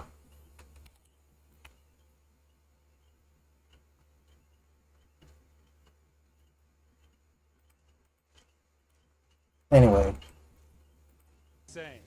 How about wages as a percent of GDP? Yeah, that's been going down. Oh, this is going to be interesting. The economy is great. Well, that's nice. That means some shareholders making bank. Probably not the actual employees of a company. And hey, surely we're not living in a plutocracy. I mean, we can vote, right? Well, guess what? 91% of the time, whichever candidate has the most money is the one that wins. So if you're an informed... I doubt it's that simple, to be honest. I doubt it's ever that simple. I mean, sure, money can influence popularity, but right now nowadays you're just one bad social media post away from being essentially unpopular, and misinformation spreads pretty quickly, so I don't really think it's that easy to just throw money at the problem and win. Voter and way candidate platforms, that doesn't matter. 10 times out of 11, the only thing that matters is how many ads Joe Voter sees, and you can buy that. Want to know who's going to win the next election? Money, that's who's going to win. But you might be saying, hey, those officials can still represent us, right? Well, no, not really. There's a famous study floating around showing that over 20 years, almost 1,800 policy outcomes were analyzed by financial influence, and it showed that average citizens have statistically no influence over policy decisions, whereas wealthy individuals and business interests had a significant amount. Allegedly. Politicians are elected to represent the people. They really only represent the people who pay them the most. That might be why over a half of Congress is composed of millionaires. Now, I'm focusing mainly on the USA, but stuff like this is manifesting itself globally in different ways. Like, hey, did you know it's been deduced by analyzing bank data around the world that there's at least $21 trillion in secret offshore bank accounts that aren't subject to tax? Yeah, I didn't say that number wrong. As far as I'm concerned, those people are just finding hacks in order to not pay taxes, and that's it, just taking advantage of loopholes. I'm not going to comment on whether or not that actually is a good thing or a bad thing. I'm just going to let I don't know. I really don't know what to really say about this, to be honest. But yeah. I mean, then again, the implication here is that the government is essentially going to spend your tax dollars on projects that actually are going to work, right? But it seems like no matter how much tax dollars is thrown to the education system, school always turns out to be a terrible experience for kids. Why is that? I mean, it surely can't be because of lack of funds. It has to be something else. So I really don't think it's as simple as government should have more taxes, right? It's like, yeah, but as if the government has ever spent tax dollars wisely. That's the big problem that I see with this whole thing. It's like, yeah, why would you want the government to have more taxes from rich people if they're gonna misuse it anyway and waste it on stuff that maybe we didn't ask for? 21 trillion, and that's showing us the most conservative estimate. It could be 31 trillion, and that was back in 2012, so it's probably higher now. And don't get this mixed up with a completely different study in 2015 showing U.S. corporations as holding 2.1 trillion in offshore banks to avoid taxes. That's small time compared to what's out there. So, yeah, back to Deus Ex. Seeing this in a game kind of blew my mind. Not because I never heard this stuff, but I had never seen this in a mainstream game presented with actual facts. You almost never see this stuff on the news, or if it's in popular media, it's been simplified or distorted to the point where it might as well be a kid's cartoon. Meanwhile, here's Deus Ex just slipping it in the middle of a really great game and subtly showing how some of this works. There are reasons you see homeless after homeless after homeless person. This is where a plutocracy takes us. Now, unlike Deus Ex, I don't think our current plutocracy transition is the result of an Illuminati conspiracy. I think it's more that ruthless, rich people tend to think alike, and what we're seeing is a concerted effort of many powerful individuals independently manipulating the system to achieve their ends. So it's not a secret order with rituals and shit. That would be kind of cool. No, it's more like a ruling class. See, a rich person with an agenda pays lobbyists to influence politicians to get laws passed that further his agenda. That politician gets reelected because he has the money, and the cycle continues. Now, unlike Deus Ex, that agenda isn't to take over the world. At least, I don't think. Instead, it's usually some flavor of changing laws so that businesses said person owns or is invested in become even more profitable, at the expense of pretty much anything else. That's the important part. That's what leads to all the other problems. And by rich, I'm talking Scrooge McDuck or Richie Rich. If you're not on a first-name basis with multiple representatives on the national level, you're not even on this chart. And meanwhile, besides fueling politicians, said rich person may simultaneously fund media organizations or think tanks to promote narratives or even propaganda to try and get the rest of the public thinking the way they do, or at least suppress or obfuscate dissent. Hey, to add to No Hair's fact list here, in 1983, 90% of American media was owned by 50 different companies. Today, the same 90% is controlled by 6. So that means if there's any agenda the people running them happen to agree on, they can direct the attention of the whole country towards that. Or more importantly, away from something they don't want discussed. As far as I'm concerned, this is already falling apart. And I think that we're already seeing the collision of that, so there is definitely a change in the way that mainstream media has gone. That's not to say there isn't going to be a new mainstream media that's going to replace it. I think there is going to be one. But for the most part, yeah. With that kind of influence, you can affect the flow of history. Deus Ex. Almost. Now I know this is getting long, but the game goes a step further. When I first played this game, I thought it was great, but I remember thinking so many references to terrorism seemed a little over the top and almost preachy to the point of detracting from the game. The Statue of Liberty has been bombed by terrorists. There are frequent news bulletins on terrorism. You work for an anti-terrorism agency. Terrorism, all the time. And then 9/11 happened. It's important to remember this game was made before 9/11. Okay, for anyone younger in the audience, I need to explain something. Hearing news commentators, politicians, and the media in general talk about terrorism all the time didn't used to be normal, at least in the US. Prior to 9/11, the average person heard about terrorists more from Arnold Schwarzenegger movies than they did from the mainstream media. I mean, they would still cover events, but it wasn't like clockwork multiple times a week, if not every day. But since 9/11, it hasn't stopped. All the terrorism dialogue in Deus Ex doesn't Best even feel viewers like an on streambo.net, remove the space, LW School 9.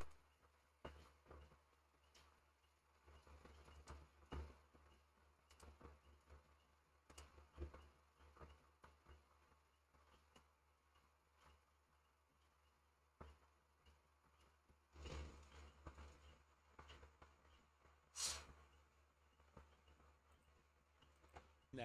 The game was prophetic. I mean, everybody likes to point out that if you look at the New York City skyline in the game, the two towers aren't there. Now, this is just a coincidence. The real reason is because of a texture size engine limitation. But man, that sure goes a ways towards future-proofing this thing. But back to terrorism.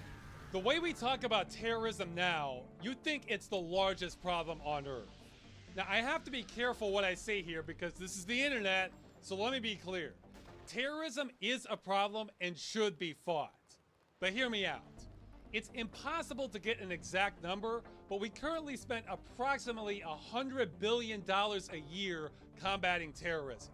But any given year, more people die from being hit by lightning than from terrorism. Most years in the US, you're more likely to die from bee stings. However, the thing with security is you don't see what you prevent. So you might think 100 billion a year is reasonable. After all, almost 3,000 died from 9/11. But here's the thing. There's public evidence that the CIA knew an attack from Al-Qaeda was imminent as early as spring of 2001. They repeatedly tried to warn the Bush administration an attack was coming so that they would put the government on high alert. And during that time, there were some Al-Qaeda contacts that slipped through that likely wouldn't have if we had been on high alert like they advised. The Bush administration, however, did not take these threats seriously. Now this is speculation, so we can never know for certain. But there is hard evidence showing that if someone besides Bush was president, or if he simply took the CIA seriously, the 9/11 attacks might never have happened. Let that sink in for a minute. It's almost as if we're living in an alternate bad timeline.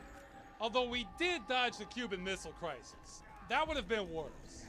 Man, I try to avoid politics in these videos, but I can't for Deus Ex. It's just too relevant. In a former life, I was a mule dragging a stone plow up a hill in northern Thailand. The point of all this is it wasn't a lack of resources that led to the 9/11 attacks. But none of that mattered. After 9/11, we ushered in the Patriot Act, Homeland Security, the TSA, we invaded Iraq, we added counter-terrorist funding for local police, and the media has not stopped talking about it since. We also lost some constitutional rights in the process, are spending $100 billion a year on this, and it's not clear we're any safer than before all this happened. In Deus Ex, UNATCO is formed after the Statue of Liberty is bombed. Just like the two towers, this is super symbolic and mobilizes Congress to set up a new agency to tackle the problem. But why are we setting up all these new agencies and spending $100 billion a year when all we needed to do was let the CIA do its damn job? Because there's $100 billion a year to be made on this stuff. Back to this chart, guess who some of these rich people are? Defense contractors! Like Tony Stark, except without the morality. This is what's known as the military-industrial complex. Essentially, if we're not at war with somebody, somewhere, then they're losing money and they can't have that. So this is all the same thing as before, except this one involves the military. So terrorism is our new global enemy, and it needs to stay that way so that Obadiah here can keep getting a slice of that 100 billion. And not just him, everyone who works at Stark Industries or is connected to it. It's self-perpetuating. And as a bonus, the more time goes on and you start hollowing out society, you might actually see some homegrown terrorists trying to fight the system, like the NSF and Deus Ex. And that in turn increases the demand for more of a counter-terrorist economy. It just keeps going. I'm normally not much of a conspiracy theory person, but if there's tons of evidence for something happening, and there's a whole lot of money to be made by not calling attention to it, then yeah, I get suspicious. Some of you may know that Eisenhower in his farewell speech explicitly warned about the military-industrial complex and considered it the greatest threat to our democracy. We must guard against the acquisition of unwarranted influence, whether sought or unsought, by the military-industrial complex. The potential for the disastrous rise of misplaced power exists and will persist. We must never let the weight of this combination endanger our liberties or democratic processes. But hey, he was only President of the United States and Supreme Allied Commander during World War II. What did he know? This is how the world works, guys. And that's the third layer of the story of Deus Ex. It's more than a game. It's illustrating not only real-world issues, but arguably a couple of the biggest ones that are shaping everything about our civilization and giving us a glimpse of how it works and where it's taking us. I haven't seen any other game come close to this. Oh sure, there have been other games with rich first-person shooter and RPG mechanics, or the tapestry of characters that really flesh out the world, or extremely layered and intricate plots and conspiracies. But all that is only what makes this a great game. Some of the issues explored in Deus Ex are right now indirectly affecting billions of people. We're seeing history being made, and Deus Ex sees it also. So for that, I give this the Transcendence Award. It's common for people to not take games seriously because they're mostly just entertainment. Well, if you read between the lines, Deus Ex gives you a better education for what's happening to our world and what you should be concerned about than the damn news. And it's packaged in a highly entertaining game, so it can reach people it might not normally otherwise. How's that for game relevance? Yes, do exactly that. Keep me informed. I mostly play games for escapism, so if one is going to rip me back to reality, I appreciate it being as awesome as this one. And this is sort of a repeat, but I want it anyway. Some of this is real. See? Real conspiracies. They're not kidding. Now, of course, most of this isn't real. The vast majority of it is still just fun video game filler. But what it does hit on is so poignant. And in the land of the blind, the man with one eye is king. Well, Deus Ex has that one eye open. So to wrap this up, let's talk about the ending. We get 3 endings, and they're all lame. According to online polling, the game takes 24 to 37 hours to finish. And we get about 2 one-minute game cutscenes for each, and about 2 minutes for the Illuminati ending. They're mostly just standing around talking, saying, gee, it sure is good we picked the ending we did, except for the Tracer Tong ending, which has hardcore action. Oh yeah. These endings suck. I'll talk more about them in the next episode, so stay tuned for the sequel. Okay, I guess I'll just end the episode with as much effort as this game put into its ending. Deus Ex.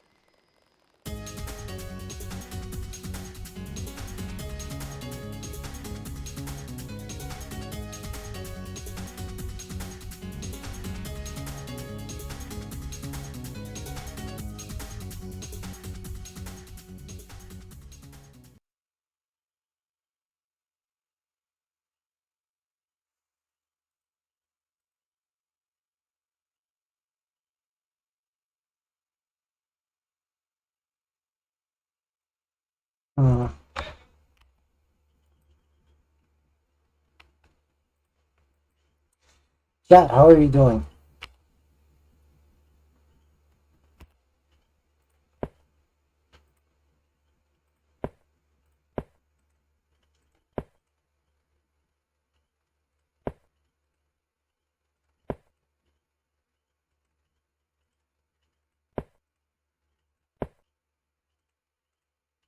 I didn't have to play the game very long before I started noticing a lot of similarities to Rayman 2, weirdly enough. The moveset's almost identical. You've got a hover move, you can climb up vines, and your main attack is a projectile, which you're able to fire at enemies while locked on, and you can strafe left and right. Even the swimming controls are similar. This is straight up Rayman 2. But while they copied Rayman's moveset, they certainly didn't copy the degree of polish. These controls are not good. They're really floaty and can be incredibly unresponsive. Sometimes landing on a simple platform is way more difficult than it should be. The jump propels you into the air way too high, way too fast, and the descent after the arc has no weight to it. You feel like a dang balloon. It's so hard not to overshoot every single thing you're aiming for, even with that hover move. All right, there we no, come on, please. I just want to. Can I please? I just want to get that coin. Why is this so? Come on, please. This happens so much. I really don't like this hover move. Actually, you know, like plenty of games have thought up very creative ways of making your character descend slowly. Whether it's flapping some wings, or voodoo magic, or swinging a character around like a helicopter, or helicopter hair even. Frogger's version of this has him croaking? I think that's what he's doing, but like really big and holding it in so he's like a balloon that floats. I think I understand the idea on paper here, but this looks really strange. The way he has to crane his head all the way back, how he holds his arms back, it looks like a phantom from hell coming to reap your soul, or an alien invading, like it's Frieza coming to take your toes or something. The weird sound. Oh my gosh. The frog has come to take your toes. Oh my gosh. The frog has come to take your toes.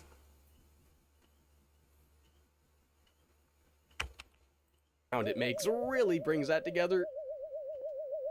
You know what? Glowbox, there's another frog-like character that's had a similar animation for the exact same move, but it did not look uncanny because they did it in a really goofy kind of way. This just looks, I don't know, man, the posture and what he's doing with his throat and that sound effect for it too. I don't know, it's just really creepy. Speaking of creepy, oh my god, dude. Okay, so you know how you like eat bugs to get your health back, right? Because he's like a frog, you know, you press circle to lick up a bug, right? Okay, so I press a button so we can lick... Playa, party y premios épicos te espera. Gasolina, prende tu verano. And then people ask why ad block is still a thing. In a really goofy kind of way. This just looks, I don't know, man, the posture and what he's doing with his throat and that sound effect for it too. I don't know, it's just really creepy. Speaking of creepy, oh my god, dude. Okay, so you know how you like eat bugs to get your health back, right? Because he's like a frog, you know, you press circle to lick up a bug, right? Okay, so I press a button so we can lick... Is he a frog or a goddamn gremlin from hell? That's terrifying! And even worse, there are no moves that even use the tongue at all. Like, the most iconic things a frog can do is hopping around and licking stuff up, right? They had a move like that in the previous games, so why the hell opt out for this? You're a frog, Frogger! Act like one! The swimming... Okay, that's actually interesting. G9, are you still there? Press F to confirm. I hope G9 is still here. If not, that's okay, because I think bullfrogs are the ones that actually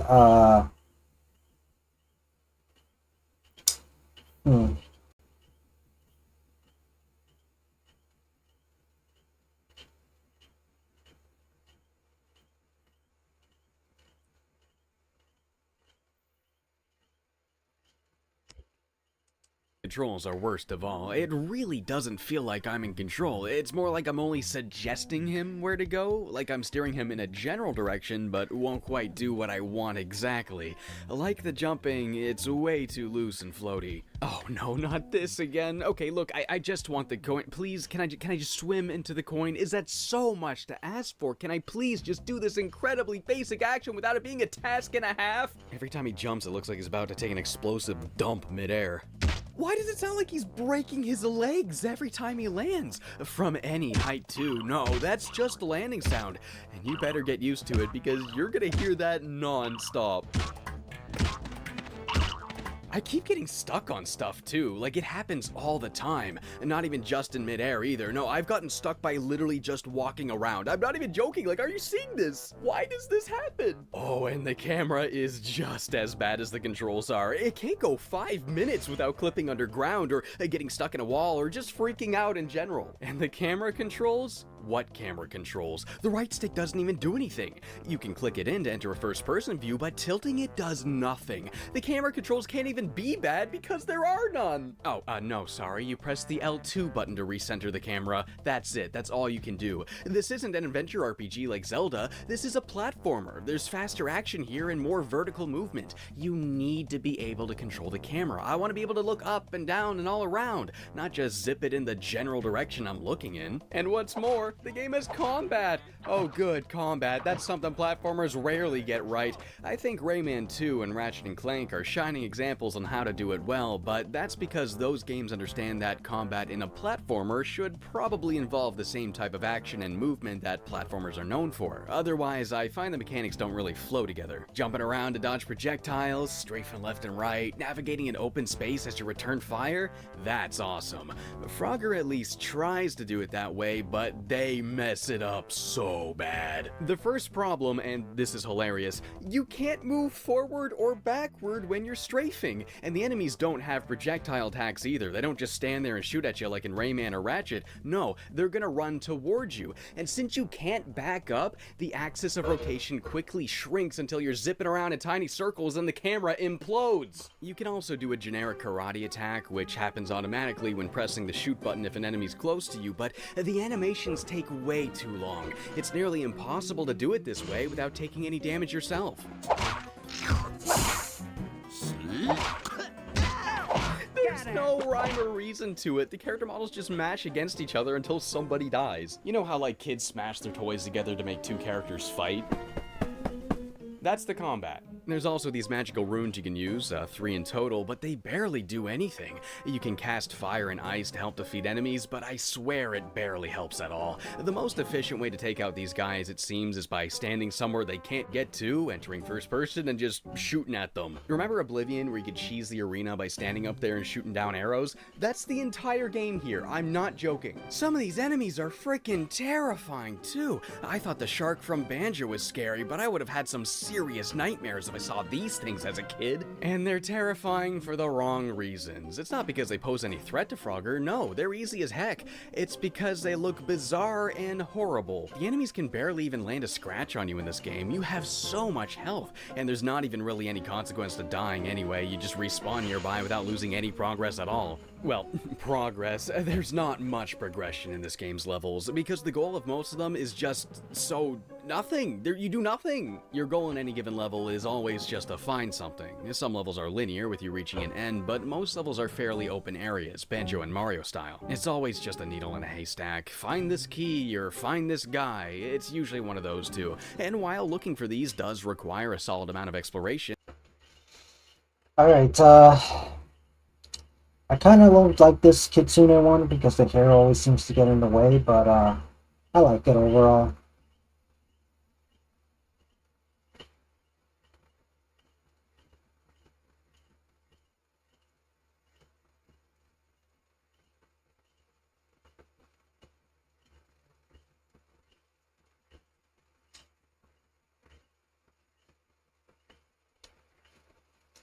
Anyway, Chad, how are you?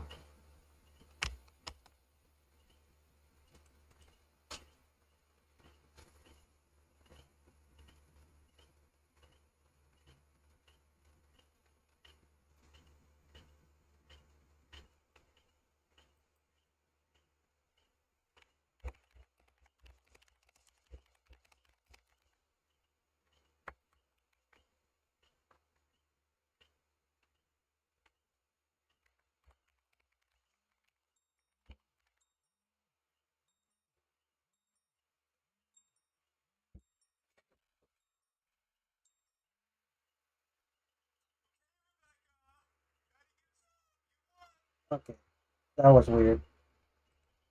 Sorry about that.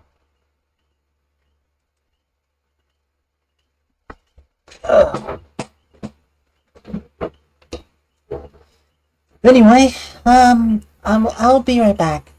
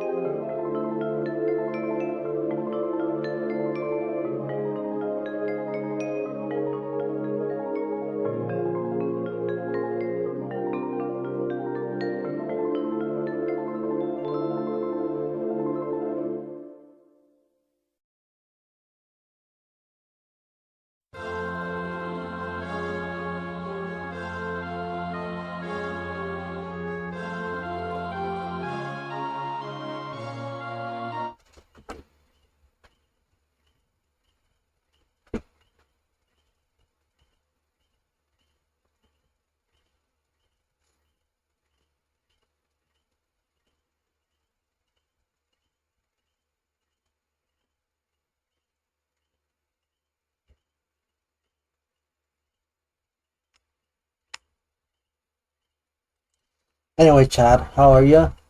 I'm probably gonna have to end this soon. It's already 10 p.m. where I am, so I don't know. Chat's been pretty quiet ever since, so no idea.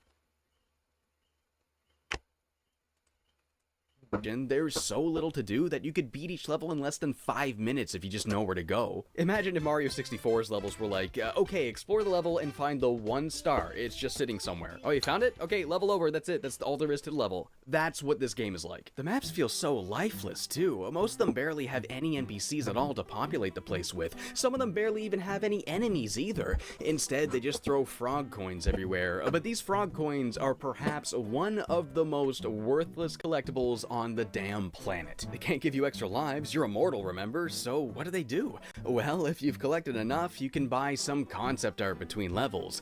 But one look at this game is probably enough to know that the concept art is not worth looking at. I don't mean to be rude to the artist or anything, but it's not good. So you have these gigantic levels with very little to do in them, and tons of worthless coins everywhere just to fill the empty space. It's like there's barely anything to do here. There's barely even any real platforming. Some levels have you jumping across platforms, but for the most part, these levels don't even seem like to have jumping as a central mechanic in mind. You just run around and look for the thing. It's pretty boring. The only level that I thought was sorta neat is this one here, where some Frankenstein-looking dude kidnaps you and you gotta find a secret way out of his castle. You find a hidden exit in the room you're stuck in, and you change the time of the Great Clock to trick the door into opening, since it's scheduled to open at a certain time. The visual design screams bootleg Rayman 2. The texturing seems to be somewhat similar, and it's super vibrant and fairy tale-like, but the textures are really oversaturated and not very detailed. The amount of blinding bright green on the screen at any given time is almost nauseating, if the camera didn't make you sick enough already. That's gotta be one of the worst waterfalls I've seen on PS2. I mean, hell, plenty of N64 waterfalls look way better than this. Oh lord, the fairies! Ew, they look so gross! It looks like something out of a Tim Burton movie, like an evil henchman character that you're supposed to be disgusted by, but no, they're fairies, here to be magical and fun. I hope you like looking at them because you're gonna be doing a lot of it. Whenever you go to Fairy Village, they're all just standing there in a straight line, perfectly spaced apart, staring you down. What is this supposed to be, a cult? Am I gonna die? Like, what is this? You need to give old Bruiser some honey first. I don't like that. I don't want to have to think about the implications this big ugly blue bear is trying to suggest. A magic bag, and I don't mean me. I swear to God, every line of dialogue in this game is written as grossly and as uncomfortably as possible. A lot of times characters just say things that make me really uneasy. A stinky big...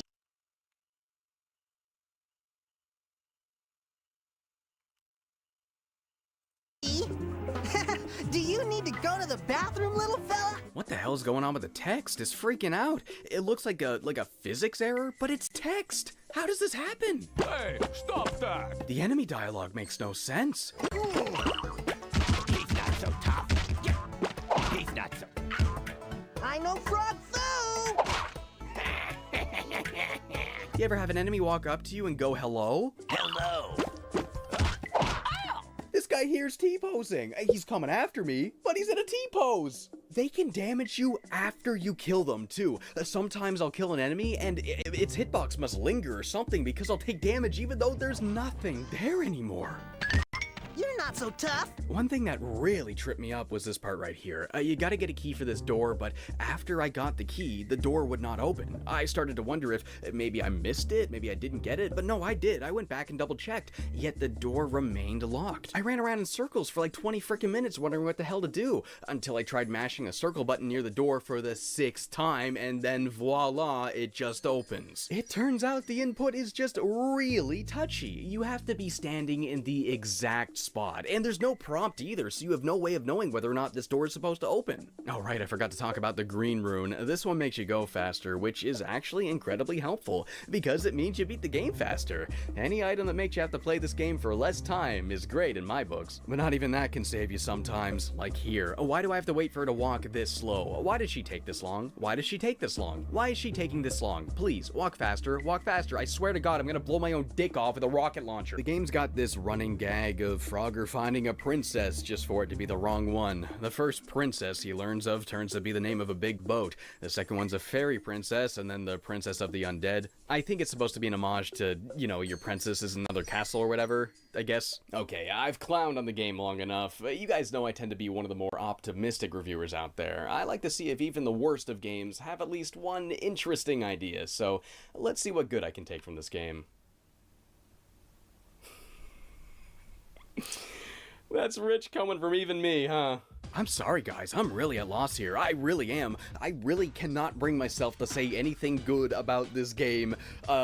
This boat looks kind of cool, and again, this level was kind of cool. I don't know, this is one of those rare cases. It's the kind of game that's so bad, there's really nothing that even I can take from this. Every jump, every obstacle, every level, NPC, every line of dialogue, it's so consistently unlikable that honestly, I'm impressed. I really think the only way you could make this game worse is if we're also frustrating, but luckily it's so easy a monkey could beat it. There's absolutely zero challenge here. It's really boring, but at the very least, I guess I'd prefer that over it being frustrating, but that's also just because I have to finish the game to review it, and I understand that perspective is unique from most. It's kind of hard to say which Frogger game is worse, the one that mechanically functions but is crushingly frustrating, or the one that is quite easy to finish but doesn't function properly at all. Objectively speaking, I think The Great Quest is worse, but I definitely had a worse time finishing this one. Whichever one truly is worse, that's up to you. So I guess we'll talk about that ending now. I'm gonna put up a spoiler warning here, as much as I doubt anybody's gonna care, but you never know. After 3 dead ends, Frogger finally arrives at the castle. This final level really sucks. Everything looks exactly the same. It's really hard to navigate. And remember that door problem I had before? Every single door in the castle is also like that. Again, I thought that perhaps I missed something. These things would not open. But after revisiting them all for a 4th time, mashing away at circle, they just decided to open. The very final part has you climbing this tall tower, which is a fairly cool set piece, but it's still pretty damn confusing. You'll hop between towers as you find a way to continue ascending, but the level is designed to loop around with this deceptive string of coins that leads back down to where you were before. Look at that. Isn't that really inviting, the way the castle caves in? It draws your attention. It looks like that's where you're supposed to go. But no, if you jump down there, you fall into a trap. This is where I was before, and now I have to spend all the time climbing all the way back up. What a pain in the ass. The final boss is really bizarre. It's this character that's never mentioned or even alluded to the entire game. You just show up and this dweeb with glasses you've never seen before is trying to get the princess. The whole game there's no main villain, but then at the very end it just decides it has one. It's so funny because if you think about it, this guy's here for the exact same reason Frogger is, yet the game's just gonna pretend that Frogger's in the right even though he's doing the same thing. This boss fight is insultingly easy too. You just strafe and shoot and eventually he dies. After being rescued, she looks at his disgusting Shrek-looking ass and goes, "That's hot," and actually kisses him. Are you joking? I'm sorry, but I don't buy it. It's the most plot-convenient crap ever. But then again, if humans all looked as ugly as this, they probably wouldn't have terribly high standards. Yeah, I know, this happened because Frogger wished for it, but man, I don't know, I just really did not want this entitled, disgusting little frog to get that kiss. He just decides out of the blue that he gets to be a prince. He doesn't earn it. There's no character development through this plot. No, he just decides he gets what he wants and the writers go, yeah, I hate it. Think about this too, like, Mario saves people out of his own desire to do good, right? But Frogger, no, he wished for this situation. He had to deliberately put somebody in danger to save them, and even then he's only saving them to get what he wants, not because he actually cares about people in need of rescue. That is pretty selfish. What an unlikable character, man. It was bad enough that he's annoying and uncomfortably strange the entire game, but once I really put some thought into his motivations, I realized that it's kinda messed up. After the credits, we see snippets of Frogger's new exciting life, battling foes and saving the day again and again, which I admit is sort of a nice way to show that in the end he really did get the best out of his wish. No idea why he's a frog again, though. Oh, was the kiss only temporary? Did he turn back into a frog? Did the princess marry him in the frog form? I don't even want to think about it. And that is Frogger the Great Quest. This game sucks. Like, it's terrible. Top to bottom, there is nothing good about this game, which honestly is something I'm having a hard time comprehending. Usually I can find something, but not here. Yeah. Well, at the very least, I guess I could say it falls closer into the so bad it's good category. Similar to Sonic 06, you know, the kind of bad that's fun to So you like, it's like the... Frog hater. Yeah. Anyway, he was actually complaining that the animation where that the frog doesn't eat bugs with his tongue, right? But here's the thing, though. Not all frogs eat bugs with their tongue. Sometimes they actually just they just munch on the bugs, right? I think that's a bullfrog thing, right? Bullfrogs eat with their entire mouth instead of their tongue. MHM. Okay. So yeah, I think the answer to his question is that he's a bullfrog.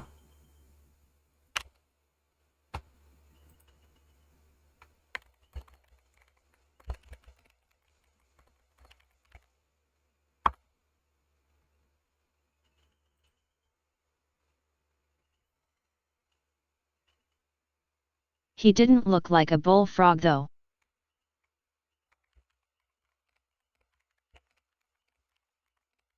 Bullfrogs look cuter.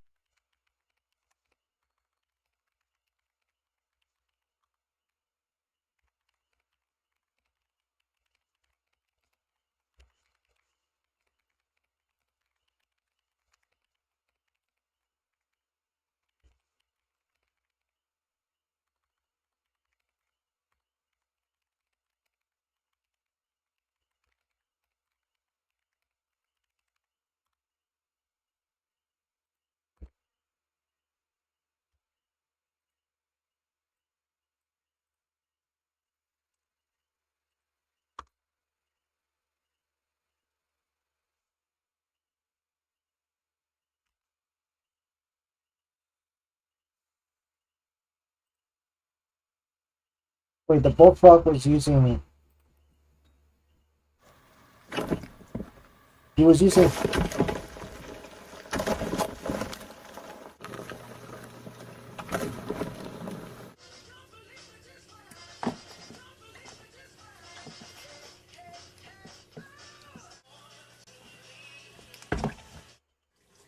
So they jump and then they eat it.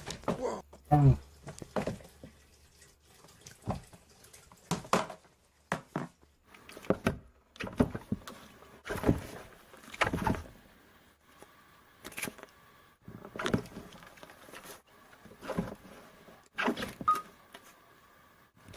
He's so cute. yeah.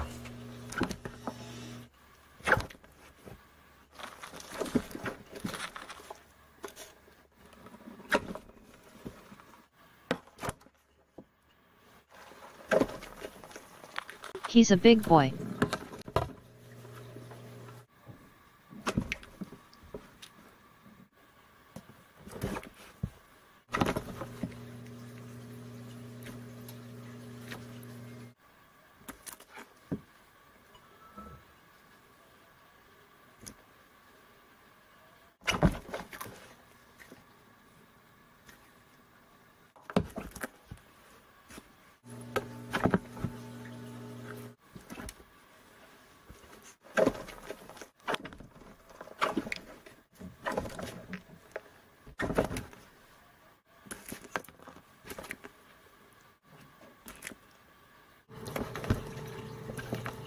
Oh my gosh.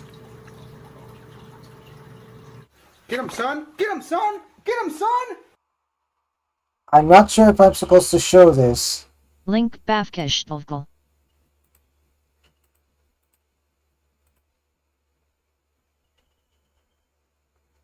Yeah, they Don't, eat some cool stuff. don't click on that. Don't click on that. Don't click on that link.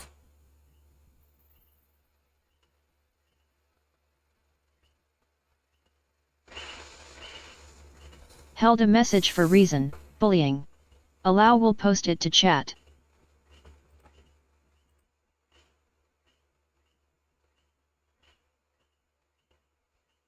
Yeah, he was dropping the N-word. Held a message for reason, bullying. Allow will post it to chat.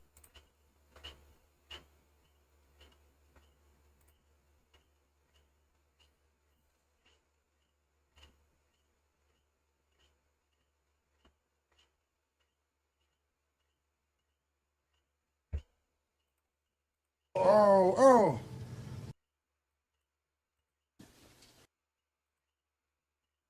Okay, though, so they're basically eating mice all the time. I'm not sure. Shadow Milk 7, nigga.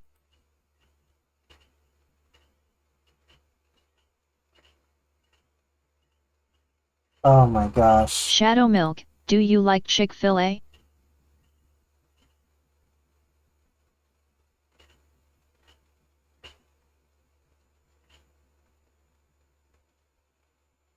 Try hard.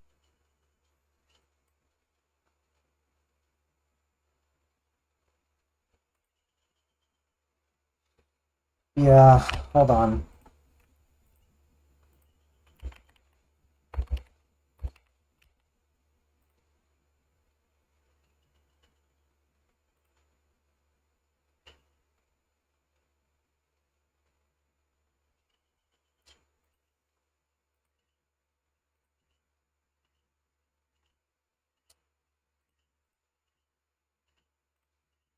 Held a message for reason, bullying. Allow will post it to chat. Yeah. Had to ban him.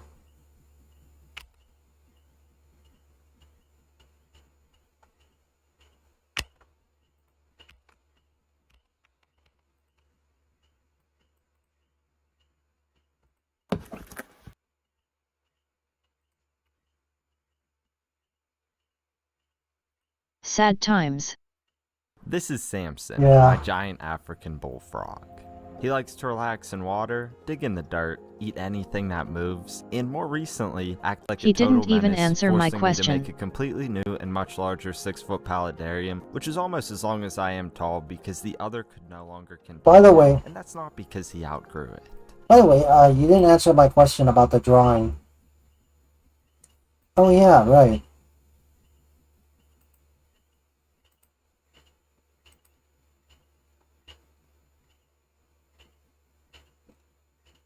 What question? Right, it was on Discord that I asked you that question. It was, oh wait, you already did answer that. Can I post this in the art channel in my server? And, the answer was yes. Okay, never mind. I didn't see that.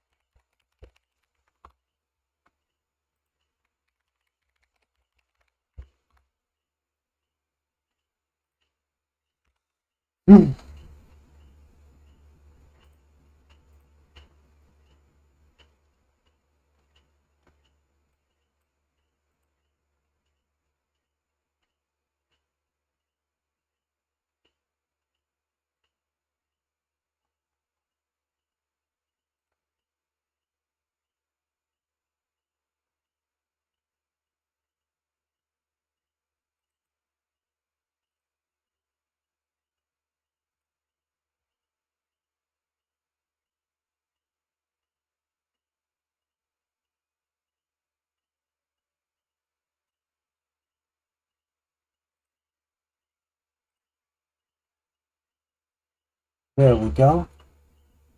Yeah.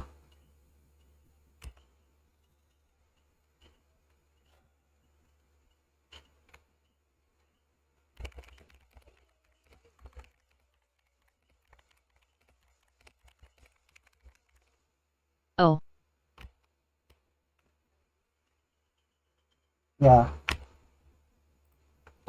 Yeah.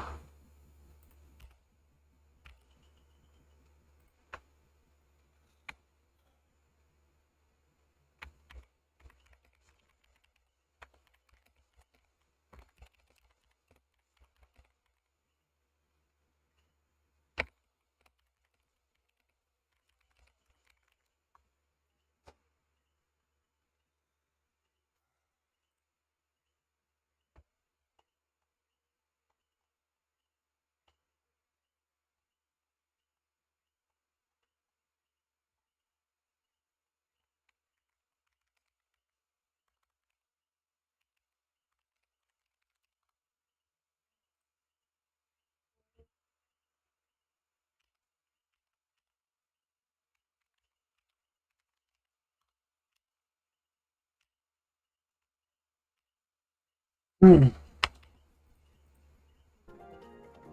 Now when I say he's large, it's not hyperbole. He's literally a giant among frogs, and will likely grow to around 10 inches long.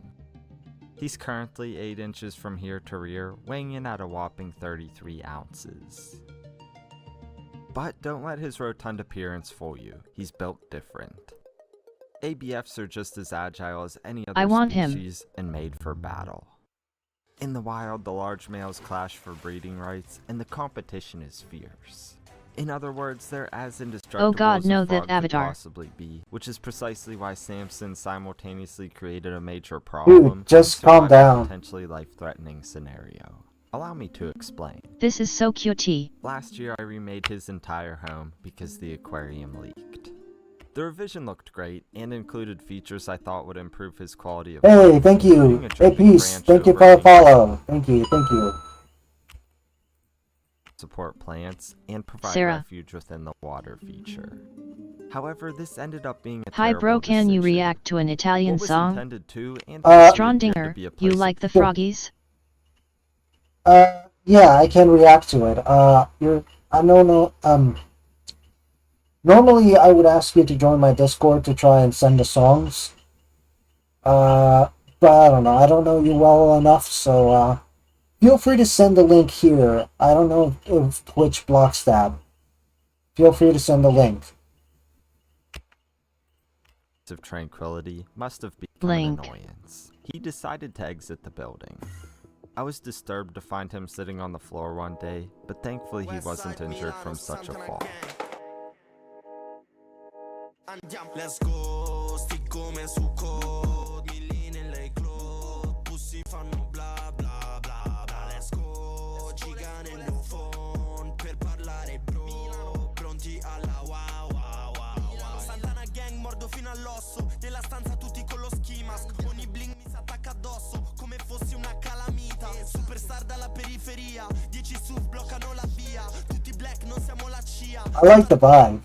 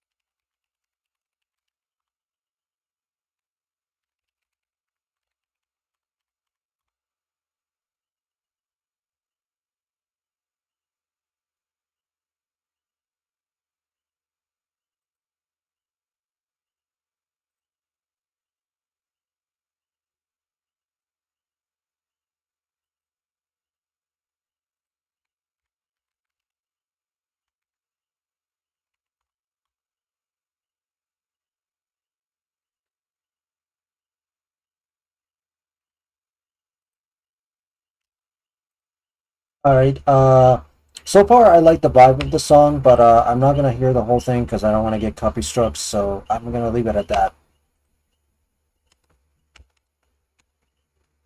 Let's just...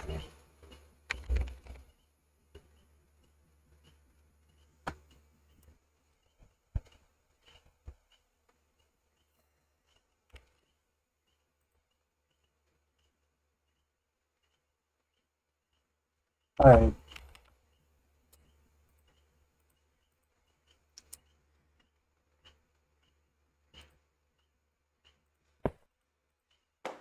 This all happened shortly after the build.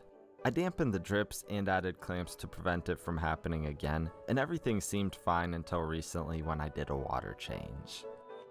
I must not have properly dialed the drips, and apparently the clamps couldn't contain him this whole time because I found him on the floor once again. Luckily he's been calm since, but I can't take any more chances because next time he might not be so lucky. There won't be a next time though. That's Silly because frog. I decided to build him a new home already for a completely different reason. He's almost too big to fit through this gap, which isn't ideal for him or me.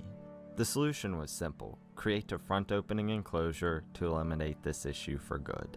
Luckily, it had already been in the works for months, but his recent antics motivated me to finish it sooner than later. From the start, my plan was to make something within the same footprint as a standard 125-gallon long aquarium. He currently lives in a 75-gallon, which is actually the same width. He moves in this space well, but I knew that having extra length and height would allow for better versions of the features he already enjoys. Well, all the features except for the drip overhang and a removable lid. Naturally, they don't make tanks like this, so I took matters into my own hands and built one myself. I got 1/2 inch thick glass rough cut at a local glazer, and had to do some prep work before assembling the pieces.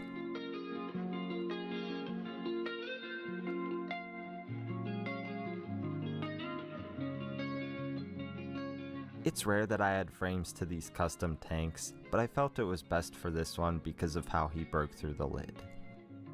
I'd have to add screens again, and with the front opening system, I could just attach them directly to the frame. Having tamper-proof filtration with these large frogs is a must, so I always drill for bulkheads to avoid any mischief. I wouldn't add the glass tracks or lid till much later.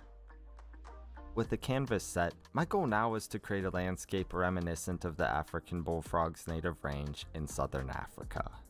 When they're not hibernating in the dry season, they often reside near ephemeral water holes similar to this. With this in mind, I'd say his previous setups were designed well around his needs, but they were far from an accurate representation of where he'd actually live. Part of that, and what I've done before, is provide a land area large enough for burrowing. With this new footprint, I had the opportunity to make features like that much larger. To make it, I'd need some glass, and where better to obtain it than a retired paludarium. Salvaging... Okay, let me see this one. If she does not eat, she will not live. It's that simple. This is the most mysterious pet on Earth, a rain frog. According to the internet, they're basically impossible to find for sale. They bury themselves alive, and if you actually do get one, it just won't survive. Also, they illegal? If that's all true, then why am I seeing them online wearing tiny hats? What in the world is going on? I need to see what these frogs are really like, so I'm gonna buy them as a pet and challenge myself to keep them alive for 60 days, and then we will finally know what it's like. Starting on day 1. But wait, are they really illegal? Well, look at this. There are 34 species of rain frogs. Here are 2. Pick which one you think would not land you in jail if you bought it. Wrong. Both are illegal. Now here is one that is not endangered and totally legal to buy. Ooh, don't mix them up. My little butt cheeks would not do good in jail. So this is the... Wait. This is the one we want to buy. Let's buy him. Where do you buy such a rare frog? Well, it's pointless to look at pet stores. They are not going to have them, I promise. And online shops aren't looking much better. Don't worry though, I found this porcupine and there's one left in stock. Oh, stay focused. We've got one more chance. Morph Market. And unbelievable, dude. They have them. Well, one guy has them. I shot him a message. He showed me the frogs. Yes! They're perfect, dude. $650 and they're all mine. But I have a funny feeling the story is just getting started. Apparently the best part about keeping a rain frog is feeding it, but I'm getting ahead of myself. The frogs will be here tomorrow. I'm so excited. But I gotta be honest with you, I chose 60 days for the duration of this video because that is a most likely time window. The frogs will just die. I know, womp womp, but I'm not gonna let that happen. I'm first gonna make them a good home. Bad news, I don't know what to do because the info online is garbage. I've seen people recommending these little pellets for them to live on. What is this crap? That does not look anything like Africa, I don't think. That's not gonna do, so I made my own recipe. So I've got this empty tank and a blend of substrate designed to hold the shape of their burrows because allegedly they stay buried for 2 weeks at a time. If I can actually get these frogs to make it to 60 days, I'll feel much more confident in sharing what I've learned. At the end of the video, we can all decide if they make good pets. Their first home is almost done, but we still need a basking bowl because Africa is hot, allegedly. It's a simple start, but it'll change as we go, and it's done just in time because I think they're finally here. 10 years of wanting a rain frog may be coming to an end on a random Tuesday. The moment is here. I finally have rain frogs. Yes. Yes. Look at these little meatballs. How are they even real? Oh, look in there. Please comment some names for these guys. I know it's about to be real silly. This is an important one. Serena likes little fatties. Let's see what she thinks. I think she definitely approves of our purchase. Just don't tell her how much they cost. So cute. I already love them so much, but according to so many people online, they have a real chance of just not surviving. Huh? Unfortunately, all rain frogs are wild caught, meaning to get to me, they were literally scooped off the ground in Africa. Oh, I can fly. Because they're wild caught, they have a much higher chance of carrying deadly pathogens like chytrid and ranavirus. We need to take these seriously, so I'm testing them using this little test kit, and I have a feeling they're not gonna like it. We have 2 swabs here, one for each test. She's puffed up like this because she's pissed off and she's trying to look big and tough, but I'm not scared of her. I do not fear meatballs or women most of the time. We need to rub her sides and her belly. 4, 5. Good job, baby girl. And I can't resist one quick swab between her butt cheeks for good luck. That was just for me. We're sending off the test and we should get the results in 1 to 2 weeks. These frogs better not be sick. I'm gonna be so sad. I love this. I can already hear you typing, so freaking mad at me for buying wild-caught animals. You probably have a lizard on your shirt while you're typing a comment. Here's the reality. Every single pet, lizard, dog, whatever, stems from a wild-caught animal at some point in its lineage. I'm not making this video to encourage you to go buy rain frogs because you like a chunky caboose, because who doesn't? But I've got over 15 years of experience doing this. My dream is to one day breed these guys. That's why I bought 3. Anyways, with that out of the way, we need to turn our attention to something much more important, getting them to eat. If an animal does not eat, it will not live, so I'm determined to make this happen. And this will first start by getting them settled into their new home. This isn't Africa. Yeah it is. It's family portrait time, where are you going? The small one is the male, and he has 2 double XL thick queens by his side. A big female and a smaller female. You can already tell that this girl is going to be a troublemaker. The smaller female here is trying to get cozy under some sphagnum moss. I released some crickets just in case they're hungry, but sadly I don't think they're comfortable enough to eat yet. They're probably still stressed out from shipping and that little incident. But don't worry, I'm determined we can get them to eat. The bigger female here is making herself cozy by doing what they do best, digging. They've got these creepy little shovel-shaped feet they use to dig backwards. Those stocky legs are surprisingly strong for their size. It takes them a little time to make a nice hole, but that's okay. I don't have plans, obviously, because I do like this all day. They just shut their eyes and cover themselves in dirt. Hey girl, do your thing. I'm in no place to judge how you live your life. It's 3 a.m. and something woke me up. A new noise in my room I've never heard. And no, it's not the ambulance for my neighbor who fights the staircase while drunk that I hear once a week. The noise is totally new, and it's a lot cuter. Our little meatballs are making tiny chirps. Man, that is so cute. Alright, Sorry, buddy. That is Back to cute. bed. It's day 5, and the frogs still have not eaten, and I've totally stopped seeing them. But for a brief moment, I'm getting a chance to get them a meal. The smaller female is sticking her head up to bask in that hot, fake African sun. I'm dropping in some flightless fruit flies, which are selectively bred not to fly. Unfortunately, they're very good at walking, and they walk right up the wall and out of the enclosure, and some even have the courage to walk on her face. Unfortunately, if your eyes are closed, you can't see your food. So at this point, none of the frogs have eaten. Oh, she looks so peaceful. So far, these make terrible pets. Very cute, but it's like keeping a pet box of dirt. Luckily, they still have a chance to redeem themselves, if I can get them to eat. But I need them above ground if I'm going to get them some food. So I'm doing what all other rain frog keepers do to feed them. I'm digging them up. I really try and dig carefully because they are in fact made of meat, and there's very little way to know exactly where they are until you see movement. Oh, look who it is. Sweetheart, come here. I feel some more meat, too. They're all under here. Come here. And of course, it's always in the last corner you check. Oh my god. A new potato. I'm sure this is terrifying for them, but it's day 9 and I need them to eat. The smaller female is so angry and terrified she projectile pees and poops on the area she's supposed to eat from, and now she's sliding in it. Stop. No. Stop, baby. Stop. So she's getting a pee bath to rinse off. Please. I'm putting the frogs into a feeding container because I need visual proof that all 3 are eating, and I'm going to watch them very carefully. Surprisingly, the smaller male is the first one to start chowing down,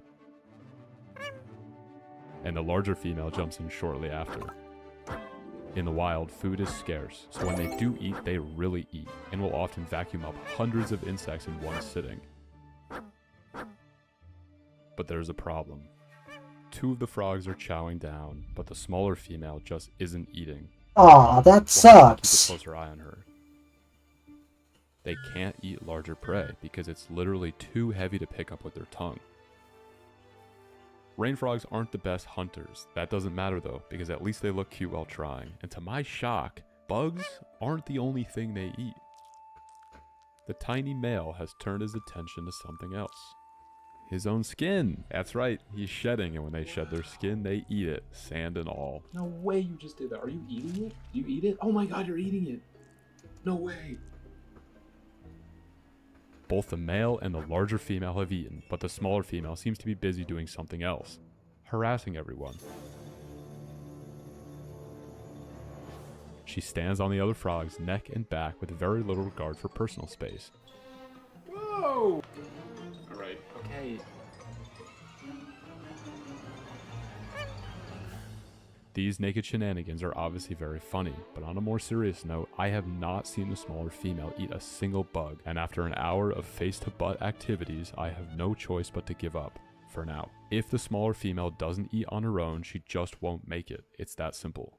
1 week later and I'm feeding them again, and once again, the male and the larger female eat and the smaller female just won't take any food. She seems to be panicked and puffed up every time we do this. And now it's day 22 and she still hasn't eaten. I'm getting pretty anxious, so I'm thinking maybe she's sick. It was something I was really worried about. Luckily, our test results from the swabs are back. Chytrid, negative. Ranavirus, negative, and their previous owner treated them for internal parasites, so they should be healthy. I am stumped. Why is my thick queen not eating? I don't like when you do that. I really don't want to lose her. They don't sell tiny round coffins.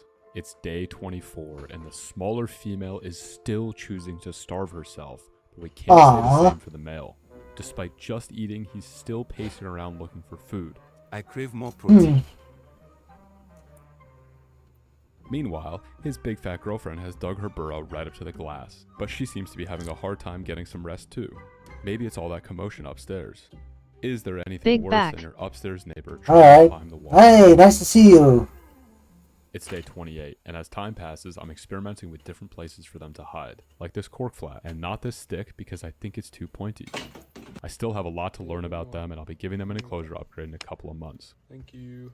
It's day 31, and the smaller female is still on a hunger strike. At this point, I'm really stressed out, but I have one last idea. Maybe picking her up stresses her out, can't imagine why, and it makes her not want to eat. She is from the wild, so maybe I can just simulate nature.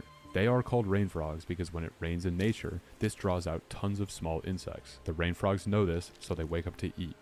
And as it soaks in the ground, sure enough, the smaller female wakes up. This is my chance. I'm not going to touch her and freak her out. At first, she's a little bit freaked out by the camera, so she shoves herself back in her hole.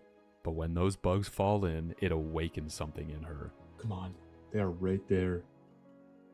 And she finally eats. Yes. What a relief. I think she's gonna make it. It's day 45, and now this method of feeding has become habit for us a couple times a month. Nice! I feel bad for not doing this earlier, but it shows just how little we know about them.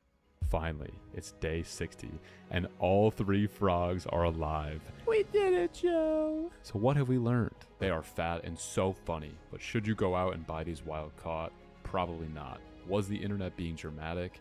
Yes, always. Yeah. Comment your opinions below. And while you're there, help support my efforts to get these guys breeding by subscribing to our Patreon. I'll be posting any sneaky little updates there, and also you have direct access to my Patreon DMs, and you can ask me whatever you want, just don't be creepy. If you like this video, watch another, and if you really liked it, send it to your mom. Okay, thanks guys, I'll see you soon. Peace. Yeah.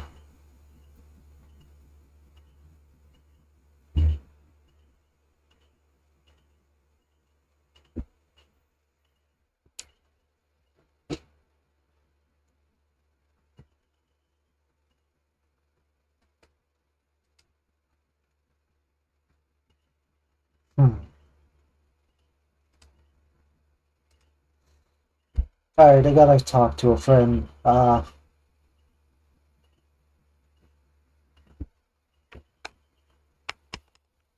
Be right back.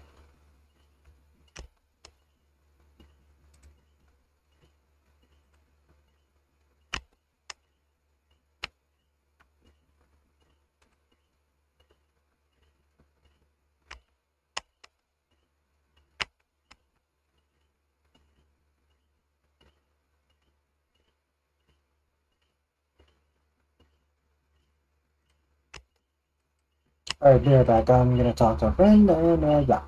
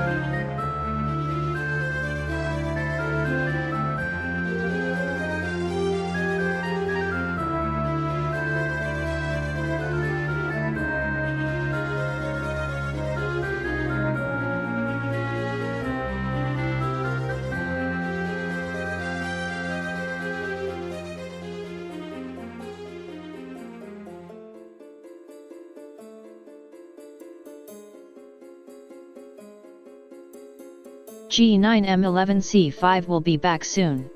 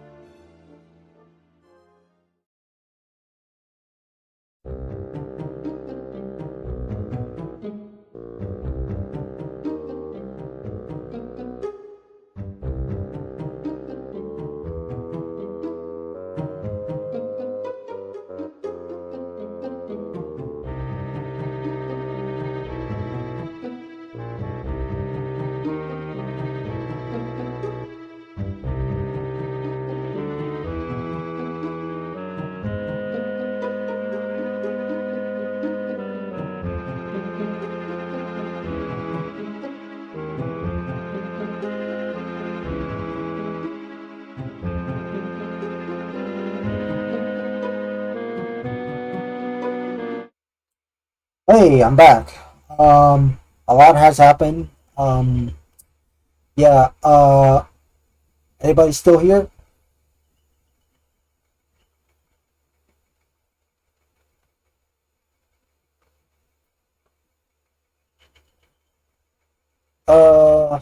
Crap.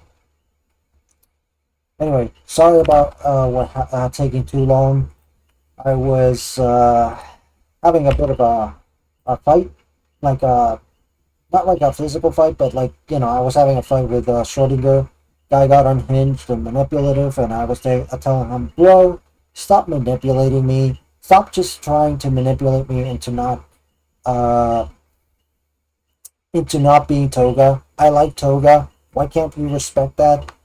And I think that was pretty much what happened here. So yeah, unfortunately, that is the case. That is what happened. I had to ban him. I had to basically just completely cut him off. Because yeah, I'm sorry, but he's just being a plain asshole. Sorry. I like my identity. It's my channel. It's my identity. If you don't like it, fuck off. Don't just throw a hissy fit in order to try and manipulate me into trying to be something that I'm not.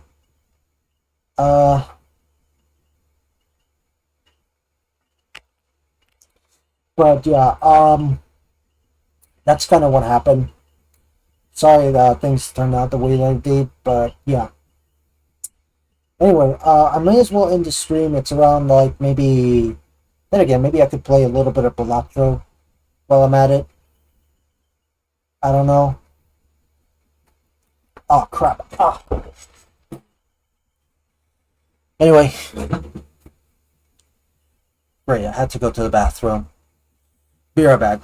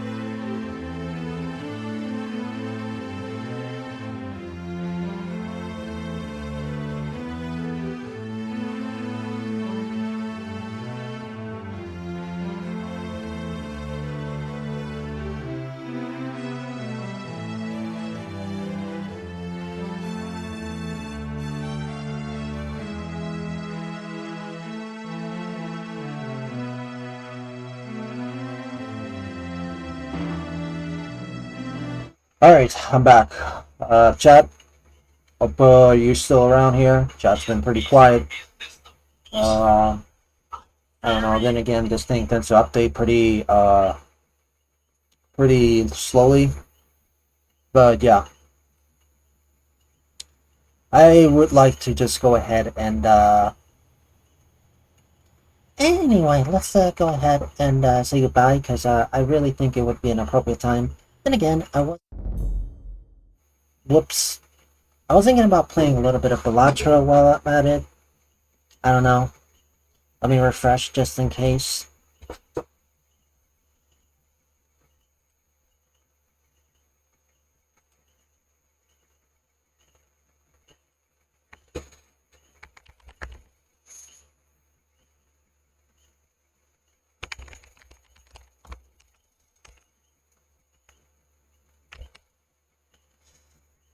Anyway. And the two sign.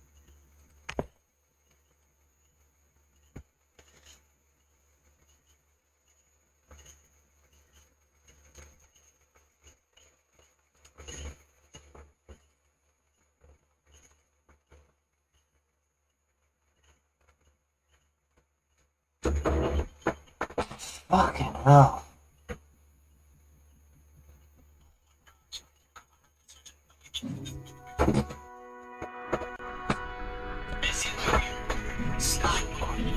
Son of a bitch.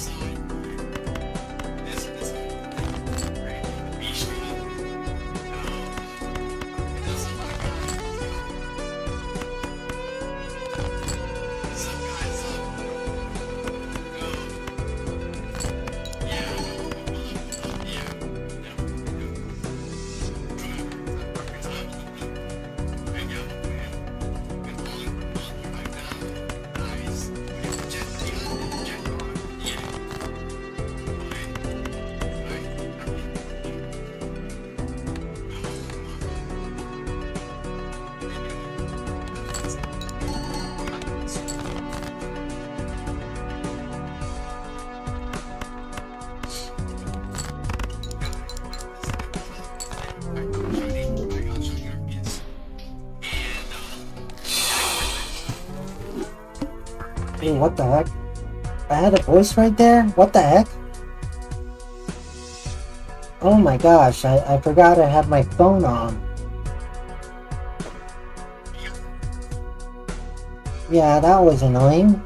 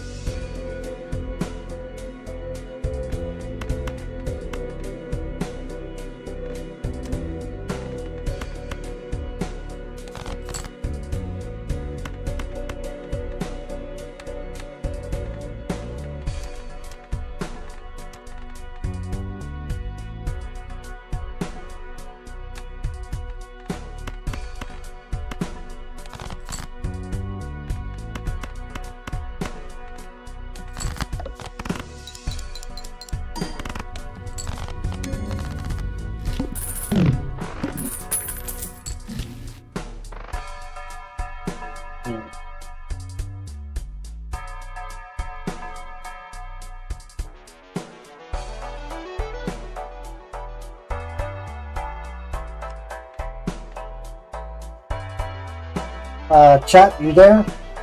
Anybody here?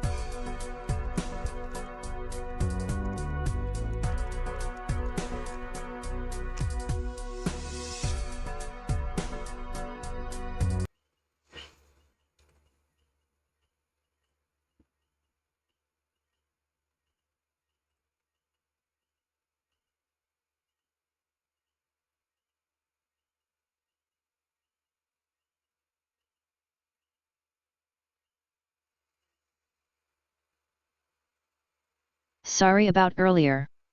Yeah, no, absolutely.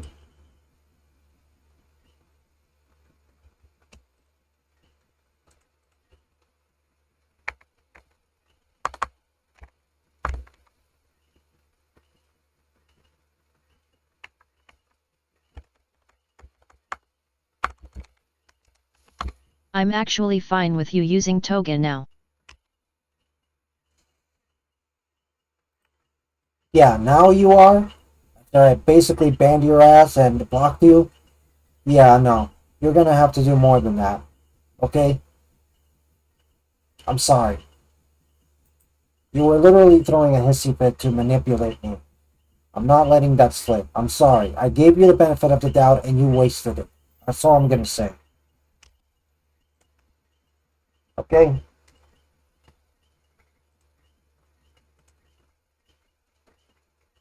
It's just like that meme says, you know? When will you learn that your actions have consequences? I think that's the main thing I want you to know.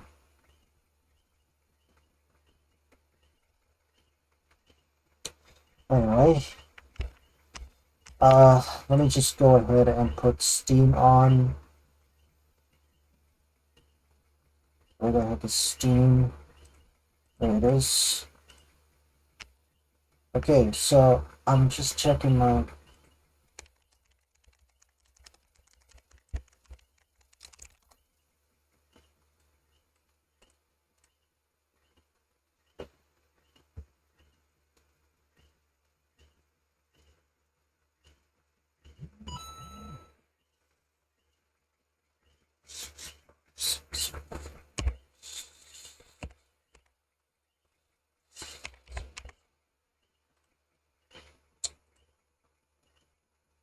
Oh, 6, 5, 7, 5, 5, 5, 7.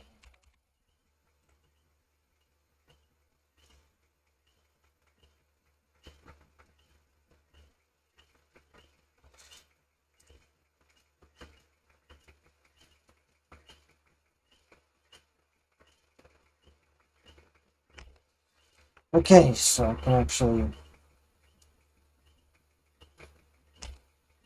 Alright.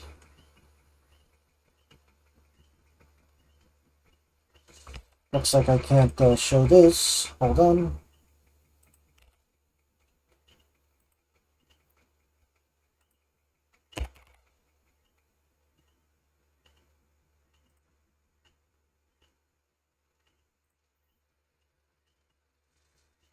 Okay.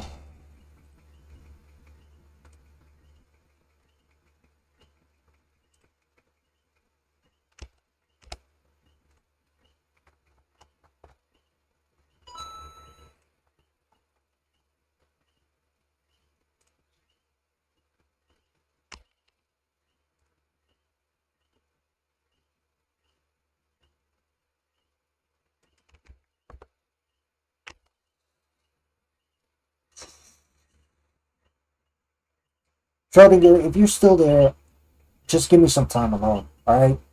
We can talk maybe in a month or in a week, but I need some time alone, okay? What's up, Toga? What's up? I'm just exhausted after being manipulated by Schrodinger, so yeah, that's pretty much it. Anyway, I think I finally found my new game. I just bought this, it was like for $1. And of course it's downloading right now. It's another roguelike, like, you know. It's basically another roguelike. I played this before on mobile. Should be pretty good, if I'm being honest. But it also has one of the best art styles ever. But yeah, no, I like it.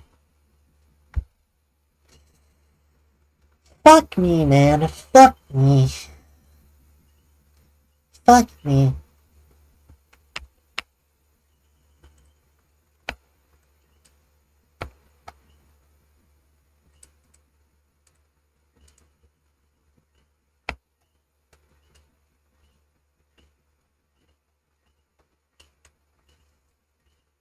You look lovely.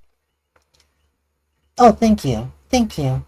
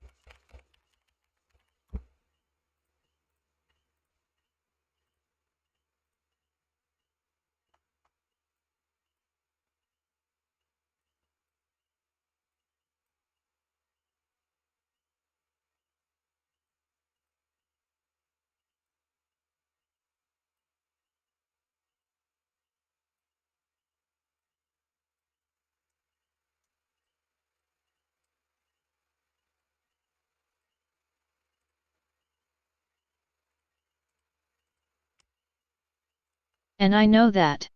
I lost many people because of things I have done in the past. And honestly, I just wanna say that I'm sorry. You actually have good tastes and I was wrong. I'm working on becoming a better person. Well, here's the thing, though. You better act sorry, okay? I'm not gonna So ready when you are queen. Okay, I want you to act sorry, and that's gonna take a while. You not only have to act sorry in the moment, you also have to act sorry long term. So I am open to forgiving you as long as you actually show me that you actually changed. But my time that I've spent with you, you haven't changed one bit. And you always have like, I like hating Nintendo and all that. And I was like, yep, that's a final straw. No. So you have to change that bullshit right away. And you have to do that for at least a week. And then I can do that. Sacred Town has been overrun by monsters. Let's get ready for battle. Alright.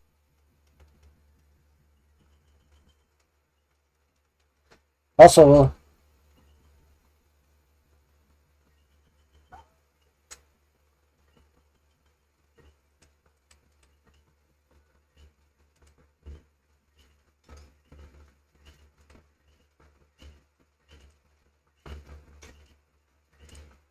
so yeah, basically this is Blackjack.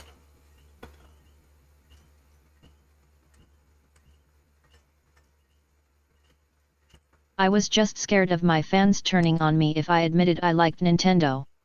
Yeah, that's a very toxic relationship you have with your fans. Sometimes you have to just stand your ground and tell your fans to fuck off, because that's just bullying. Cancel culture sucks. Everybody knows that. That's a very toxic ass fanboys that has no taste, because Nintendo is good, even though they're being a bunch of greedy bastards right now. Everybody knows that. Oh wait, I forgot the audio for this game. Frick.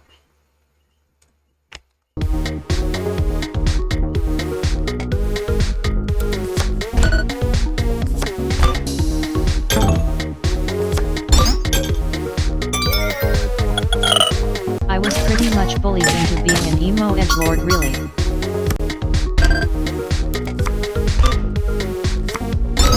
Like I said, it's excusable. I don't like being like this. Yeah, but you gotta be stronger. You gotta own up to this.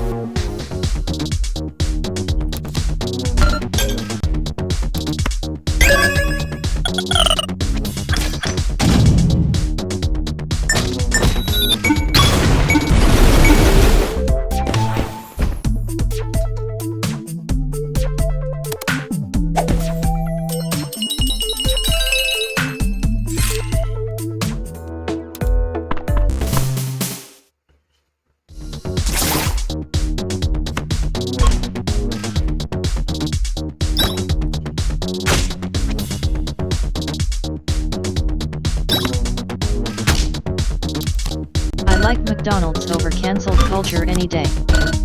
Me too. Know what? In the end of my first pre-record in a while, I'm gonna straight up admit that I like Nintendo. Yeah, that's okay. I'm a Nintendo fan too. But I get that you... But yeah, like, honestly, here's the thing though.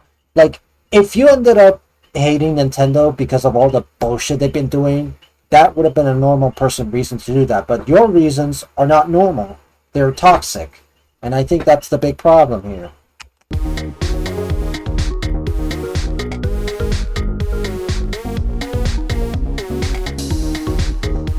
But yeah, you're basically banned just like Haley and Hufflepuff, and just like him, you're gonna have to put that work in order to get back to where I was, okay?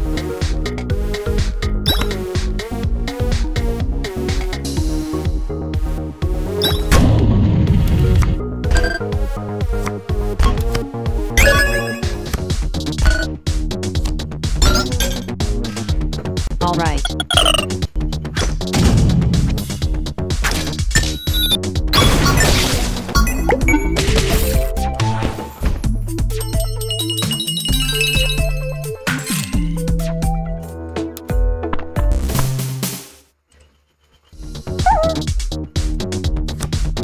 Also, the toga stuff was genuinely just me being unable to let go of my thirst for revenge against my ex. Yeah, that's toxic as fuck. That's the reason I banned you, to be honest.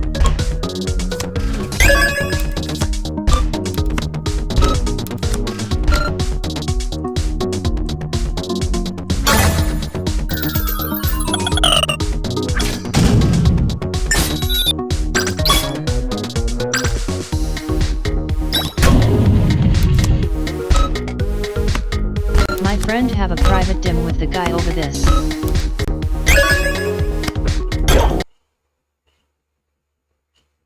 Thing is, I already blocked him on Discord, so that's why he's contacting me over this. You know what? If it makes you feel better, I'll unblock Schrodinger on Discord so we can have a private conversation. But honestly, I think it's a lot more constructive to do it here, because but then again, it's clear that you're making it uncomfortable. So you know what? I'll unblock him. No, fuck. Huh. Yeah, unblock. Let's unblock him. Okay, there we go. Unblocked. Alright, feel free to do it on Discord. But yeah, I generally prefer to talk about it here, but I think I've said what I've said, so I think it's better that you talk about it in private, because Williams here is already uncomfortable. So yeah. Okay. Yeah, pretty much. Anyway, let's get going.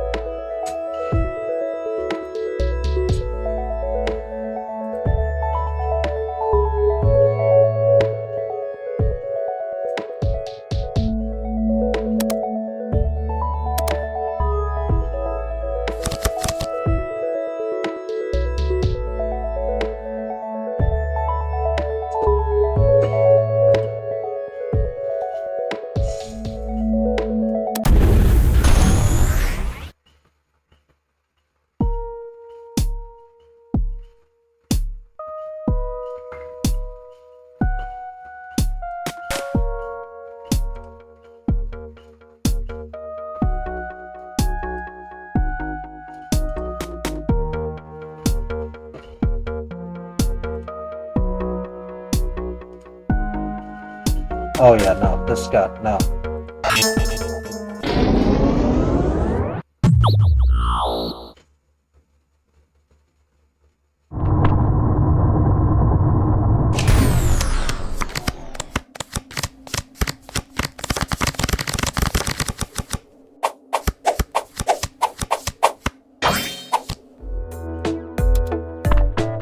So yeah.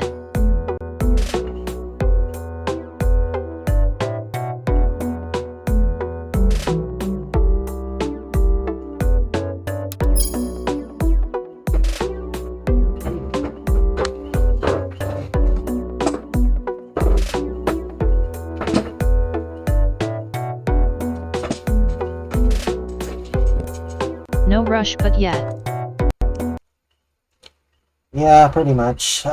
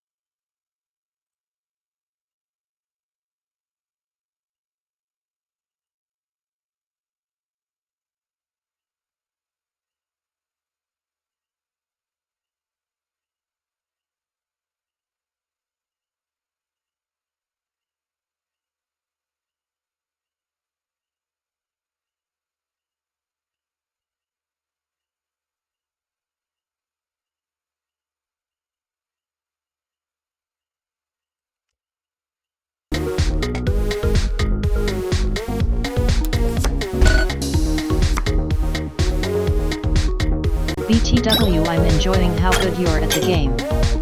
Alright, that's nice.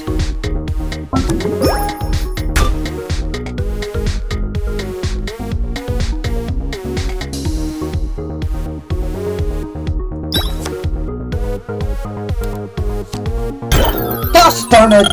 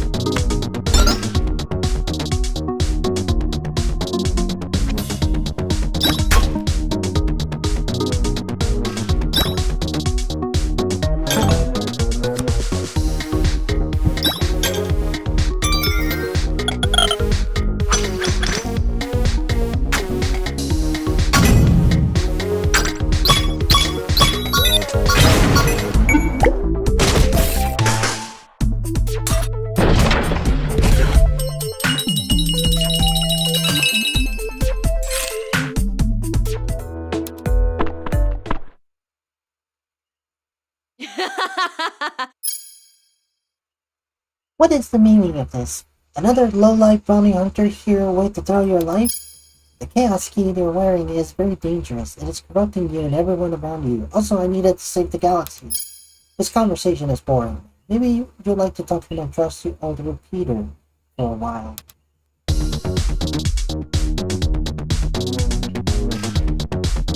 This game looks interesting. Oh yeah, no, absolutely.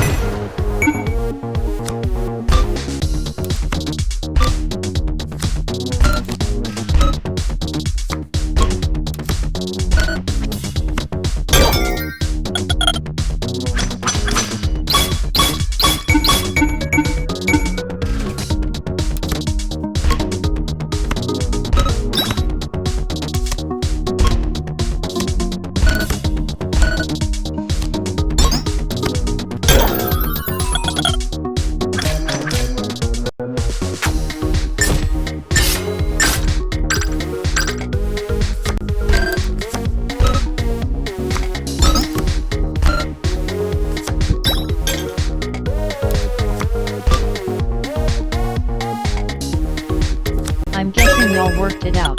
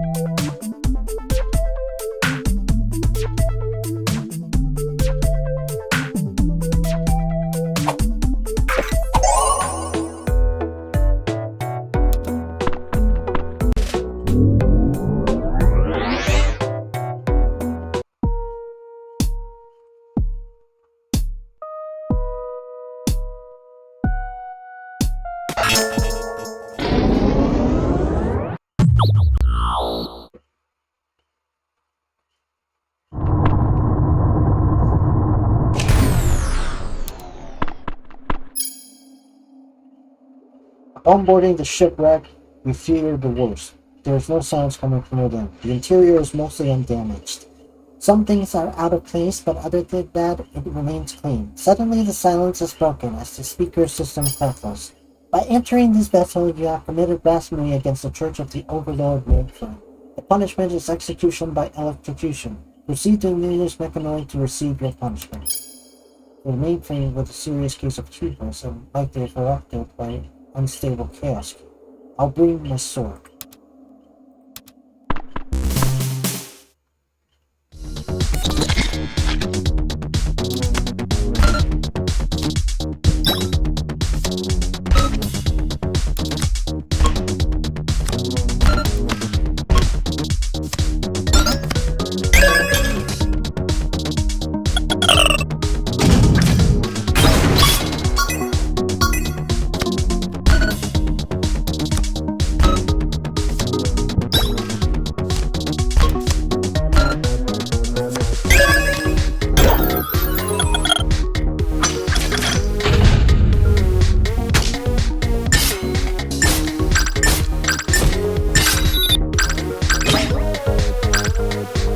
Good thing I invested in health.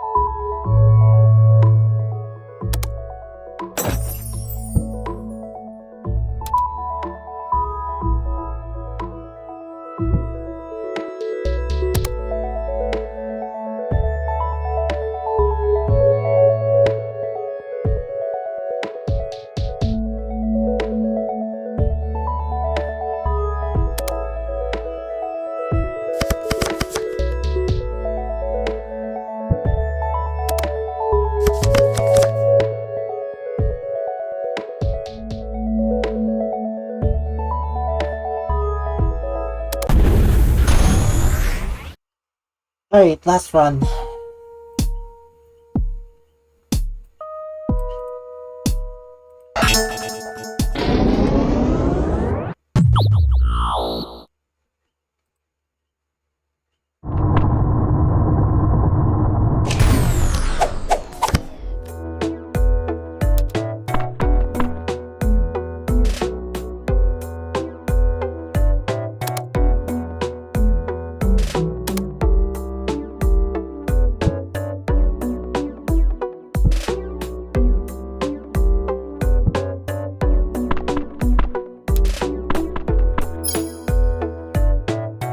Punxsutawney, there's sand as far as you can see in all directions. The heat is almost unbearable. Parasite is raiding in this area, and judging by the reports of how quickly he's raised an army, it's likely he is using the Chaos Key.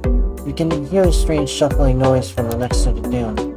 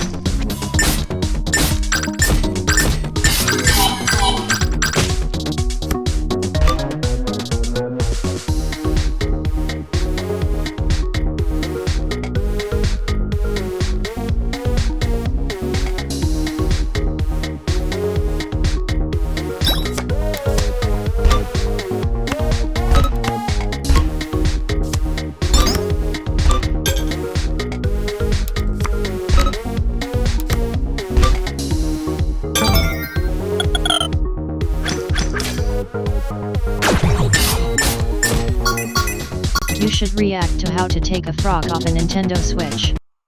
Wait, what? How to take a frog off of a Nintendo Switch?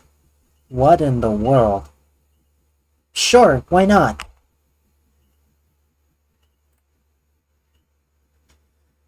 Let me just find out. Let me just.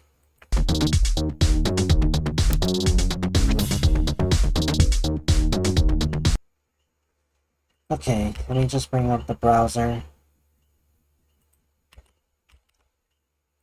$. Is that you, G9? By any chance? Smiley face. Is that you, G9? I don't know.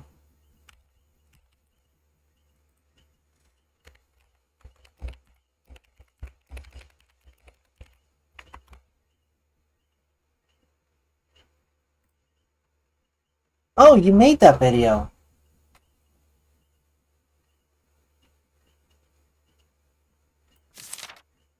Oh, hello you.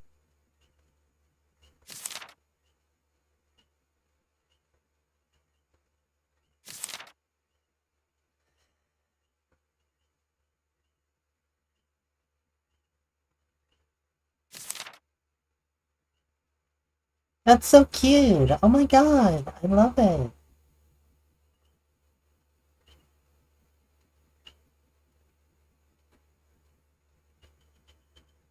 Frog.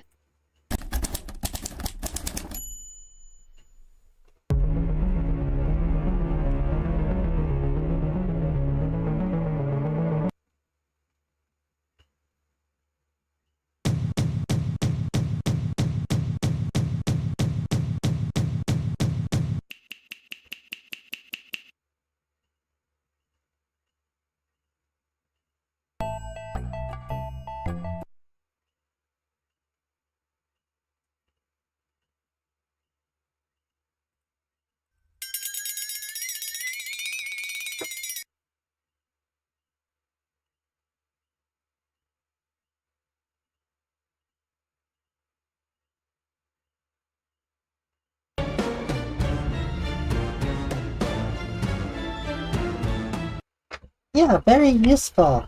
Very useful. You made these videos. Nice.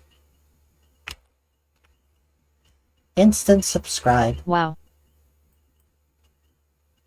Wow indeed. Wow. Wow.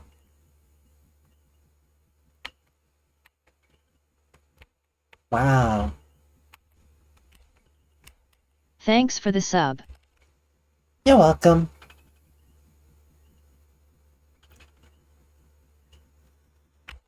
Anyway,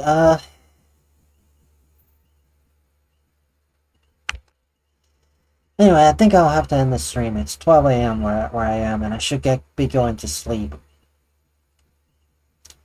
Anyway, thank you all for watching. Appreciate all the things, and you guys take care, okay?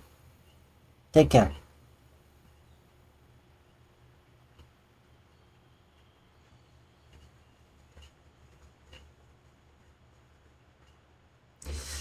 Bye-bye. Like and subscribe.